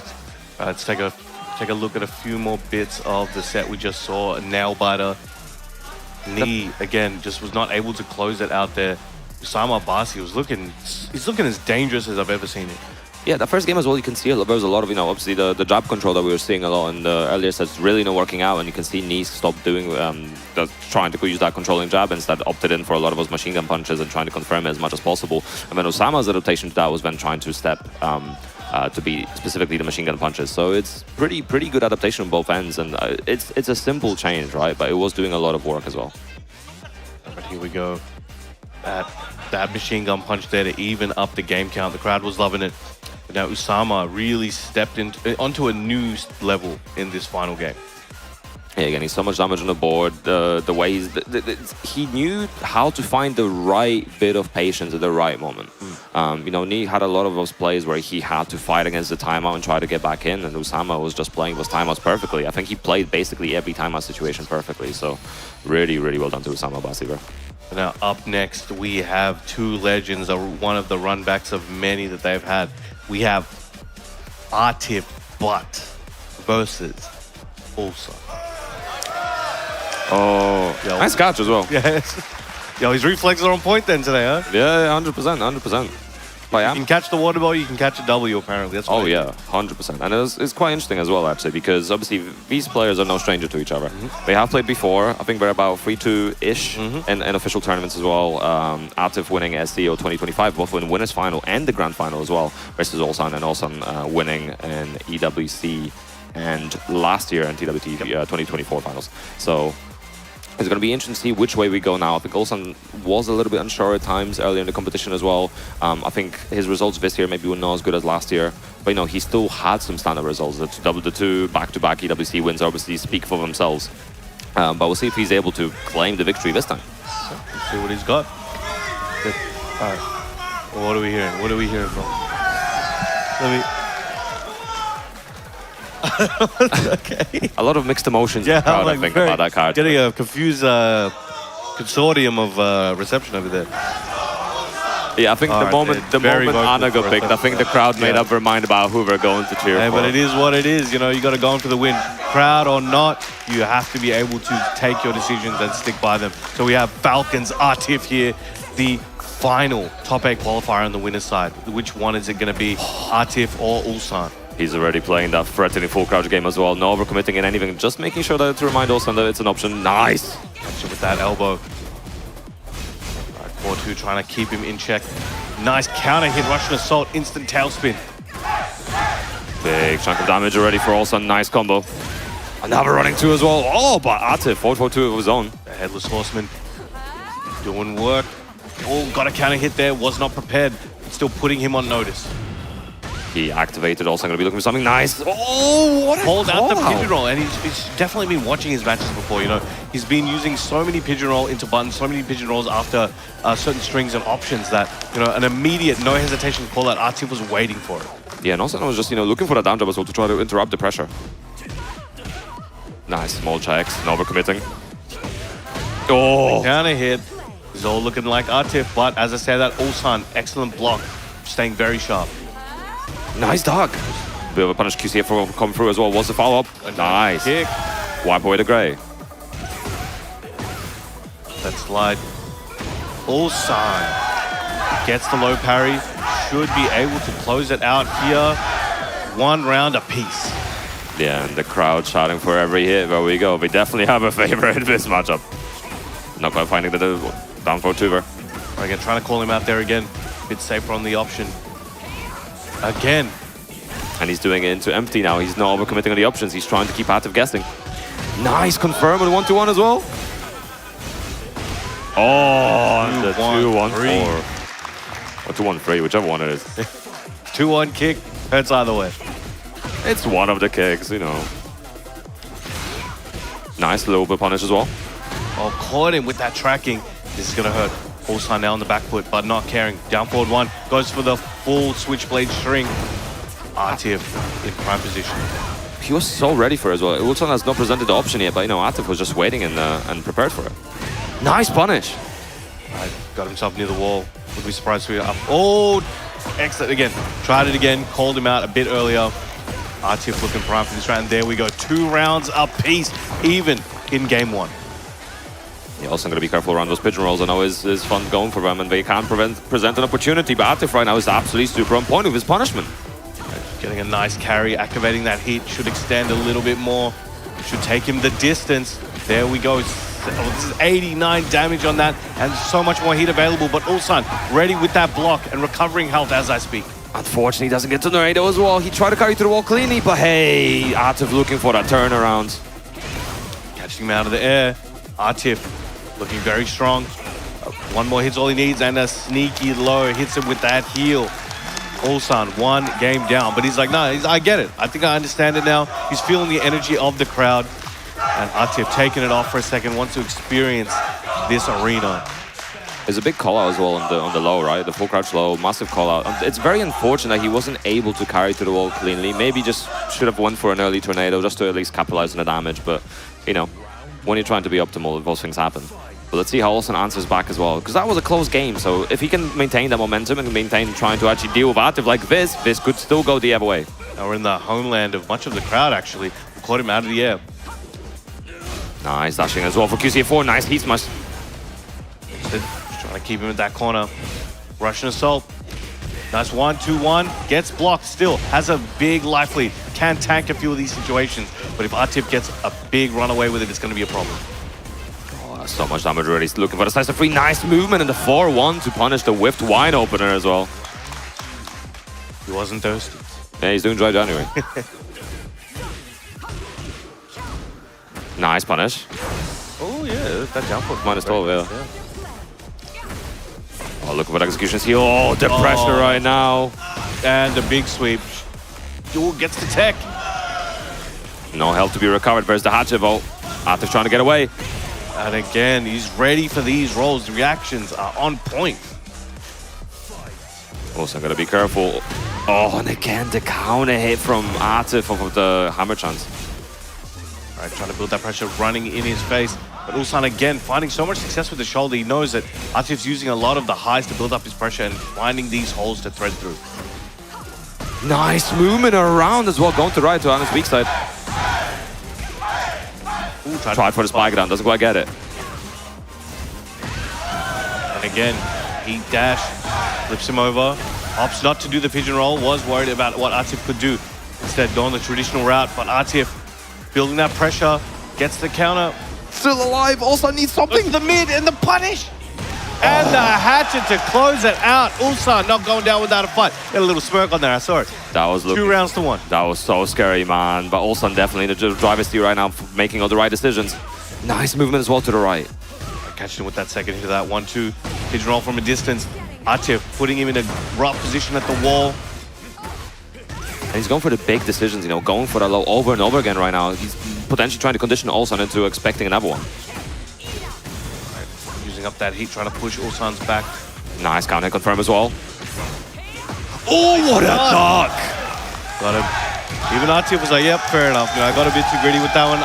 And Ulsan feeling the energy of the crowd. Feeding off it. Oh, this the little tongue out as well. well. You know, he's feeling himself too much. He knows the room is with him. He's charging the spirit bomb. And meanwhile, Atif taking his headphones off, getting some air, listening to the crowd. He is going to use that fuel in the opposite direction. You guys want the other guy to win. I'm here to disappoint you. I'm here to crush your dreams. Let's see which player will be moving forward from here. He's done it before and he can absolutely do it again. And wow, closing the distance and getting the counter here on it as well. The adrenaline is flowing through both of these players. You can see it in their eyes. They're locked in.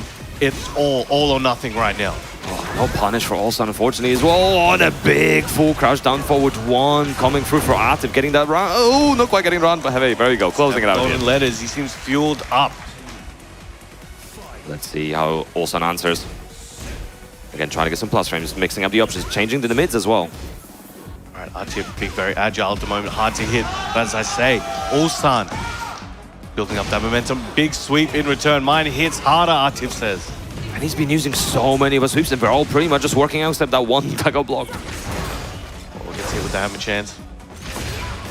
Mixes it up, goes mid. Spending that heat dash as well. Look at the damage, man. There's so much from the interaction. Gets the side splat as well, and just like that, Atif changing it all around. Ulsan on the brink of defeat right now. And even he reeled back, and he was clapping. He's like, all right, I see you, I see you. He's still in, though. 3 more rounds is what he needs. Easier said than done. Atif 1 away from closing this out. But the tempo has increased. The swings are coming harder and faster. Oh, there we go. I was going to say, has to be careful around the 2 jab. Atif looking for something as well. Parallel to the wall. And again, going for the sweep. I don't think he can kill, but it's still going to be a chunk of damage. Gets the wall. Well, it's that resplat. Low jab, trying to keep himself alive. Recovering a little bit of health. Going for the strings. Nice duck into the step. Ulsan still alive. And the backswing blow. Closing it out against his favor. Atif, but moving forward to the top 8 bracket. Make some noise, ladies and gentlemen. I respect the attempt on that QCB2 in that clutch moment. If it worked out, it would have been such an amazing decision. But unfortunately, not working this time. And Atif, you know, changing up the score. Now we're 3-3 between the 2 of them. And what I love about this crowd is as much love and energy as they were giving to Ulsan, you know, hoping he would win. When Atif got that victory, they were still willing to show that love. They're just here for that good-ass Tekken, regardless of who's standing up there. 100%, and that makes us 2 apiece, right? 2 Koreans and 2 Pakistani It's evened up. players. They're going to have to settle this in their top 8. Yeah, and obviously there's still the losers matches to go through as well. There's so many more games to continue going through, but let's have a look at that bracket. All right, there we go. We got 2-1 just as we witnessed there. Atif moving forward into top 8. Very close set. Usama Basi, you know, ascended a couple levels there to take Knee out moving forward. Low high with a clean 2-0 against Fazin made it so difficult, did not give him a chance. And Mangja versus the John, an amazing set, one of my favorites, with Mangja resulting in the victory. Yeah, the low high set was also, I think that's probably one of my favorites as well. I think low high and Farzin are both such strong players, so seeing low high actually adapt and then change those playstyles and deal with Victor and then Lydia as well in the same capacity was actually really, really cool. Very impressive. It's hard, you know, when you're a player, you know, switching characters, it can be hard to balance everything. But also when you're on the receiving end, there's a whole other file in your brain you have to open up and like check on in like a matter of 10 seconds sometimes. When that game loads, you got to be ready. 100%, 100%. And so far, I mean, the way it's shaping up, it's been such an interesting bracket overall, the way it's all been going. But we're looking at losers side as well.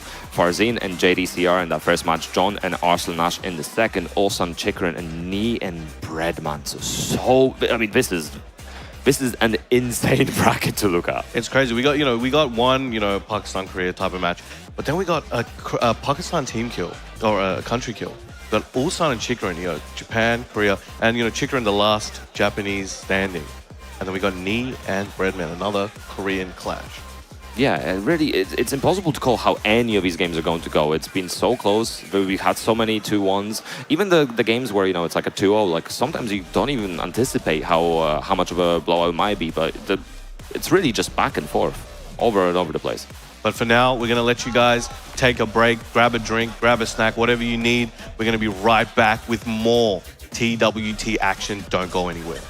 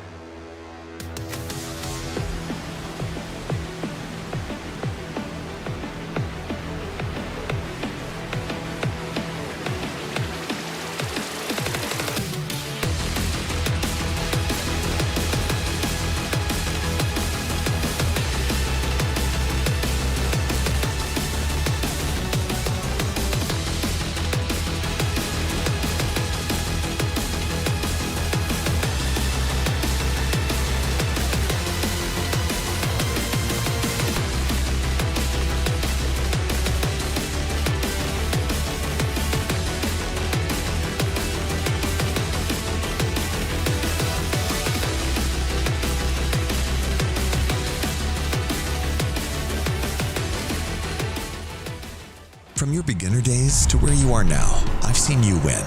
I've seen you lose. And I've always been here, right in front, lighting it all up.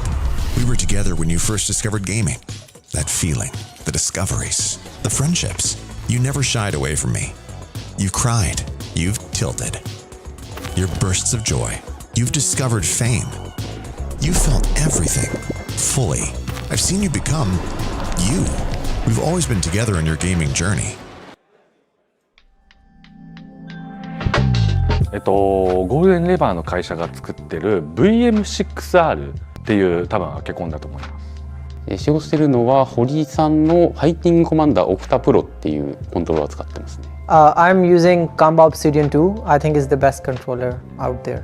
अभी तो मैं खेल रहा हूँ golden liver पे। Golden liver ही really अच्छा है इस time. I currently use a default PlayStation 5 DualShock or DualSense controller. Actuellement, je joue avec une manette Xbox One. I use a PS4 controller. I use a PS5 controller. I use DualShock 4 for my controller. I used to and right now use the DualSense. Previous I used DualShock and right now I use DualSense. For me it's good. For me it's good, but I also looking for the hitbox in the future, maybe.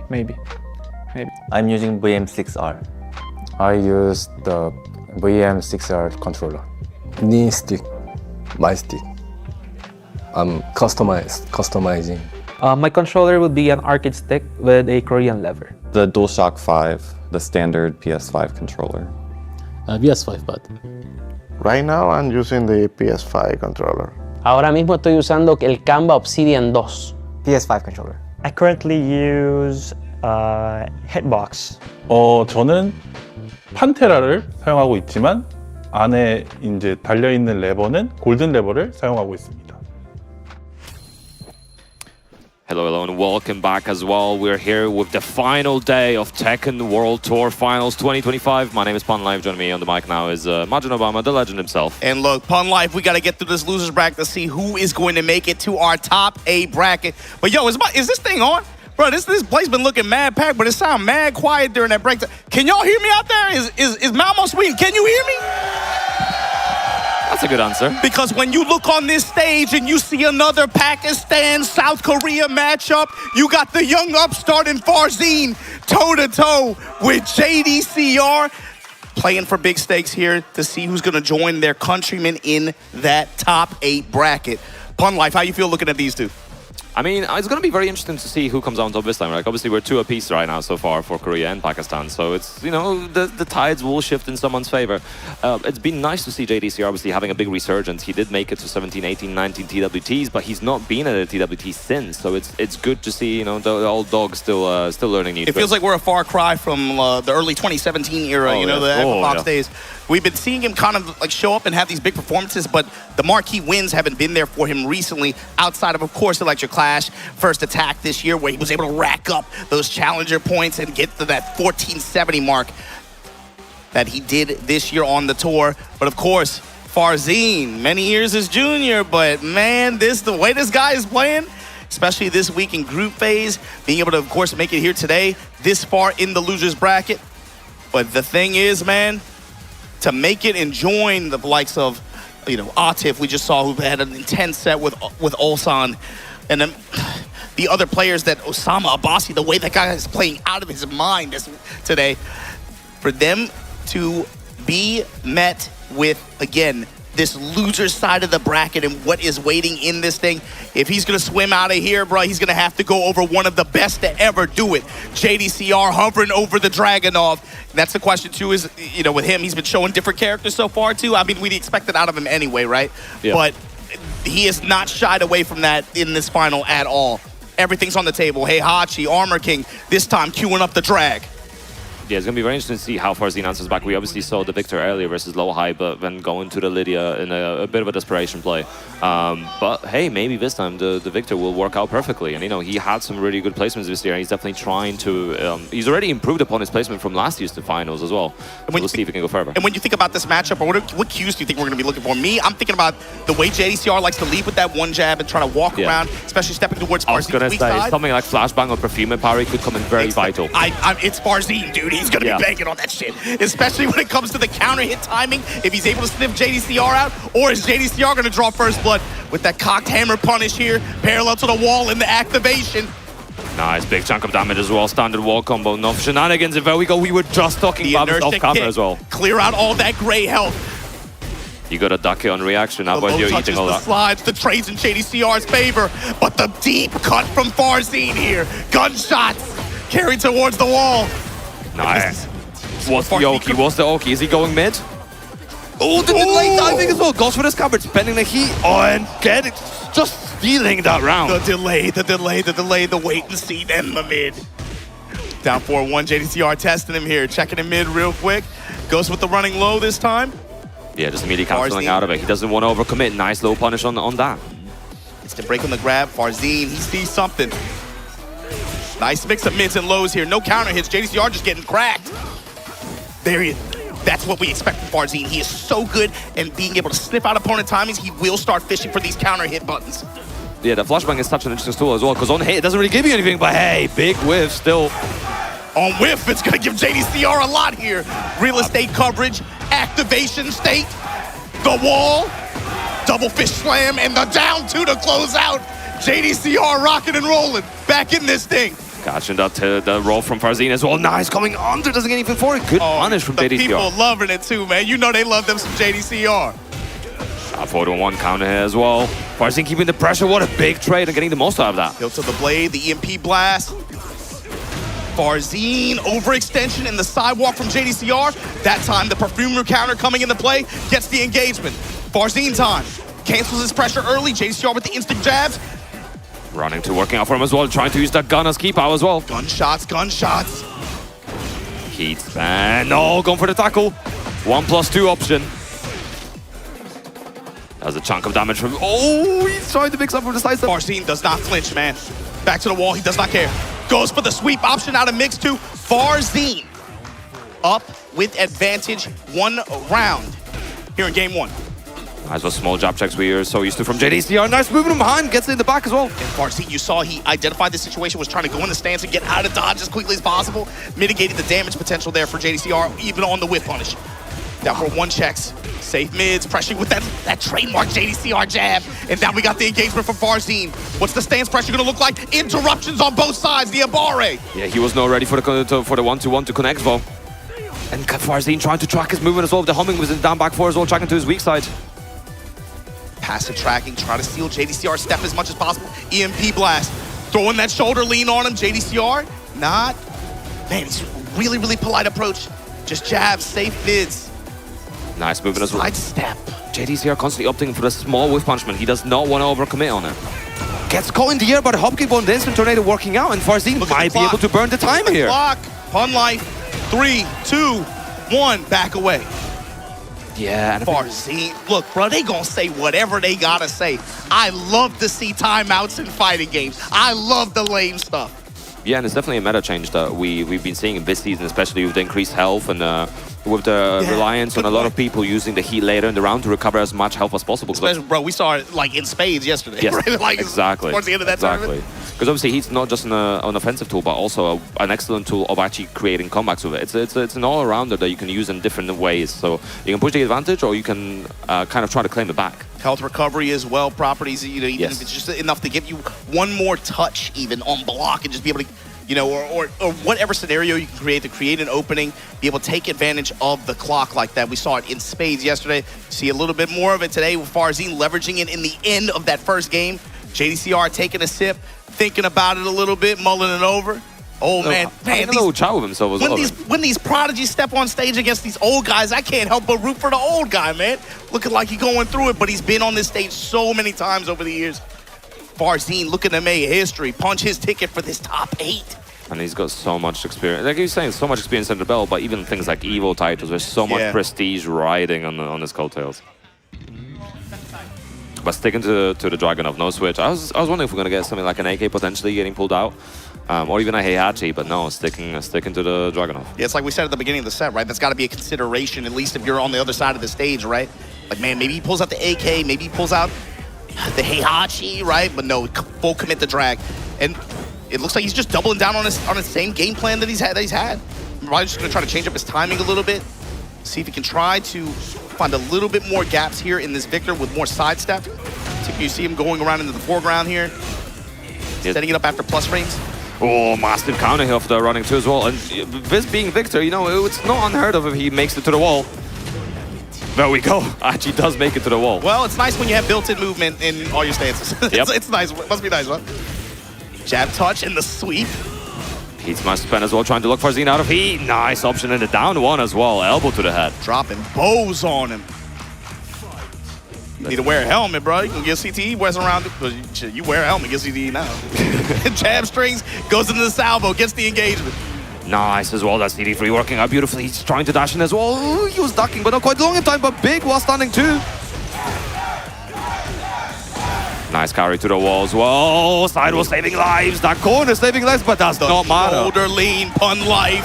And that's going to put him on this round and on this game point to be able to tie it up against Farzine here. First to 2 affair. We're not at the long sets yet.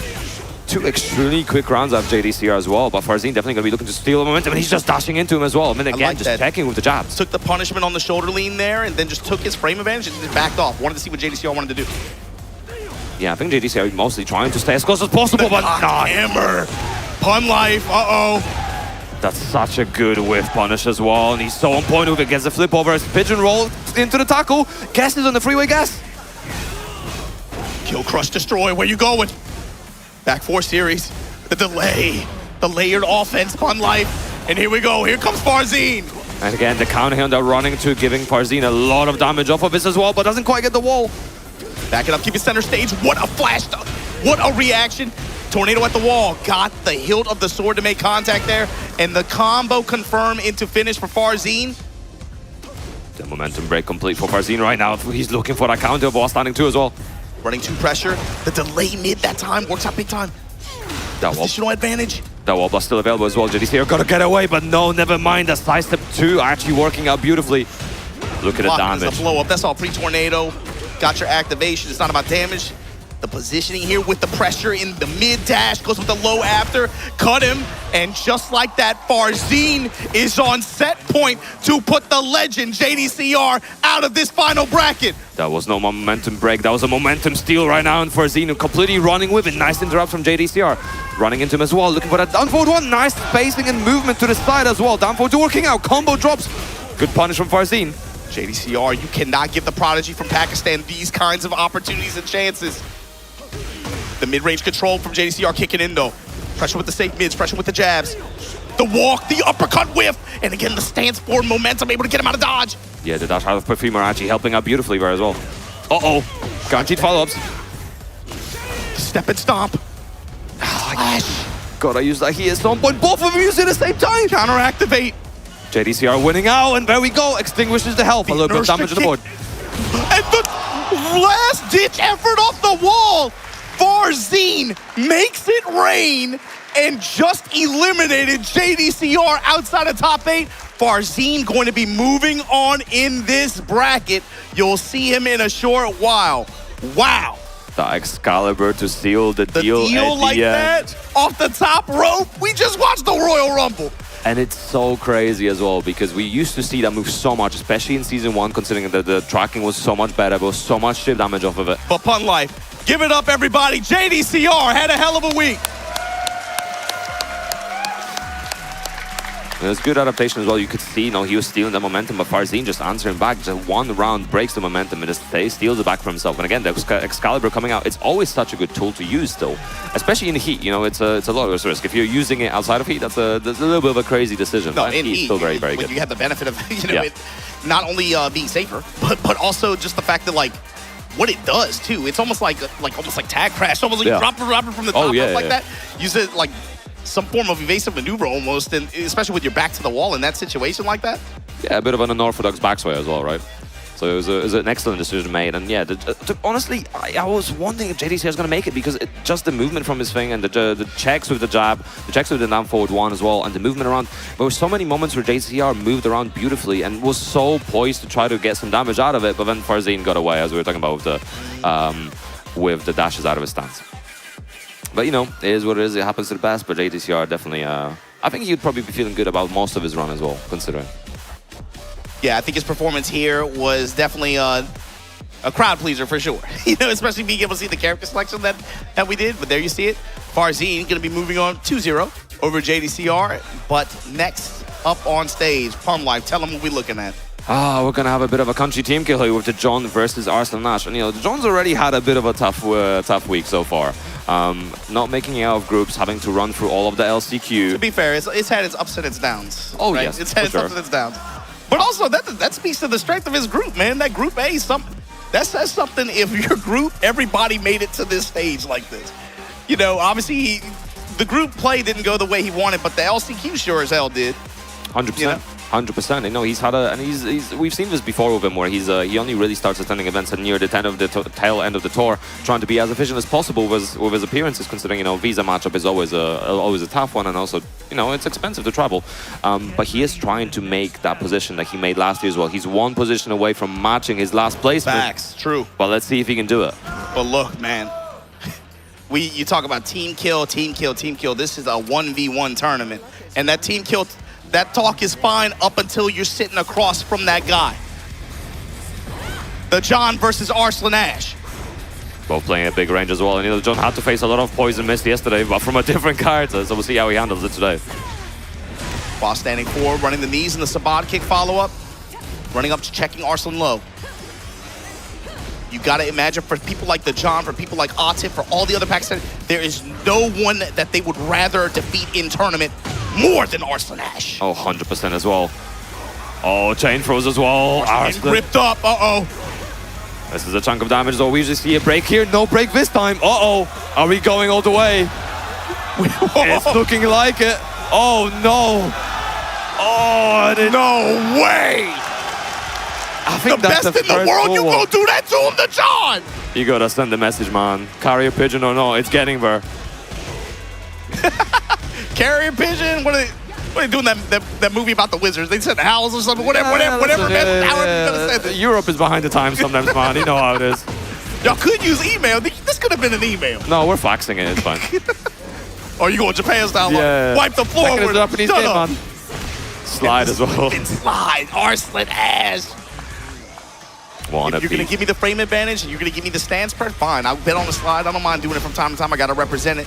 You put that throw out there, you're willing to chain grab? I got to put options out there too. This time, homing attack out of stance.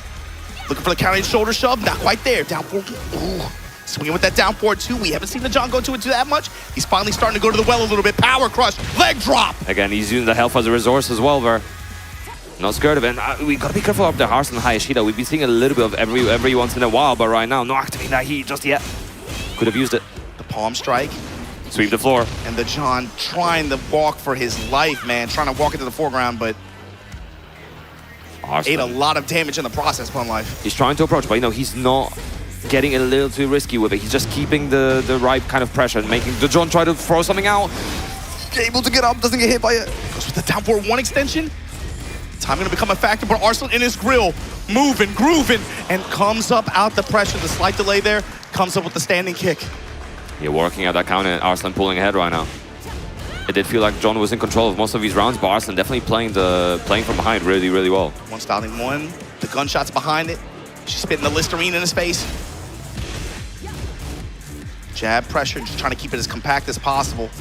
Oh, what an option as well, the Atlas hammer from below. And he's gonna drop it on her right here, right now. Trying to mix it up as well, trying to mix up the Jaguar sprint. Emergency get up. Goes with that elbow option. Break the glass, drop the leg on her. The John right now. Gotta be able to seal this round. Arslan in rage with heat.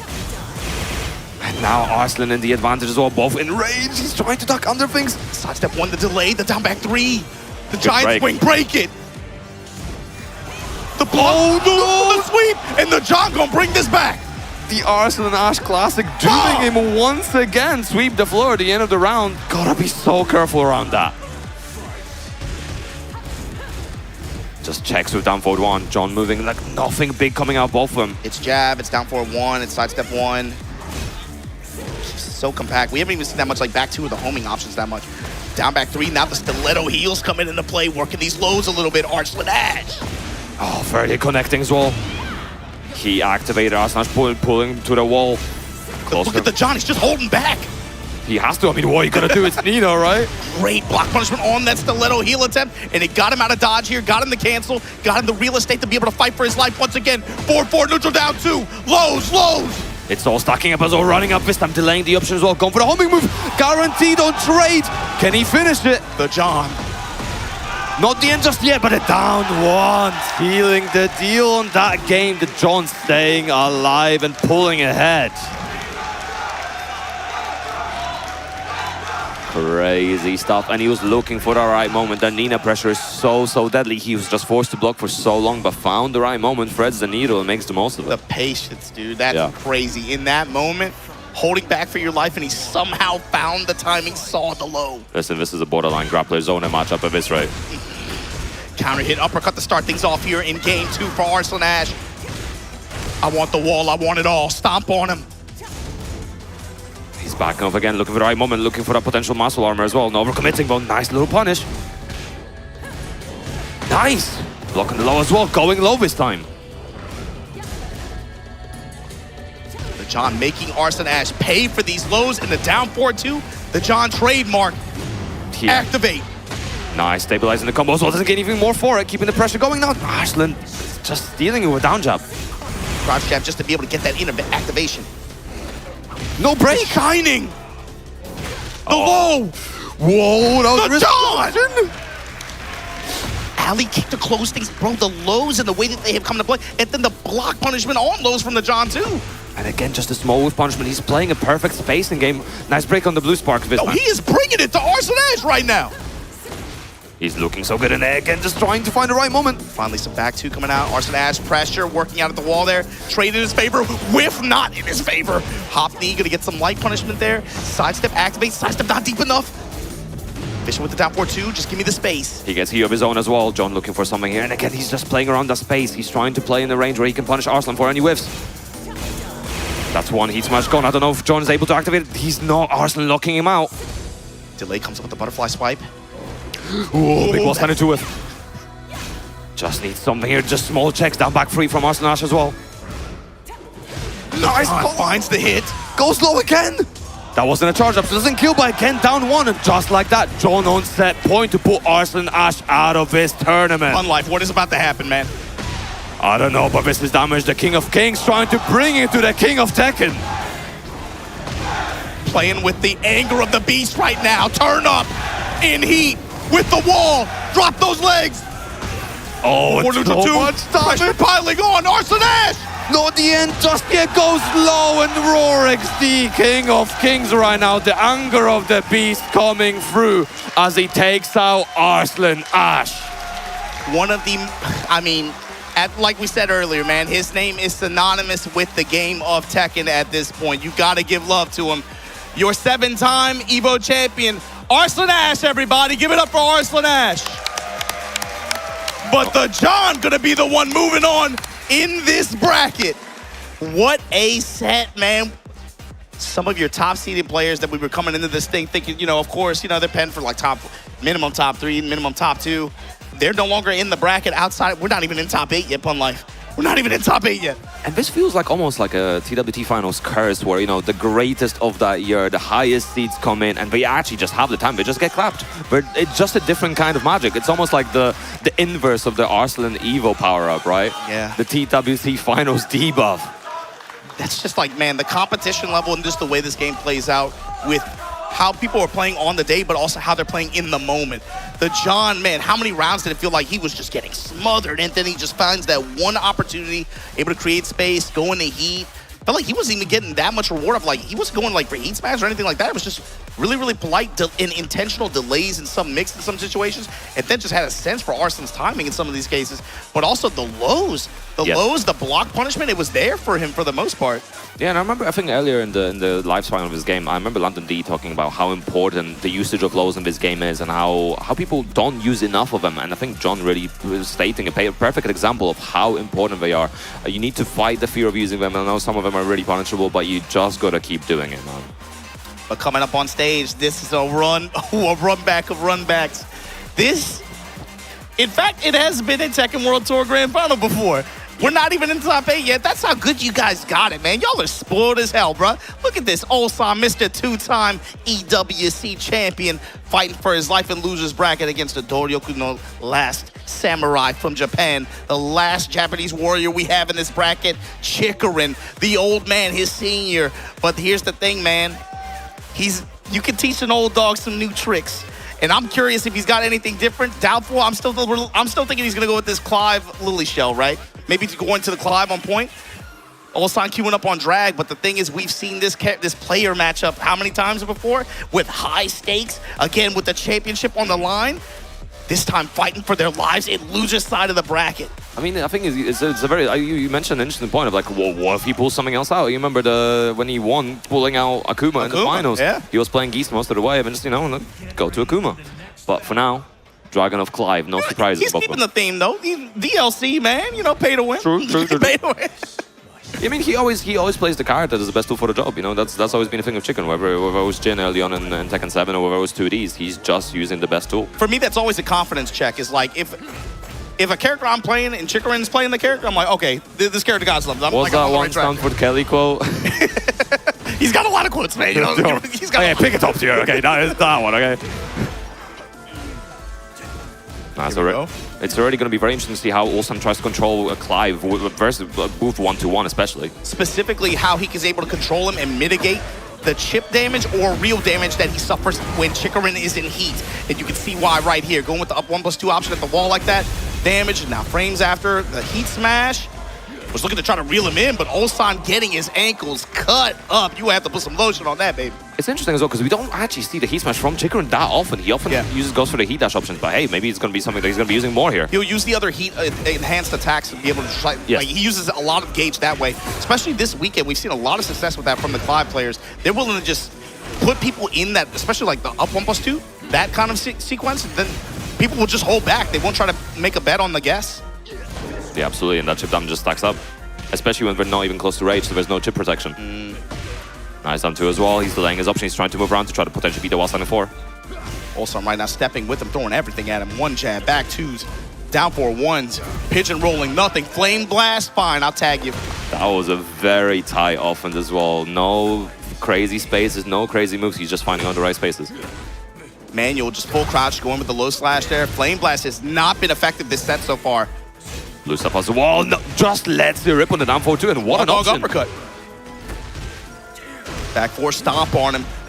Ooh, the homing attack after the read. Ulsan right now.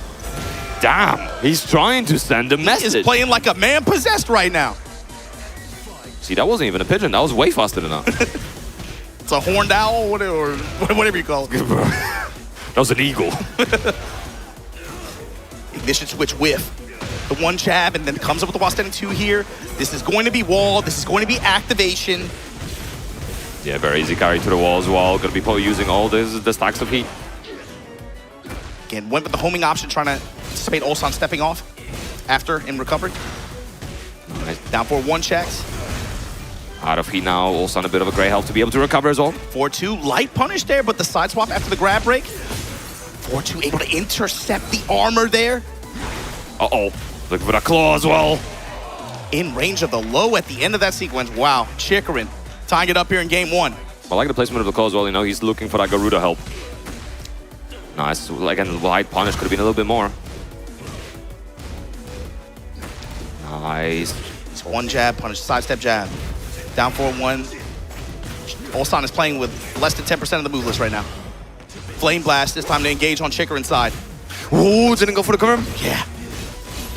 Could have been scary. Ulsan got to get away from this wall. Nice burst, circuit breaker. The shoulder lean, all that just to run the homing attack, and then comes up with the punish. Chikarin gonna seal this first game. The callouts on that slide have been absolutely impeccable from Chikarin as well. And he gets so much damage out of it. You know, Clive gets a chunk of damage, gets a chunk of carry as well, and the wall situation afterwards is always going to be a scary situation to reckon with.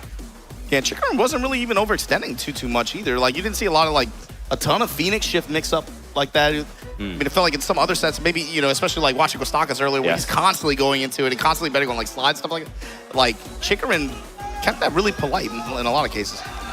A lot of just uses of 4-2, controlling the mid-range as much as possible. Yeah, and we're getting a coaching session here as well for Ulsan. We'll see what the adaptation is going to be from Ulsan. But as you said, it's very, very interesting to actually see how compact Chikarin is playing this Clive, you know, between the really tight movement, between just making sure that he's using options that try to lock Ulsan out, but also not overcommitting. So, you know, he might do one step, he might do the forward 2, but he won't try to overcommit to a second one, for example, especially with Ulsan trying to back away. I think he let the full forward 2-string rip once. Yeah. And he got tagged for it, but it was a light punish. Yeah. So we'll see how it goes with the adaptation is from Olsan as well, getting a little bit of advice, big breaths as well. And let's see if he can get back into it. This is still first to 2 territory, so you know, you gotta do or die. No more lives remaining. No breaks here, but we do have Wall who can get control of it, who can make the most of it. Yeah, Clive definitely won't have any trouble going corner to corner, wall to wall, or any other direction. Chikrin is cheap as hell, man. He brought a sword, a spear, all this to a fist dog. fight. A dog. Multiple icons. Bro, how you look showing up to a fist fight with a dog, man? That's messed up. He gonna use him too. Break on the grab. In heat, and this is what's important for Olsan to be able to mitigate the damage and the bleeding as much as possible while Chikrin is in heat. So like that was a really good sequence. Just the fact that he didn't hang around with it that much, didn't suffer that much for it. Gets pulled in. Oh, no break on generic. You gotta be able to win this round though. Phoenix shift slide, shoulder lean. What comes after the jab float on the orbital? Stepping into the wall to try to reposition. Pigeon roll, goes mid. Nice break this time. This is so tight as well. Good block on the low. While steady 4 goes up with the deep sweep. Nice punish, could have been a little bit more. But oh, back 4 still tracking him there. That flash stuck in mid-range and then comes up with that. That while standing 4 was enough for him to put him in position to be able to close that round. The reward for just tapping down like that. Oh, the side step right from Chikrin straight to Duck, and what a down 4-2 as well, getting that counter hit. After a block steel pedal, he had a sense for Olsan's timing on the reversal presses there. That uppercut to find its mark. And Chikrin to find his back to the wall, doesn't matter. Found the launch, couldn't convert. Nice movement as well, and gonna get a splat off of it. Big tornado, max damage. Olsan has to make this positioning count though. Stomp and then homing attack. And he's constantly going for that homing move as well. That's a mid, because we're seeing Chikrin do a lot of sidestep into Duck as well to deal with it. Nice punish from Olsan right now. Doesn't get the wall, that's so unfortunate. Could be so much more damage. Forward 1+2, heat spent. Chikrin still behind. But for how long? 7 seconds to go. He's almost back, running 2 as well, going low. Oh, no way. Olsan, what a reaction. Rage Heart to be able to put himself 2 rounds up here. And it's cold outside, boy. Threading the needle. This European crowd, there's something about Olsan. They love Olsan here, man. He's just a cool guy, man. That's why. He's playing an honest character. Right now, he's pressing. Nice punish. He's stressed right now. Oh. Uppercut. What a catch as well. Olsan coming in right now. That's the counter hit. The blazing slashes. Look at the damage. Nice patience as well, and another down forward 2 as well. He's going to be stealing this momentum, and we've seen this before. Every time someone steals the momentum, they just keep running with it. The wall confirmed there with the Flame Blast Ender. Chikrin not trying to see this go to a game 3. I'm not out of this game 2 yet. Nice. And the interrupt with the salvo from Olsan. Beating at the parry as well. He was looking for it. Fish with that sidestep 2. Chikrin. Jab touch. Goes with the counter hit down 2. Whoa, what a confirm as well on the whiff. To beat the Tundra Slasher. Phoenix shift slide. Phoenix shift slide again. He is not deterred from sliding. We didn't see it at all. Use Raw Dog like that. No punish as well. That could have been the down 1. The low slash. And again, that's slide. How did that slide hit? Listen, don't TA report that in. Going low again as well, looking for something else, moving away, no break on the 1+2. Is this enough to kill? Yes, it is, and Chikrin on set point. The reverse sweep is almost complete. And Olsan got his ankles messed up that round. The full crouch mix, the Phoenix shift slot, the lows from Chikrin. He figures something out timing-wise. Back 2, trying to steal the step. Beating out the orbital, he just does it again! He is fearless right now. If at first you don't succeed, pun life. Try again, and Chikrin definitely trying it. Set him on fire! Santeskin almost at level 3 as well. Doesn't get the splat. He's still going low once again. Nice circuit breaker. He has to make it happen here. Olsan, life on the line. Rage available on Olsan's side as well, running through landing. For Chikrin as well, but it's not going to be a factor. Olsan finds the upper. And we're going to game 3 as well. And Chikrin looking around. Nobi going up on stage. Calling for that third perspective on any habits or anything that's going on. Nobi coaches.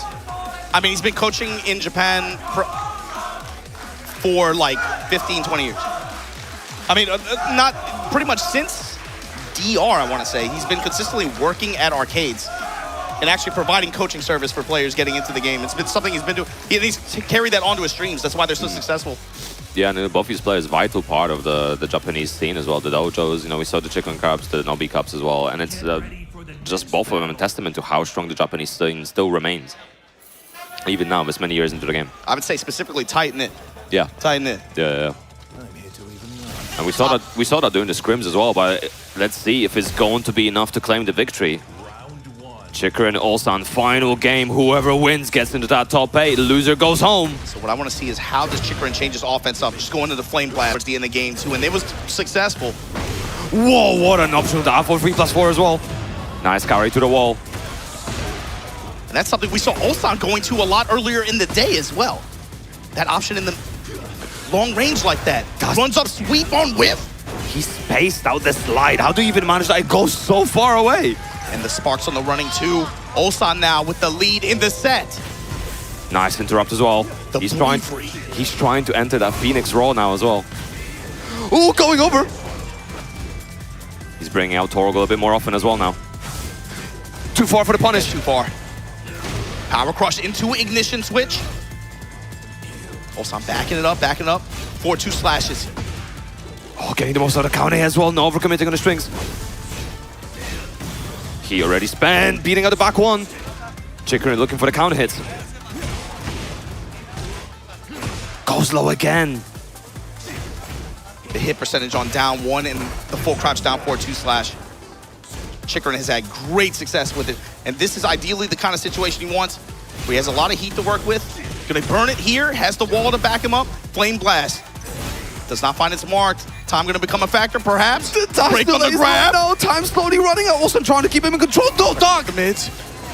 On the floor and not enough. And Ulsan claiming that round. And just like that, he's on set point. A master of space and time. Working the safe mid, working the down 2. Chikrin now. Jab to interrupt. Too far, but still getting something, getting a counter off of it at least. The down forward one, just seizing so many down forward ones, and the movement around Chikrin right now. This won't be enough, but what's the oak here? Are we seeing the spike down? No, getting the heat activation first. Pigeon roll tackle. Guess, no guess. The 1+2 option working out, just needs 1 or 2 more hits. Keys my spend, Chikrin still alive, Where's but he tough going? position. Fun life. Running 2. Flame Blast. A last-ditch effort here. Counter hit, Frozo breaks it.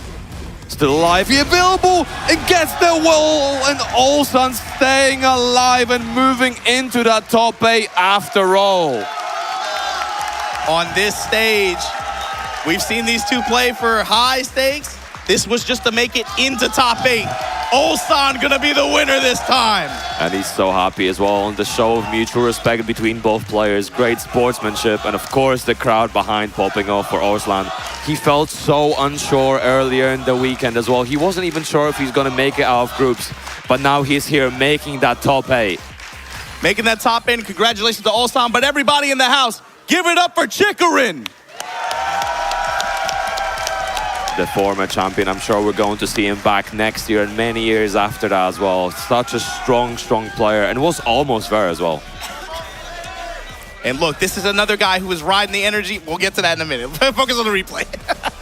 Yeah, man, this, especially I was looking, the way that final round worked, by then Ulsan had he figured out something and you could sense a shift in terms of mood. Chikrin just kind of froze up towards the end of that last round. Passive, yeah. And it just turned into what? Just safe mid pressure, dash to realign just in case he steps, safe mid pressure, poking with that down 4-1. And then the second he finally throws a wrench into the plan, sidestep, that was when Chikrin pressed, and it was just off to the races. Ulsan played a full set there. That was a back and forth. That one got scary, man. Yeah, extremely scary. And it just, man, the radar earlier as well between the hits. And the way he was spacing as well, there was a lot of the slide working out, obviously, for Chikrin, and it goes so far, and the tracking is fairly decent as well. So it's difficult for Ulsan to contend with, especially when there's much scarier options in the mid-range as well happening. But, man, what is that? I'm thinking about that game too, man. Bro, the lows. That was a crazy amount of just raw Phoenix shifts sweep in, raw Phoenix shift slide, and then just like full crouch down 4-2, full crouch down 4-2. The mix that he had with that was so good. Just not enough.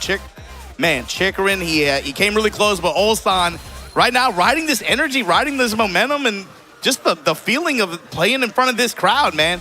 But stepping up to the plate. Our last losers qualifier side of this bracket to see who's gonna join the rest of this top 8 bracket.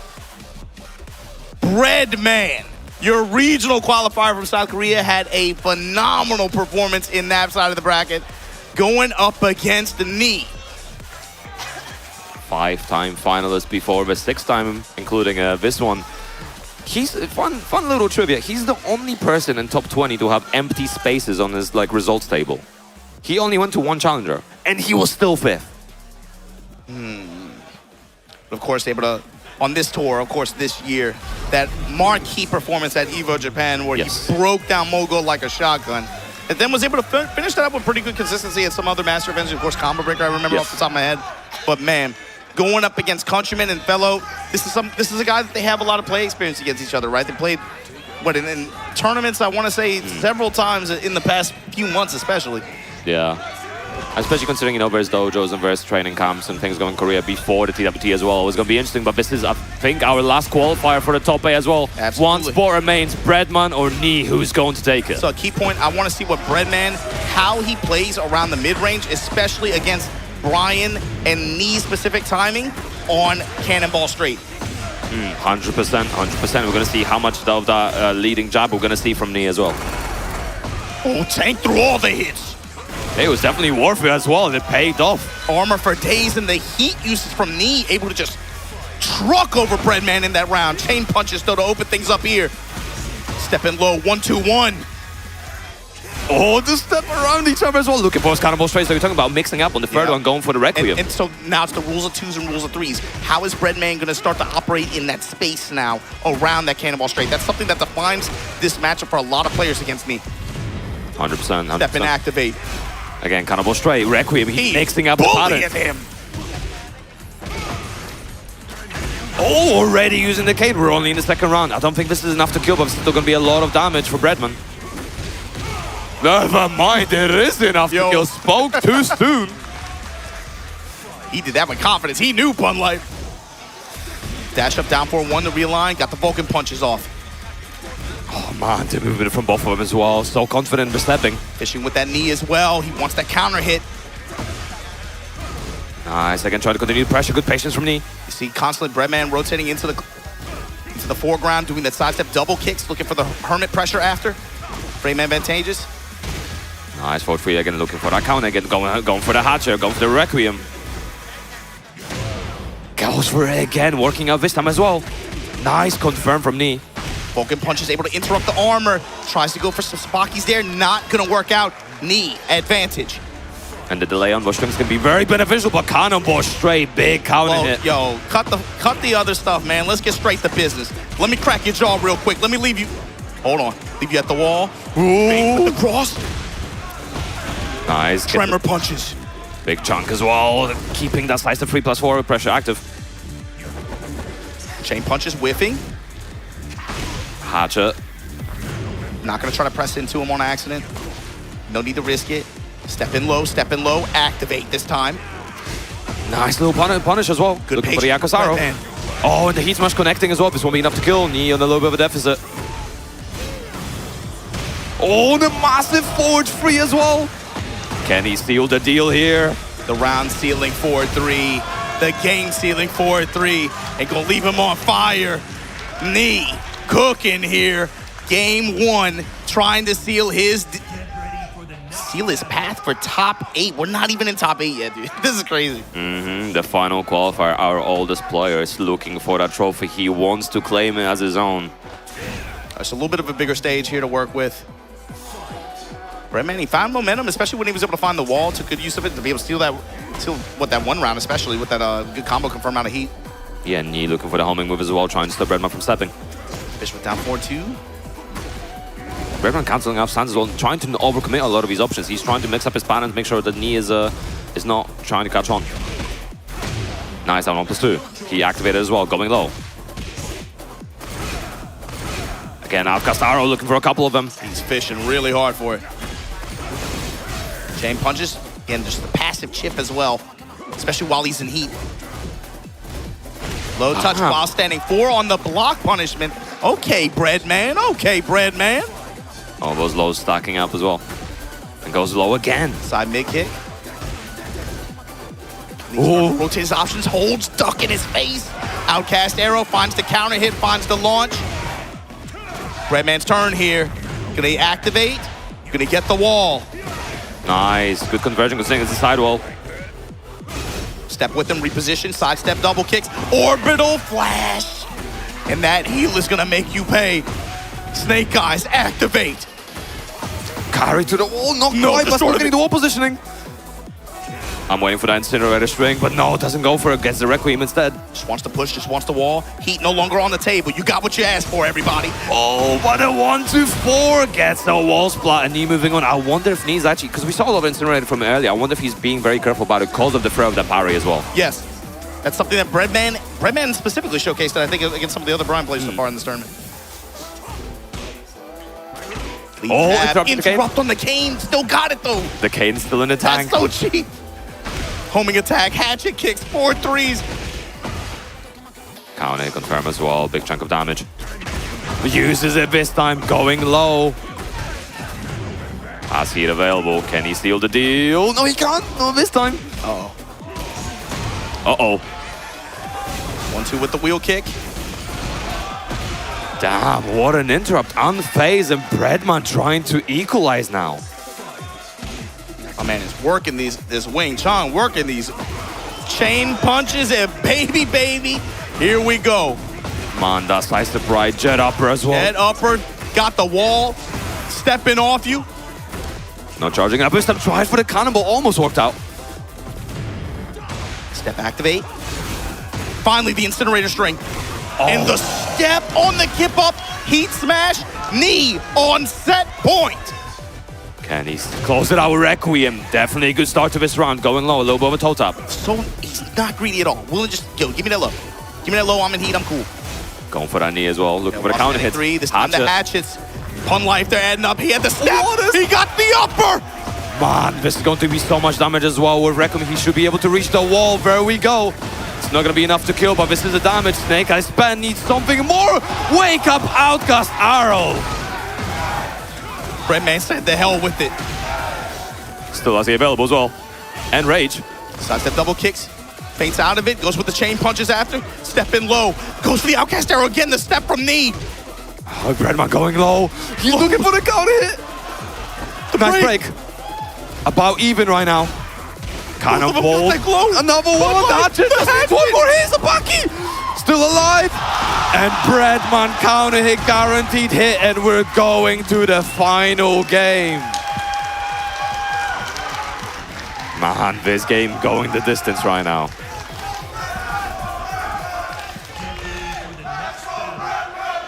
Oh, man.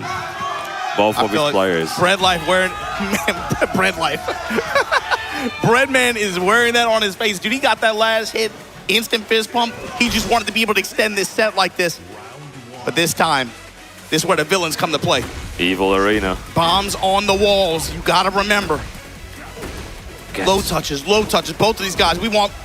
Just going for it again, just expecting Knee to miss out on the punish. Ankle checks. Oh, ended up in a crouching state, so Jet Upper doesn't connect. Nice spacing. Fine, we don't need the Jet Upper this time. Gonna run the mid cane option. Nice. That combo always looks like it's gonna drop, man. Carrying to the wall. Last wall as well. Spike down. Oh, look at the damage. Wants to just hold it. Hermit mid kicks. Get the chain punches, and Breadman now with the lead in the set. Man, this is such a sick set from both of them as well. Nice movement from Knee again. Doesn't get anything for it except a little jab.